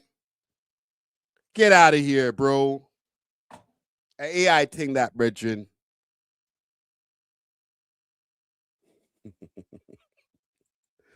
Right? I got it parked outside, just collecting snow on it. The baby blue Rolls Royce. Y'all remember that oldie but goodie? That shit will haunt me. It don't even haunt me. I literally laid out the trap for it. We're going to get to this something else in a second. Salute to my Somali people. I literally laid out the trap for this stupid ass picture here. When I went over to the mansion, this is the day I went to go interview Pressa.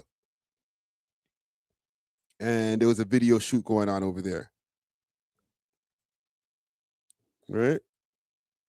I didn't kiss the friggin' thing, yo. I never friggin' touched it with my mouth. That's unhygienic. What kind of idiot thing is that? But I knew that this was gonna friggin' get the web going, get the people going. You know what I'm saying? And ever since then, anytime that somebody wants to op against me, anybody wants to diss me, they put me on the blogs. They go right for this picture right here. Yo, this goofy old head Friday pussy hole, you know, he went viral for talking to WAC 100. Look at him. So I understand. It's AI. That's it. Fire. Fire. Yo, Friday. Walk on, Bridget. You good?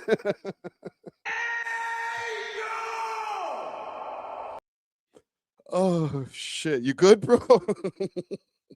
It was an Elise. It was, bro, I drove away in my freaking shitty ass shit box and left that car there on the location, bro. Never seen it ever again.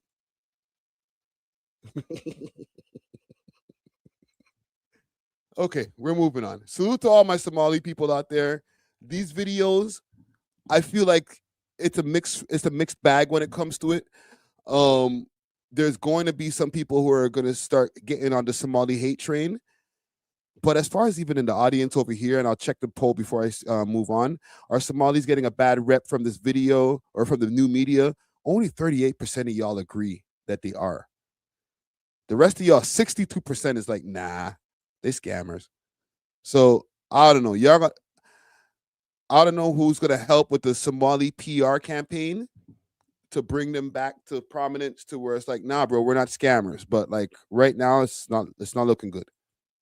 But yeah, salute to all my Somali people out there. Somebody said that the 100 watts video dropped. Let's go take a look. Let's go back to his Instagram. Oh, Kanon, fam. He was good for a while, bro, and now he got a weird case. Waving red flags, bro. Okay, stronger. That was the tune. Let's see what's going on with Watsy. Watsy, 2025 wrap up. He's got stabbed 17 times. Why they trying to kill him? Because he didn't do the crime. Let's go. Let's go. 9 minutes. Okay, so 100 watts has dropped the wrap up. We're going to get into it. 2025. We're going to get into this wrap up right here. I played the Natural Wave wrap up earlier in the live stream. I think Natural Wave did an immaculate job, and I'm obviously going to be biased because that's my guy. But people have been anticipating this right here. Thank you for the donation, for the super sticker. Anything But the Norm in the building. We're about to get into this fire right here. 100 watts. 2025 wrap up. Toronto edition official music video. Let's go. Yeah. Heisty got knocked, he was stealing, running from cops. Security at the mall, he a midget, he ain't tall. Pussy like your daddy, he ain't claiming you at all. Lady Hilly, your old whore, been fucking on out calls. Party next door, got an album now out with Drizzy. I'm like, finally, you know Drizzy, he always busy. Tory hit me up in my DM and got me giddy. I'm like, if we gon' do it, we gon' do it for the city. Lanes drop an album, he bodied them from the cell. He know the bitch shot her, but he really ain't tell. I will say I like the beats. I'm anticipating beat switches. He went for Icy right away. Can we go back a little bit? Oh, we'll let it run. Young Tory in my comments, crying just like a bitch. His manager punched him in his face, he ain't do shit. Punjabis had a diss, Roadrunner was on the list. They locked up Mr. Wallahi, I'm rolling with the IE. Hoppy in the bando, turning soft till it's rocky. 2025, he was locked every 5. Buzz got his chain took from the beehive. Top 5 told Big Meech he a snitch. 50 co-signed and told Meech he a bitch. Came money at the Raptors game and he got beat. Sleeping like a fiend, he ODing in his seat. Twy and Moolah first, they snitching both on each other. Twy is the rat, he pointed out who was the gunner. Moolah dry snitching, he pussy just like Gunner. Friday had the interview, they talking on each other. Casper, he embarrassed this year just by his brother. Oh my God. I will say this off the top. He comes through with more vitriol. You know, Natural Wave is a good guy. You know what I'm saying? It's a good youth. You know what I'm saying? He's just not he doesn't even take this as an insult. He's a good youth. He's not here for the rah-rah, the ray-tay, like, the But Watts, he's ready for the smoke.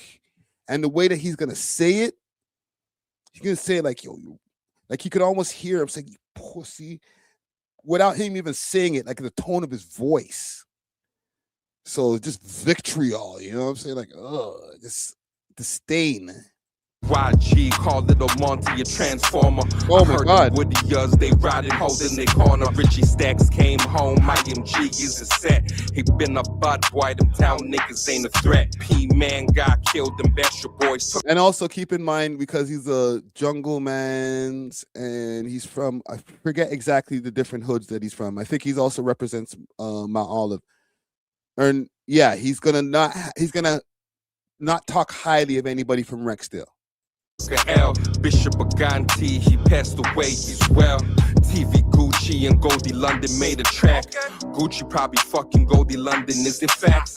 Green Arm Shanae, a nickname back in the days. Goldie, she got bad B.O. can smell her from miles away. Oh my God. This guy is an asshole. Boy won on stage as you won a Juno. Blicky beamed out of mine, always on Pluto. BFR and the GGs in the beef. It was all love, they was chilling last week. Kanye West getting that 5, then they linked her from a tweet. Jungle and Driftwood need to sit down to speak. But blood got shed, niggas probably won't even meet. Rest in peace, Big Apple was repping Toronto streets. 2025, get your popcorn and grab a seat. 100 on the mic, they just listen 100 speak. The first verse was kind of fire still. I'm not even trying to co-sign him dissing any of the people, but nigga, let's go. Y'all know I have fun with this shit. Number one shit disturbing. He violated Goldie London. Goldie London, you gotta fight back, fam. He violated her, bro. That's not nice. 210, run it. Lanes got stabbed 17 times. Why they trying to kill him? Cause he didn't do the crime. Joke even died, he was trying on the side. Rock boy ninja talking shit, but he had. D-Money lost his chain, but he had pride. Came Money talking on the... Damn, why you go at Rock Boy Ninja like that, fams? Say it again.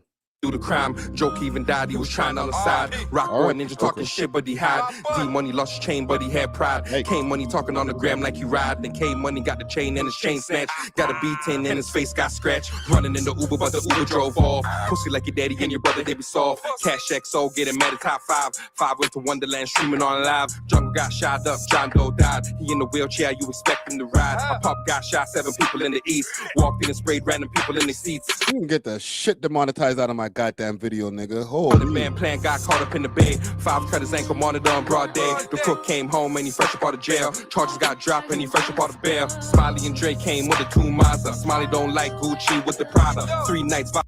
I'm gonna give it a full pull up. I just want to get to the end first, and then we're gonna pull it back again. Pause. Cartel, bring the guys. A fierce boy, fuck y'all, just like my father. Kendrick came through, had the city full of feds. A cat got shot in the woods, it was dead. Flipper got poked, and he saying what he said. Got his get back for his enemies in the feds. 5 got sliced, traveled to the UK. I was talking to him, he said he was okay. Said it was a scratch, he still living, he okay. Born dog drop a diss track next day. Stack him, James, he crashing on Uber Eats. Said the Molly niggas robbed him right up in the streets. He hate Woody, yours, 3 and French came to speak. And niggas looking for him everywhere up in the streets. Little Bentley. Really? Did you all catch that? The stacking James.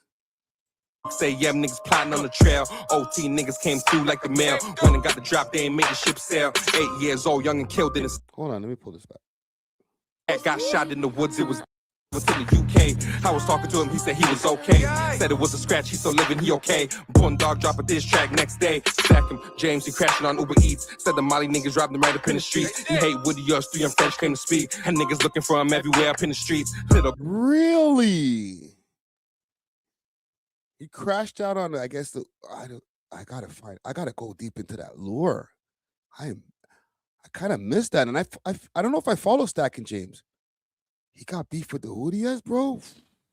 Bentley killed that Yorkdale. 6 a.m. niggas plotting on the trail. OT niggas came through like the mail. When they got the drop, they ain't made the ship sail. 8 years old, young and killed in his sleep. In his mother's hands, pray for her when she sleeps. Security and Snoopy, one-on-one scrap. Security losing, he pulling out a strap. Sav on the map, Adam22 chat. Jay Wish, Dr. Cancer, that's whack. Chroma said 5, he ain't even hit the pussy. Said he lying on it. 5 said he got the nookie. They saying Hamilton, Ronnie show got shot. Ronnie like I ain't involved in the shots. I've been touring, niggas watch what I got. Him and YH and Thailand on a yacht. Toya and Kia going back and forth. Lexi, she chilling, she ain't going back and forth. Moolah baby mama, honey verse, pretty savage. Moolah baby mama saying he ain't giving cabbage. How you getting money and get your daughter a tablet? Cap rapping, only strength you got for pretty savage. Some niggas insecure when they get their first bad bitch. Your pockets ain't right and you really can't manage. Wow, he gave this guy multiple bars, bro. Moolah, get the pen. Get the pen. Got 3 baby mamas as a baggage. If I get 4, she my wife and a bad bitch. Wrap it up, whole city got it in a package. Saying what they want, the villain, I'm just a savage. Let's go, third beat. Let's go. He violated Moolah too, bro. I'm not trying to like amp up the set, but like nigga, pick up a stick. Lucky if you alive. Lyrically. Wacky and Paco, I heard the youngin' got shot. Got him on a certain birthday, the city getting hot. Internal hood politics, the city got a lot. Rest in peace, Grim, they set him up and got shot. Buna got knocked, friends surrounded by the cops. Hoodlumping on, we love hip-hop a lot. Blue Jays lost game 7. We clear. We're clear. No problems. No disses. Let's go. They spot Blicky with the cussy, she beat him up, man, she got. Since you got life, he going for his appeal. The Vern Young Boy versus OP is getting real. Spades got knocked, they said it was a B&E. A plugger on trial for 2 double high means. Key Casanova going off on Indians. But it's fuck cause she said she mixed with Indian. Icy on rain. Hold on, let's get to the Icy bars, because you know he gonna have some smoke for Icy. Went off on Indians, but it's fuck cause she said she mixed with Indian. Icy on rain, Snoopy niggas had him weak. On the phone scared, he trembling when he speak. Sally's with the buckets, the one with no teeth. He has to apologize before he got beat. Made millions, pretty, she a little baddie. The Casper was Icy. You're gonna say the word. You're gonna say a word you're not allowed to say on YouTube, bro. I could already anticipate the rap. Holy shit, man. This is why y'all niggas don't love monetization, eh? She said she mixed with Indian. Icy on rain, Snoopy niggas had him weak. On the phone, scared, he trembling when he speaks. Selly's with the buckets, the one with no teeth. He's saying the niggas, yo, Icy. Hold on, let me check on this nigga, bro. Is this nigga still alive? Because, bro, this nigga's violating you on the song, bro. The man went for you from the first and then came back for seconds, bro. Nigga.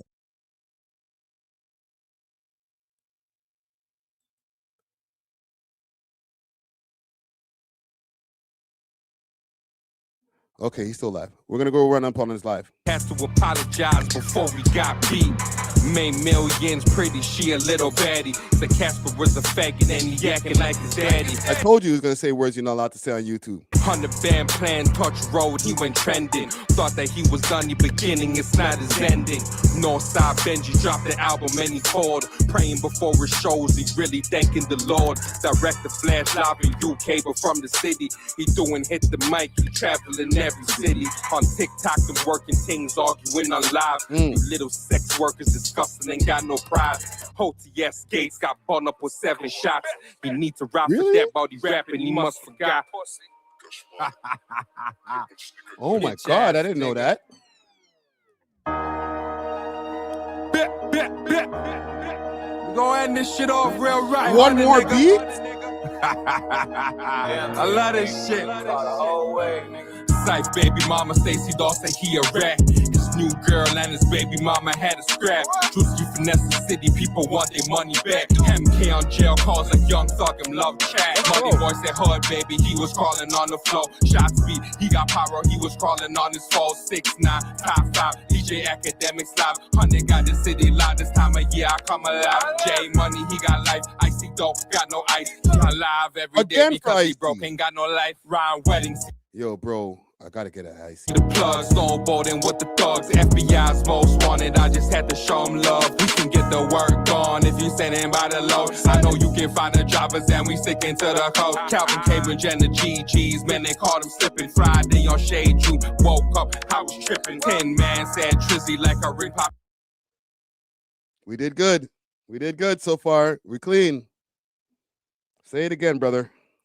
Cambridge and the GGs, man, they called him slipping. Friday on Shade, you woke up, I was tripping. 10 man said Trizzy like a ring pop in his bum. Man, that's really so fire. I say my thing yeah done, but Trizzy got his bitches arguing out loud like he the one with shots beat in the park. All he really did was run. 10 man lost a baby, rest in peace. Said she died, but before the funeral, how she really going on live? Remember Justin Bieber supposed to be in for this track. 5 said he going broke, and he dead. Is it fact? Shot up Black of the Dawn, he been working for so long. He just had his own show, entertaining and going strong. YG said he hit a man's BM in the bed. Money boy BM said he lying, wasn't in a bed. Said he need to worry about them trannies that's giving them head. Too much tranny allegations, he need to address it instead. Underground nation, Bati boy sticking his tongue. Oh my God. Feeding you fruits, you faggot and just a punk. If Diddy was around, you probably make him take your trunk. Vegas and guts and show flop, their content is junk. Oh!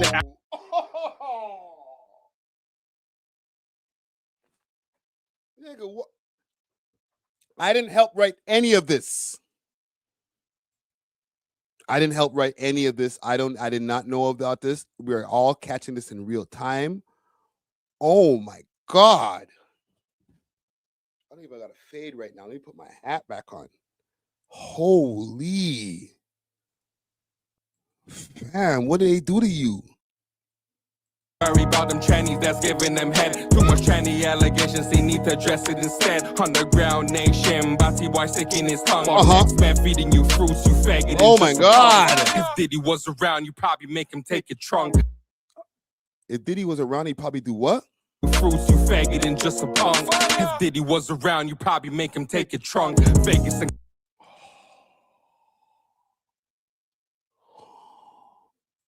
Vegas and guts show flop, their content is junk. Oh no. Yo. Gutsy guts. You need to go address this, bro. I don't even know how to feel about this. Thank you for the membership right there, Fall Leaves. Thank you.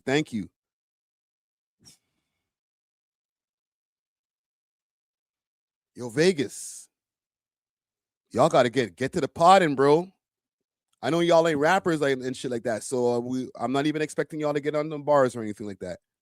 Underground Nation, raps. You rapped. You have the ability to rap, I think. I don't know. You made songs.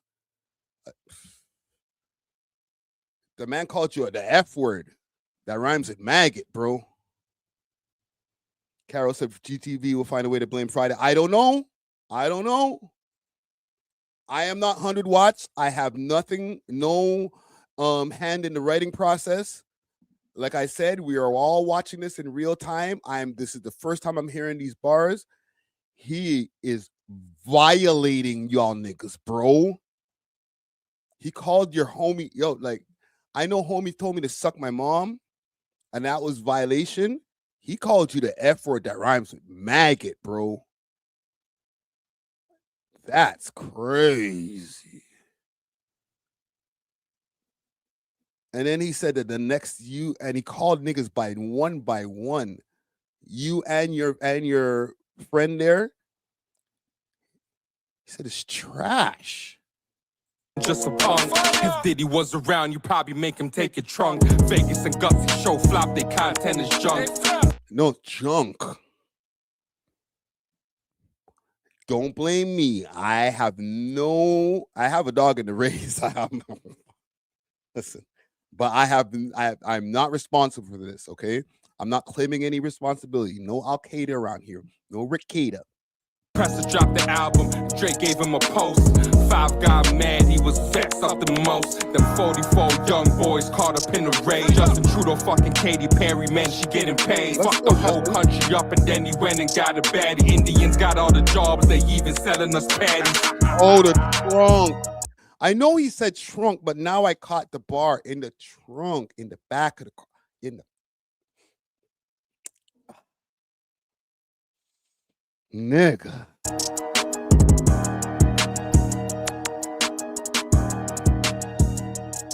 $100. Oh shit, bro. Woo. Coast is clear. We got mentioned 2 times in there. No problemos. Let's go check on Icy. Because Icy gonna act like, oh, I never even seen that shit. I never heard it. What are we talking about? Blah, blah. Altercation, one of the bullies. Yo, never mind that. Yo, on this ×2, oh man, we missed this ×2, y'all. We gotta catch the lead. I'm gonna have to listen, the woman in the background. I'm gonna have to mute myself on this mic here, and I'm gonna join here. Yo, Creeper's dissing. I know. He in there, he in the other room. We Love Hip Hop. We need you now. Hey, big up We Love Hip Hop. I need y'all to boom on this glove. Everybody woo. Look at that. Creeper got his head down. Let's get the lead while he wooing. They sleeping over there. Let me see if you add me. That what I'm talking about. Alexis, baby, thank you for the rose. D, thank you for the This is what I heard. This is what I heard in the background. Whoa! Cass, baby. Yeah. Let me see if I can request. That's me. Cass, baby, thank you for the request. Why are you doing that to me? Like, I actually really enjoy your content. It's really mean. Oh, I didn't know you were a real person. I thought it was a TV. Yo, Cass, baby, thank you again. I'm trying to find a request from here because, like, you gotta watch out for the. I'm not using my studio. I need to talk to Icy. What the hell are we doing? I need to talk to Icy. Okay, this will last better when we lose this out. We'll be getting off and we'll try again. Can't do nothing when they're getting. What the hell is going on here? Y'all getting frozen. Losing Martin Luther King. He enjoying it too. Look at him. Exactly. I wish I had a button up to put on. Yeah. Okay. Look. No. Yo. We Love Hip Hop. Right after this, in 2 minutes, when I end Big Creeper in this match, I will add you. Okay. I will add you. Okay. Because I'm curious to hear what you got to say. I have an idea, but I'm gonna entertain it because it's you. And it's not necessarily you, but it's your platform. You get it? Yo, T, thank you for the donut. Yo, he got 317 viewers in here. I don't know if it's a combination with the next man over here. They do well on TikTok. Jennifer 5 wants to know, when do I think Iceman is going to drop? Somebody was saying that the Iceman intro was already completed. And when the Iceman intro is complete, you know what that means. That means the album's complete. All right, let me see if I can find out on Academics' page. It was like an Asian youth that hangs out with Drake. But I'm trying to see if I can get over into this conversation over here with Icy, because boy, the way 100 watts violating my homie over here. You bad. Okay, in a TikTok. These guys are doing their little competition thing. What do you call these? Their matches. Damn, best. Thank you for the finger heart, best friend. Yo, Creeper, you're speaking. I'm gonna find that for you after though. But I anticipate the Iceman will probably drop in February. The last time that he dropped was in February with the Party Next Door album. So that'll be a whole year between drops, which is rare for Drake. But obviously, there's a lot of other shit going on with him. But I would anticipate by February. You know what I'm saying? Big salute to Beast Mode. Beast Mode battles in the building. Dr. Jung. That's who it was, Dr. Jung. I'm keeping track of Icy over here. At the same time. Yeah, I'll play that for us after. I have it loaded. Thank you for the cry, man. Donovan, man. Thank you for the donut. OT, baby, thank you for the double fireworks. Thank you, OT baby. OT Lord, baby, thank you have for the mercy, mustache. Donovan. Liberals, thank you for the Okay, we'll play. Well, Cookie dough, thank you for the rose. God. Let me find this video first.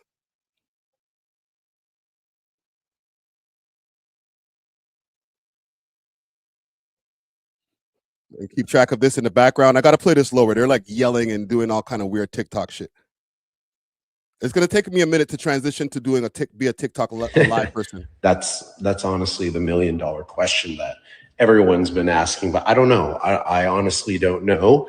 I know it's close. When he was at the holiday party, I had asked him, and you know, I'm gonna save most of our conversations private, but he did tell me when he was here, he finished the intro, and when he starts recording the intro, the album's almost done. So that's a bit of tidbit I can give you guys, but I know it's going to be a heater. A lot of, dedication, energy's gone into this one. So I, like you guys, are excited and, can't wait for the drop. I am not playing that National Treasure track. Okay, Icy's going to add me. Hold on, let me put this back up on the screen. I said the last one was the last one, but when Creeper sent me that request, I didn't want to deny it, and I thought we could have got him. I felt it. I didn't want to celebrate. It was too close, too woo to be woo, right? This girl, okay, she's a dangerous thing. Very, very. I'm going to get off of this, and I'm going to pull it back up on the screen. Actually, fuck it. Sorry. We'll bring it back over here. Because you can't go live on both. Girl up in this motherfucker when we're doing this. 5, 4, 3, 2. I'm trying to get this guy. I'm trying to get him to add me up.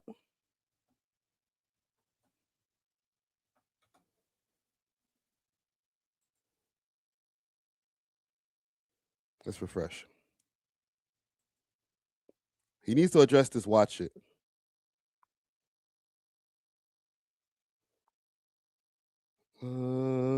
Carmichael. Yeah, I'm trying to get We Love Hip Hop in here. And I think we're having some technical difficulties. It says invited. Okay, let me get off of here, and I'm gonna go through my phone. Give me a second. Hey, Tracy AP, thank you for the heart me. Ali wants to battle me now. Give me a second, gang.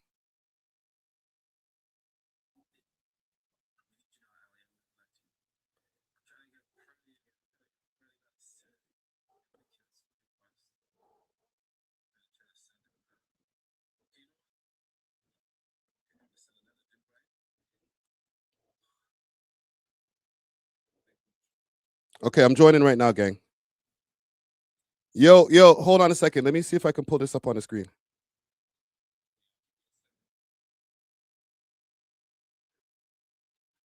Okay, can you hear me? Can you hear me? 1 second.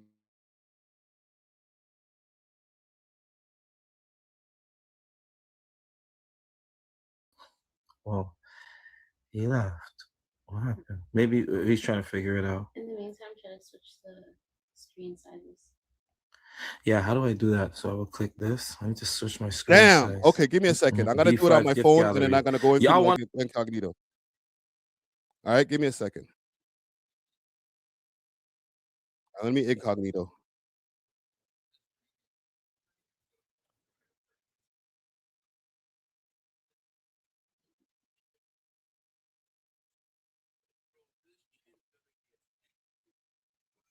Okay.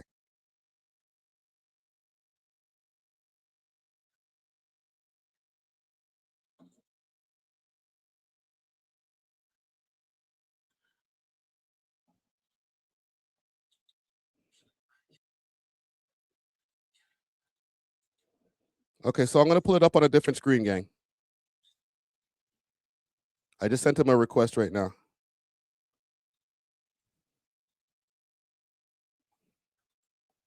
Yo, brother, I'm watching and I'm trying to pull it up on my screen for my live also, but I've been watching something over. You know, homie dropped his thing, right? I'm aware, but I really don't care. But I am aware. But continue. I gotta hear what you have to say. Yo, bro, he violated you on that, fam. You got to check it out, fam. He got at you like 3 times. I know, but how many times did he post me on the cover art? He didn't. I don't know about the cover art. Well, I know about the cover art, and from there, I'm like, it's not smart. If you want me to engage, then you would have to post me on the cover art at minimum. You're not gonna make a diss track and get at me. How many times? 3 times you said? It might have been 3. Okay, well, last time I heard it was 4. Didn't even hear last year's, but last year's cover art, I was just on the corner, and for me to be mentioned 4 times and the way how I dealt with you, dog walked you, and you, and then you put me on the corner, idiotic. But you talk about me 4 times last year, this year you talk about me 3 times. I'm not even on the cover art, but you got all these other motherfuckers. Fuck that. DJ Natural Wave. Now we talking some stuff. It's funny, I never listened to it. I'm unbothered. But I listened to DJ Natural Wave's 2025 wrap up. And like I said to him, first of all, I'm impressed. The flow, the sound, it was nice. I'm like, he could do that? Holy, it was really good. It was really good. The beat. I like the energy that he was channeling, the way how he went about it. I was talking with an MC, a backpack rapper type shit. But when he addressed me, I like the way how he started it off. But when he connected me to that other guy who he claims exposed me, The Gucci guy. Because the Stefan, Big Money's little brother, the Kabati boy taking Buddy in the basement, come guzzler, fish burger, that little guy, That's whatever crazy. he was trying to say, We Love Hip Hop already addressed it. Everything that he basically said, We Love Hip Hop, and other platforms, and you could even go on Reddit. It was on Reddit where people already posted, and I addressed it. We Love Hip Hop, and on my own platform. So it was nothing new that he was spewing. It was all old recycled stuff that was either fake or real, but it was old. But yeah, but I think it was cool still. Overall, that 2025 wrap up was cool, and yeah, I was really impressed. Big up your guys. Big up your co-hosts over there. Yo, big up. I'm gonna ask you a spicy question, and then I'm gonna let you get back to your live because we're both live right now. Okay. Say that now. So there's one bar where he was like, when you're inside with the junkies, the man them with no teeth. That's the bar that he said.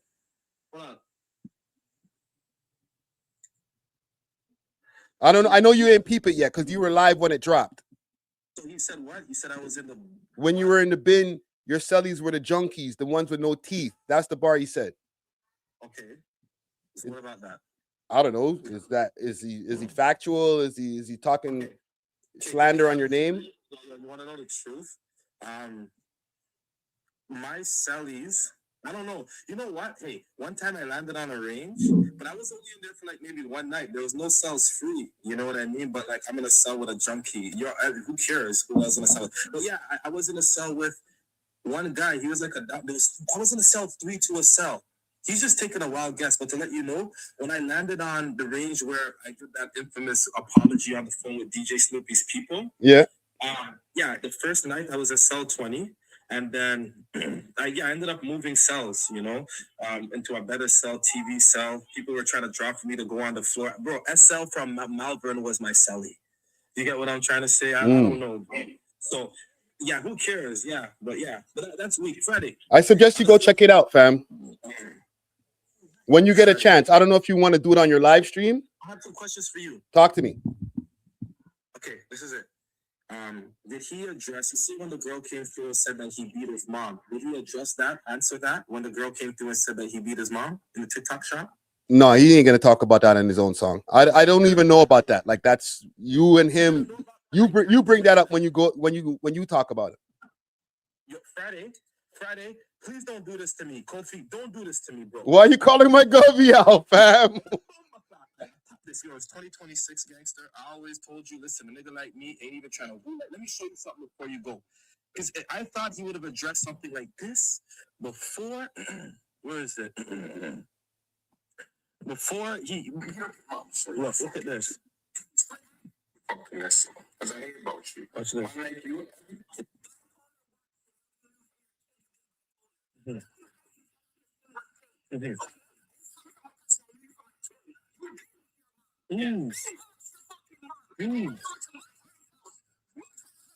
He beat his mom, ran over to her house and tried to hide.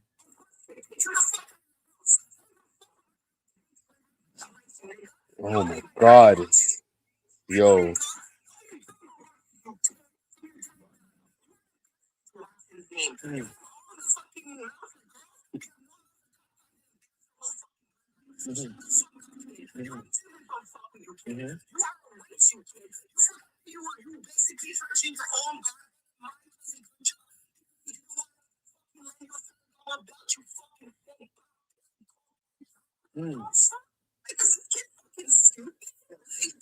You didn't address this, and this happened this year, gangster. You get what I'm trying to say? Listen, bro. I be into the mix up, but you brought me into a different level of mix up right now that I was not ready for. So what's up with that? You're gonna look into that, maybe cover that, and ask him a question. If you ever, not even cover it, but if you come across him and do an interview with him, you're gonna ask him about that. Look, 6 Sounds even posted it. 6 Sounds posted the same thing, nigga. Okay, don't play it again. Don't play it again. I'll show this comment. I said this.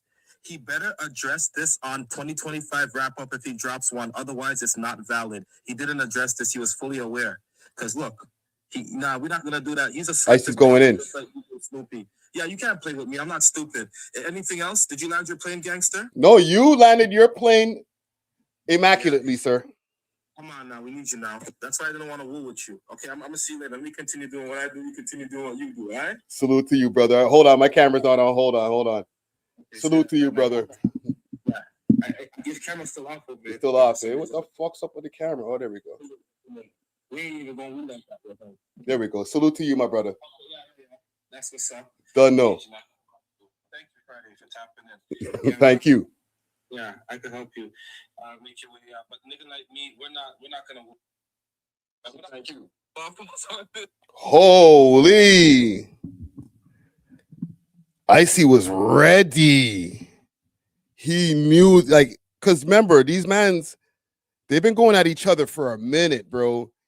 And Watts has been advertising the date of when this shit is going to drop. So Icy's probably been like, all right, when you drop, niggas ask me about my parts. Oh, he's pulling up the files, bro. Damn, nigga. Damn, Daniel. Let's go back to this video here. I might have to get 100 Watts back in for another interview. This is a lot. And we might have to ask him how he feels about DJ Natural doing his thing too. You're in the blender right now after that Icy Spring interaction right there. Adin, bad motherfuckers 2025. Yeah. Icy got knocked, he was stealing, running from cops. He carried me at the mall. He a midget, he ain't tall. Pussy like your daddy, he ain't claiming you at all. Lady Hilly up.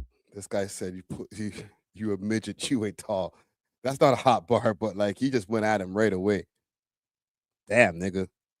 Pussy like your daddy, he ain't claiming you at all. Lady Hilly, your old whore, been fucking on now calls. Party next. Whoa!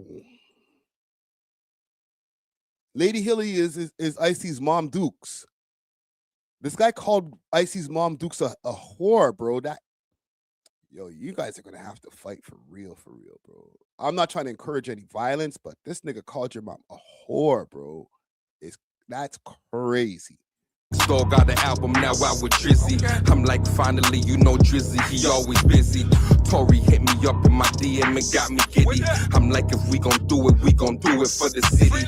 Lanes drop an album, he bodied them from the cell. He know the bitch shot her, but he really ain't tell. Young Tory in my comments, crying just like a bitch. His manager punched him in his face, he ain't do shit. Punjabis had a diss roll. Yeah, him and Young Tory Ben had a little beef from behind the scenes that Natural mentioned. My feature price, hit me up behind the scenes. For the right price, I get into the booth. But I do appearances and hostings and shit. Runner was on the list, they locked up Mr. Wallahi. I'm rolling Send with me a the IE. I be in the bando, turning soft till it's rocky. 2025, he was locked, they free 5. Buzz got this chain took from the beehive. Top 5 told Big Meech she a snitch. 50 co-signed and told Meech she a bitch. Came money at the Raptors game and he got beat. Sleeping like a fiend, he ODing in his seat. Prior Moolah first, they snitching both on each other. Saying the names. He went off on Roadrunner right here and the beef that he had. Drizzy, he always been. Young Tory in my comments. This Young Tory, y'all know who Young Tory is. He had that song Water back in the days and a few other songs, but then he got beat up by his manager a few years ago. And then I think he got beat up by another manager, or no, this other rapper guy. He got into a lot of drama over the years. So him and 100 Watts have a little bit of a beef behind the scenes after they did a song together, if I'm not mistaken. He ain't do shit. Punjabis had a diss, Roadrunner was on the list. They locked up Mr. Wallahi. I'm rolling with the IE. I be in the band. Wallahi is one of Casper TNG and K Money's guys from the MG4L guys. Turning soft till it's rocky. 2025, he was locked, they free 5. Buzz got his chain took from the beehive. Top 5 told Big Meech. Like I said, I played it before, and I just want to go through some of these different things he was talking about here. 25, he was locked, they free 5. Buzz got his chain took from the bee. So he got his chain took from the beehive. So this is what they were talking about. And I talked about this on my own live stream as well, like months ago. He didn't get robbed. It was basically his chain was taken from a place where he had left it type shit. That's why he said his chain was taken from the beehive rather than his chain was snatched type shit. Because it wasn't snatched off his neck, like beat down type bullshit. You know what I'm saying? It's a lot of like behind the scenes mix up going on. Top 5 told Big Meech she a snitch. 50 co-signed and told Meech she a bitch. Came money at the Raptors game and he got beat. Sleeping like a fiend, he ODing in his seat. Prior Moolah first, they snitching both on each other. Twy is the rat, he pointed out who was the gunner. Moolah dry snitch. Right now about Twy and Moolah first, we've covered this extensively. Both of them came up to the platform, did their interviews. Actually, Moolah first did 2 interviews. Those legendary interviews, anybody who's watched them before, where Moolah jumped on the table and all type of crazy shit, like a time was had. It was a wild chain of events, right? Twy came in with his paperwork. Moolah came in with his paperwork. It was a mess. Pussy just like Gunna. Friday had the interview, they talking on each other. Casper, he embarrassed this year just by his brother. YG called Little Monty a transformer. I heard them Woodiers, they riding, holding their corner. Richie Stacks came home, IMG is a set. He been a bad boy, them town niggas ain't a threat. P-Man got killed, them Basher boys took a L. Bishop Aganti, he passed away, he's well. TV Gucci and Goldie London made a track. Gucci probably fucking Goldie London, is it facts? Green. Here's the thing, because you're dissing TV Gucci if you're like, yo, because he proceeds, for the people who are just tapping into the live now, he proceeds from here to violate Goldie London. But you're kind of dissing TV Gucci, because if you're like, yo, she stinks and her name is Green Arm and all kind of wild shit, and you're saying that man smashing that, or could have probably smashed that, then you're dissing his choices. And I don't believe anything what he's saying here, but I'm just saying, like, you're kind of dissing both of them. Gucci probably fucking Goldie London, is it facts?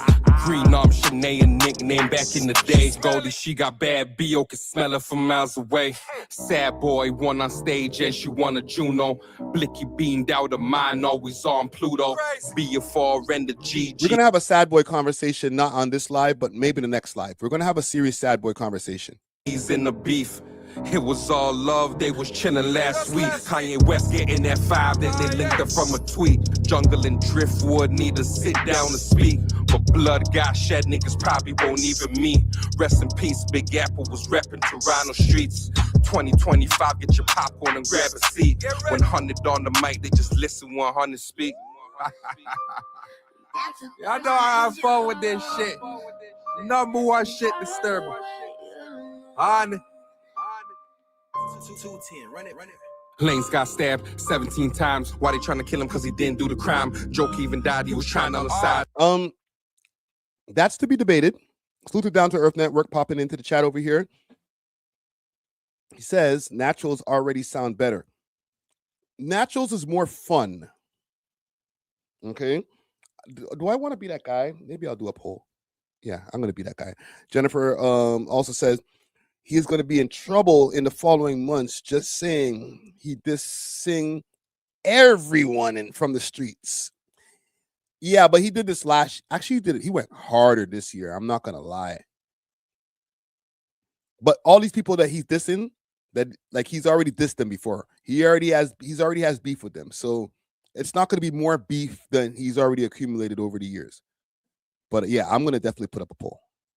Rock boy ninja talking shit, but he had D-Money lost his chain, but he had pride. K-Money talking on the gram like he riding. K-Money got the chain and his chain snatched. Got a B-10 and his face got scratched. Running in the Uber, but the Uber drove off. Pussy like your daddy and your brother, they be soft. Cash XO getting mad at top 5. 5 went to Wonderland streaming on live. Jungle got shot up, John Doe died. He in the wheelchair, you expect him to ride. A pop got shot, 7 people in the east. Walked in and sprayed random people in the seats. 100 band plan got caught up in the bay. 5 cut his ankle monitor on broad day. The crook came home and he fresh up out of jail. Charges got dropped and he fresh up out of bail. Smiley and Drake came with the 2 Mazda. Smiley don't like Gucci with the Prada. 3 nights, Bob's cartel, bring the Gaza. Fierce boy, fuck y'all, just like my father. Kendrick came. All right, so I just put up the poll. Who did a better wrap up? DJ 100 Watts or DJ Natural? Through had the city full of feds. A cat got shot in the woods, it was dead. Flipper got poked and he standing what he said. Got his get back for his enemies in the feds. 5 got sliced, traveled to the UK. I was talking to him, he said he was okay. Said it was a scratch, he's still living, he okay. Born dog drop a diss track next day. Sack him, James, he crashing on Uber Eats. Said the Molly niggas robbed him right up in the streets. He hate Woody, yours 3 and French came to speak. And niggas looking for him everywhere up in the streets. That's a bombshell to me, bro. That's lore. The whole stacking James versus 3 and French, that's super lore right there. Little Bentley killed that Yorkdale. 6 a.m. niggas plotting on the trail. RP Lil Bentley. Niggas came through like the mail. Went and got the drop, they ain't made the ship sail. 8 years old, young Lil Bentley, for the people who don't know, that's the Montreal rapper that was here, I guess, on some kind of business. I don't know what he was doing here, but he got shot at Yorkdale Mall. And it was in the parking lot. It was like 6 o'clock in the morning. But I covered this as well. I covered him on a previous video earlier. And then when he got killed, we did some more research again. Montreal rapper, he got RIP to him too. And RIP to this gentleman here, Javay Roy. and killed in his sleep. In his mother's hands, pray for her when she sleeps. Security Super and idiot Snoopy, thing one-on-one the man scrap. did that. Security losing, he pulling out a strap. Sav on the map, Adam22 chat. Jay whisked out the cancer, that's whack. Karma said 5, he ain't even hit the pussy. Said he lying on the 5, said he got the nookie. They saying Hamilton, Ronnie show got shot. Ronnie like I ain't involved in the shots. I've been touring, niggas watch what I got. Him and YH in Thailand on a yacht. Toya and Kia going back and forth. Lexi, she chilling, she ain't going back and forth. Moolah baby mama, honey verse, pretty savage. Moolah baby mama saying he ain't giving. So let me stop for a second. I don't know who the Lexi chick is. I need to go do some Reddit research to find out who that is. So I apologize for that one. How you getting money and get your daughter a tablet? Cap rapping, only strength you got for pretty savage. Some niggas insecure when they. So he went at Moolah first 2 times in this because like he went at him earlier, but he's talking about the whole when Moolah first his baby moms jumped out the woodworks. She said he had a fake chain, all type of wild shit. It was crazy exposed. Icy Springer actually is the one who broke that story. He got her on his live stream. She went off for like an hour, called Moolah all kind of broke, said he don't take care of his kids. And now he's been posting like, man, I gotta do my job. I gotta do it properly. Rather than just talk about it. Max Way living. He's posting stuff now. Like I don't like posting people's youths on the screen, but like he's posting more things like, yo, I'm a more present person. Cause like that type of shit on the internet is not a good reputation to be floating around. You know what I'm saying? Your ops, besides just the kid needs to have a father in his life, your ops just have ammunition for days. And get their first bad bitch. Your pockets ain't right and you really can't manage. 100 got 3 baby mamas as a baggage. If I get 4, she my wife and a bad bitch. Wrap it up, whole city got it in a package. Saying what they want, the villain, I'm just a savage. Right? Like that's like, I know this guy's gonna say his little song, try to diss me in his song, and it's like, nah, bro, we take care of ours over here. Mary feels that shit. 2025. Lucky if you alive. Watsy and Paco, I heard the youngin' got shot. Got him on a certain birthday, the city getting hot. Internal hub politics, the city got a lot. Rest in peace, Grim, they set him up and got shot. When the guy knocked, friends surrounded by the cops. Hoodlumping on, we love hip-hop a lot. Blue Jays lost game 7 in they spot. Blicky with the cussy, she beat him up, man, she got. Since you got life, he going for his appeal. The Fern Young Boy versus OP is getting real. Space got knocked, they said it was a B&E. A plugger on trial for 2 double high me's. Key Casanova going off on Indians. But it's fucked cause she said she mixed with Indian. Icy on rain, Snoopy niggas had him weak. On the phone scared, he trembling when he speak. Sally's said he's on his phone scared, trembling, bro. Like, damn, nigga. With the buckets, the one with no teeth. He has to apologize before he got beat. Made millions pretty, she a little baddie. The Casper was a faggot and he acting like his daddy. 100 band plan, touch road, he went trending. Thought that he was done the beginning, it's not his ending. Northside Benji dropped the album and he called. Praying before his shows, he really thanking the Lord. Direct the flash live in UK, but from the city. He doing hit the mic, he traveling every city. On TikTok, them working things, arguing on live. You little sex workers disgusting, ain't got no pride. OTS Gates got burned up with 7 shots. He need to ride for that body rapping, he must forgot. Bitch ass nigga.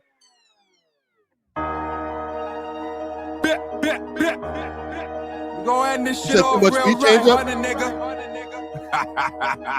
Saying too much beat change up. I don't know. I'm not mad at the beat change ups. I would have only done 3. He did 4. Like so, he did a little too much with the 4, but 3 was good. I love this shit.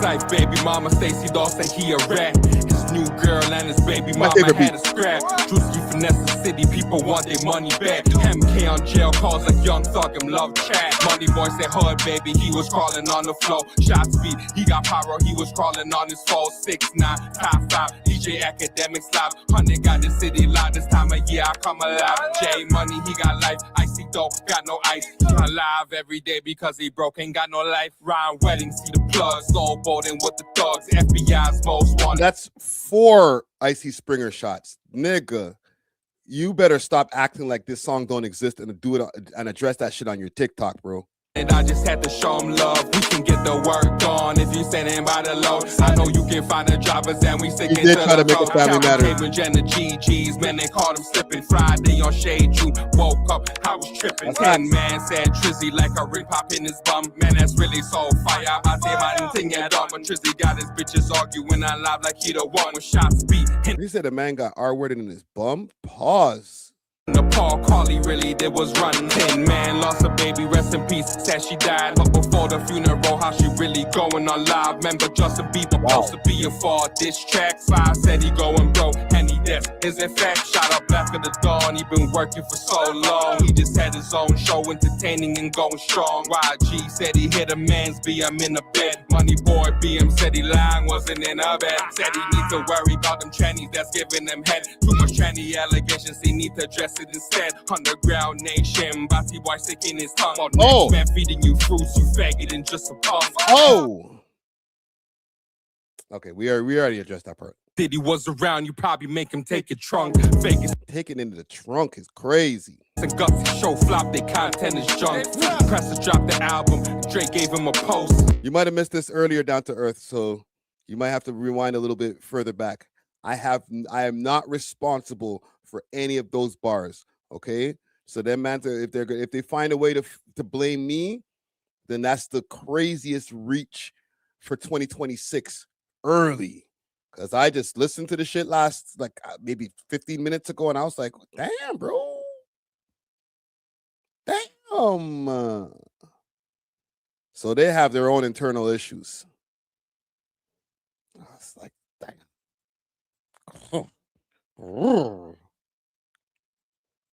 5 got mad, he was vexed up the most. Them 44 young boys caught up in the raid. Justin Trudeau fuck. Might be my favorite part still, I ain't gonna lie. And Katy Perry, man, she getting paid. Fuck the whole country up and then he went and got a bad. Indians got all the jobs, they even selling us. Whoa. Why did there was a skip there that wasn't there before? Anyhow, salute to 100 watts. I think he did his thing on there. To give my unbiased, unfiltered opinion. If I was to give it a rating on a 1 of 10, I would probably give it a 7.5, a solid 7.5. Okay, let's check the poll. I asked better wrap up, 100 watts or DJ Natural Wave. 57% says 100 watts, and Natural Wave 43%. Okay, salute to DJ Natural Wave. I think Natural Waves, in my opinion, might lose by a slight margin to 100 watts because there was way more information. I'll give, and that's my own guy. Okay, that's how unbiased I am. I think that 100 watts is just a little bit better by a slight margin. Okay, but at the same time, it's also because his longer pause, and 2, he just had way more information in his. Naturals was like a 4-minute, and he put a lot in there. There was stuff that like you got to know a little bit more about the Toronto lore to like know about, just like how Watts had, but Watts had way more information in there. And I'll give Natural credit on his. His won't get him in as much trouble because he didn't have that same kind of vitriol or like venomous type of cadence. Like, I hate you niggas. Like, this guy used the F word with like the unfavorable F word that's probably gonna get this video demonetized like 4 times in that song for different people. Natural don't got that kind of energy. He's just having fun. This nigga sound pissed. So salute to 100 watts and salute to DJ Natural Wave. I think there's room for multiple wrap-ups. You know what I'm saying? I was even suggesting to the man them, and not for us, but like we need somebody who's outside of the same culture that 100 Watts and DJ Natural and all of us are in.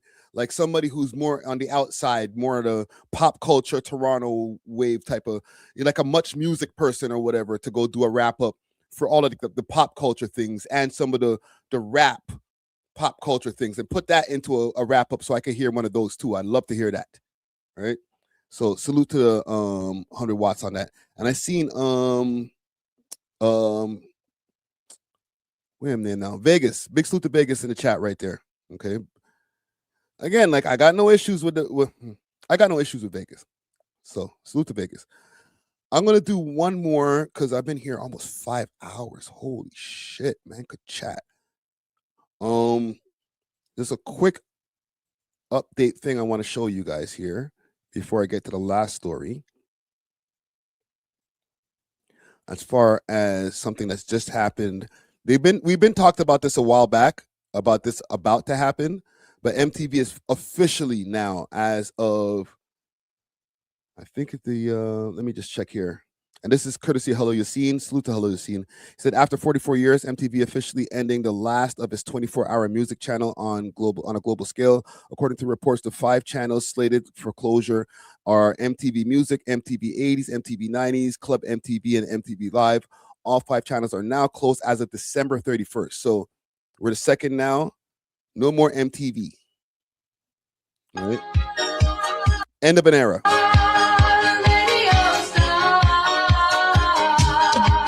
Radio killed the video star, and social media killed the music video.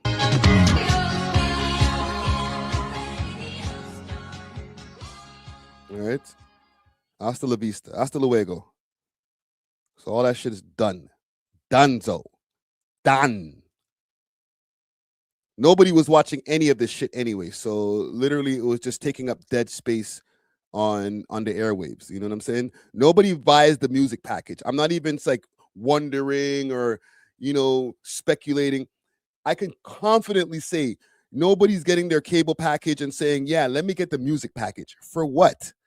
I can literally watch all the music videos I want on TikTok. I'm not even going to say YouTube. And not even TikTok, but like Instagram. I can watch, man's will put up the whole 3 minute or a minute and a half. Y'all niggas songs only be a minute and a half.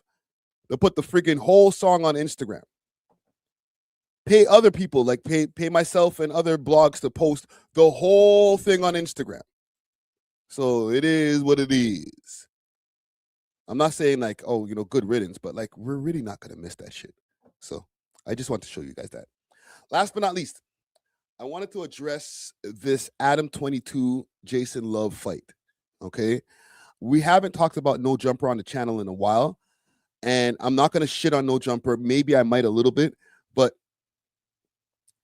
there hasn't really been much to talk about. Munchie B leaving after Adam and Munchie B had like a little slap match, or like almost a slap match, like 4 extras leaving after he got his fingers blown off.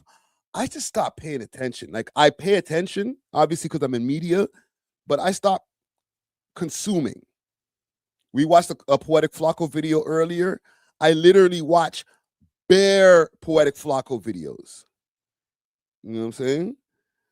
Jennifer says react to the 6ix9ine Adin Ross song. Is that the one where they're dissing Doechii? I might have to bring that up to the podcast. I'll bring it to the podcast for the Monday episode. Okay. But here we are here. I'll pull up the flyer. He did a typo over here. It says on January 3rd. It's supposed to be the 23rd. So I guess he's training now, because that's just around the corner. He's going to be facing Jason Luv on the brand risk. That's Adin Ross's boxing network. Right? Somebody called an ambulance, but not for me. All right? So let me see what the comments are saying here. I don't know, bro. Let me do something first before I go and do a search through Twitter, because You never know what can happen when you go through Adam's Twitter. Let me just go check on his Twitter quickly. Let's salute to Randy.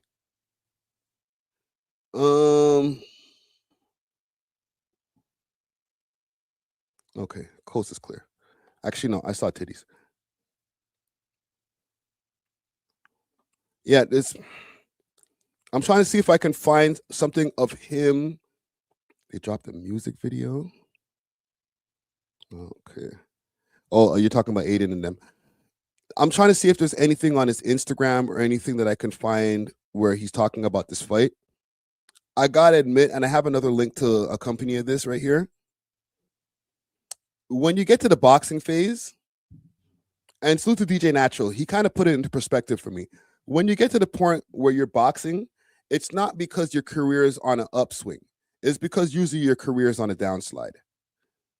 So when I see man's posting boxing matches and shit like that, I'm like, are you okay, fam? I know he did the video a while back. Yeah, there's no slide for this. He did the video a while back where he said that No Jumper was going broke. Not him himself, but No Jumper, the platform. But I don't know, bro. I found something here earlier. If I could just pull this up for you guys. Because they have their a subreddit, and then they have an anti-No Jumper subreddit. And they be on them. On the anti-No Jumper subreddit, they kill these guys. So it says, damn, them views are crazy. The fall off must be studied. And then they just show, like, keep in mind, this is like a 4, and I'm not here to view shame. I'm the last one. Well, I'm not the last one to view shame, but I'm not going to view shame a channel that has way more views and subs than me. But the way that these guys are going in on this subreddit over here, insane. Right? They're showing their last 12 days, and 53,000 is great. But in a comparison to a 4 million audience, this one 18,000. But in this page, it gets a little crazier. 6.1 thousand. There's a lot of these guys that I don't know, I don't care about. That's why I said in the beginning of this, like, I don't tap into No Jumper anymore like that. All of their hosts that they have, and Lush, salute to Lush, but I'm not gonna lie, it's just hard to watch. So maybe that's why he's just like, fuck it, I'm just gonna do this boxing shit. Get an extra bag. He already makes a shitload of money off of the corn. And he might just say fuck it.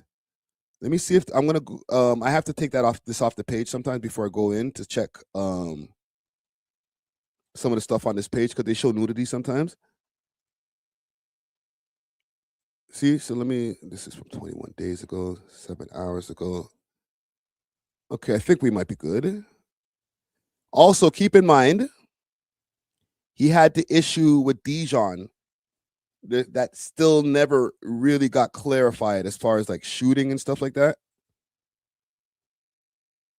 Like, I don't know, it's just regard shit over there. See what I'm saying? Like, I almost seen some nudity. You got to watch out over here.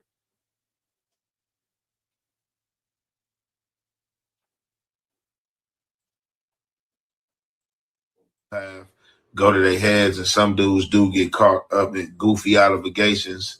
You know what I'm saying? Just right. If you go into any of these comment sections, they just hate No Jumper. About y'all, get on the back. Accused of buying views, just wild shit. Back on the show by any means. Like they say, they're accused of buying views in their live streams. For sure. I think you will see Munchie on this platform relatively soon. Dot Focus sent $10. He said, Lush burnt the enchiladas and Germ beat the meth shards out of him. Hashtag free Lush. Hey, here's the funny thing is, me and Ant's girlfriend Germ are actually getting along better than we ever have. Ant's girlfriend. Yeah, I don't know, man. Natural might be right about that whole, if you're on the way down, that's when you get into the boxing match, because this ain't looking good, bro. And fighting Homeboy, Like, I know it adds to the whole lore.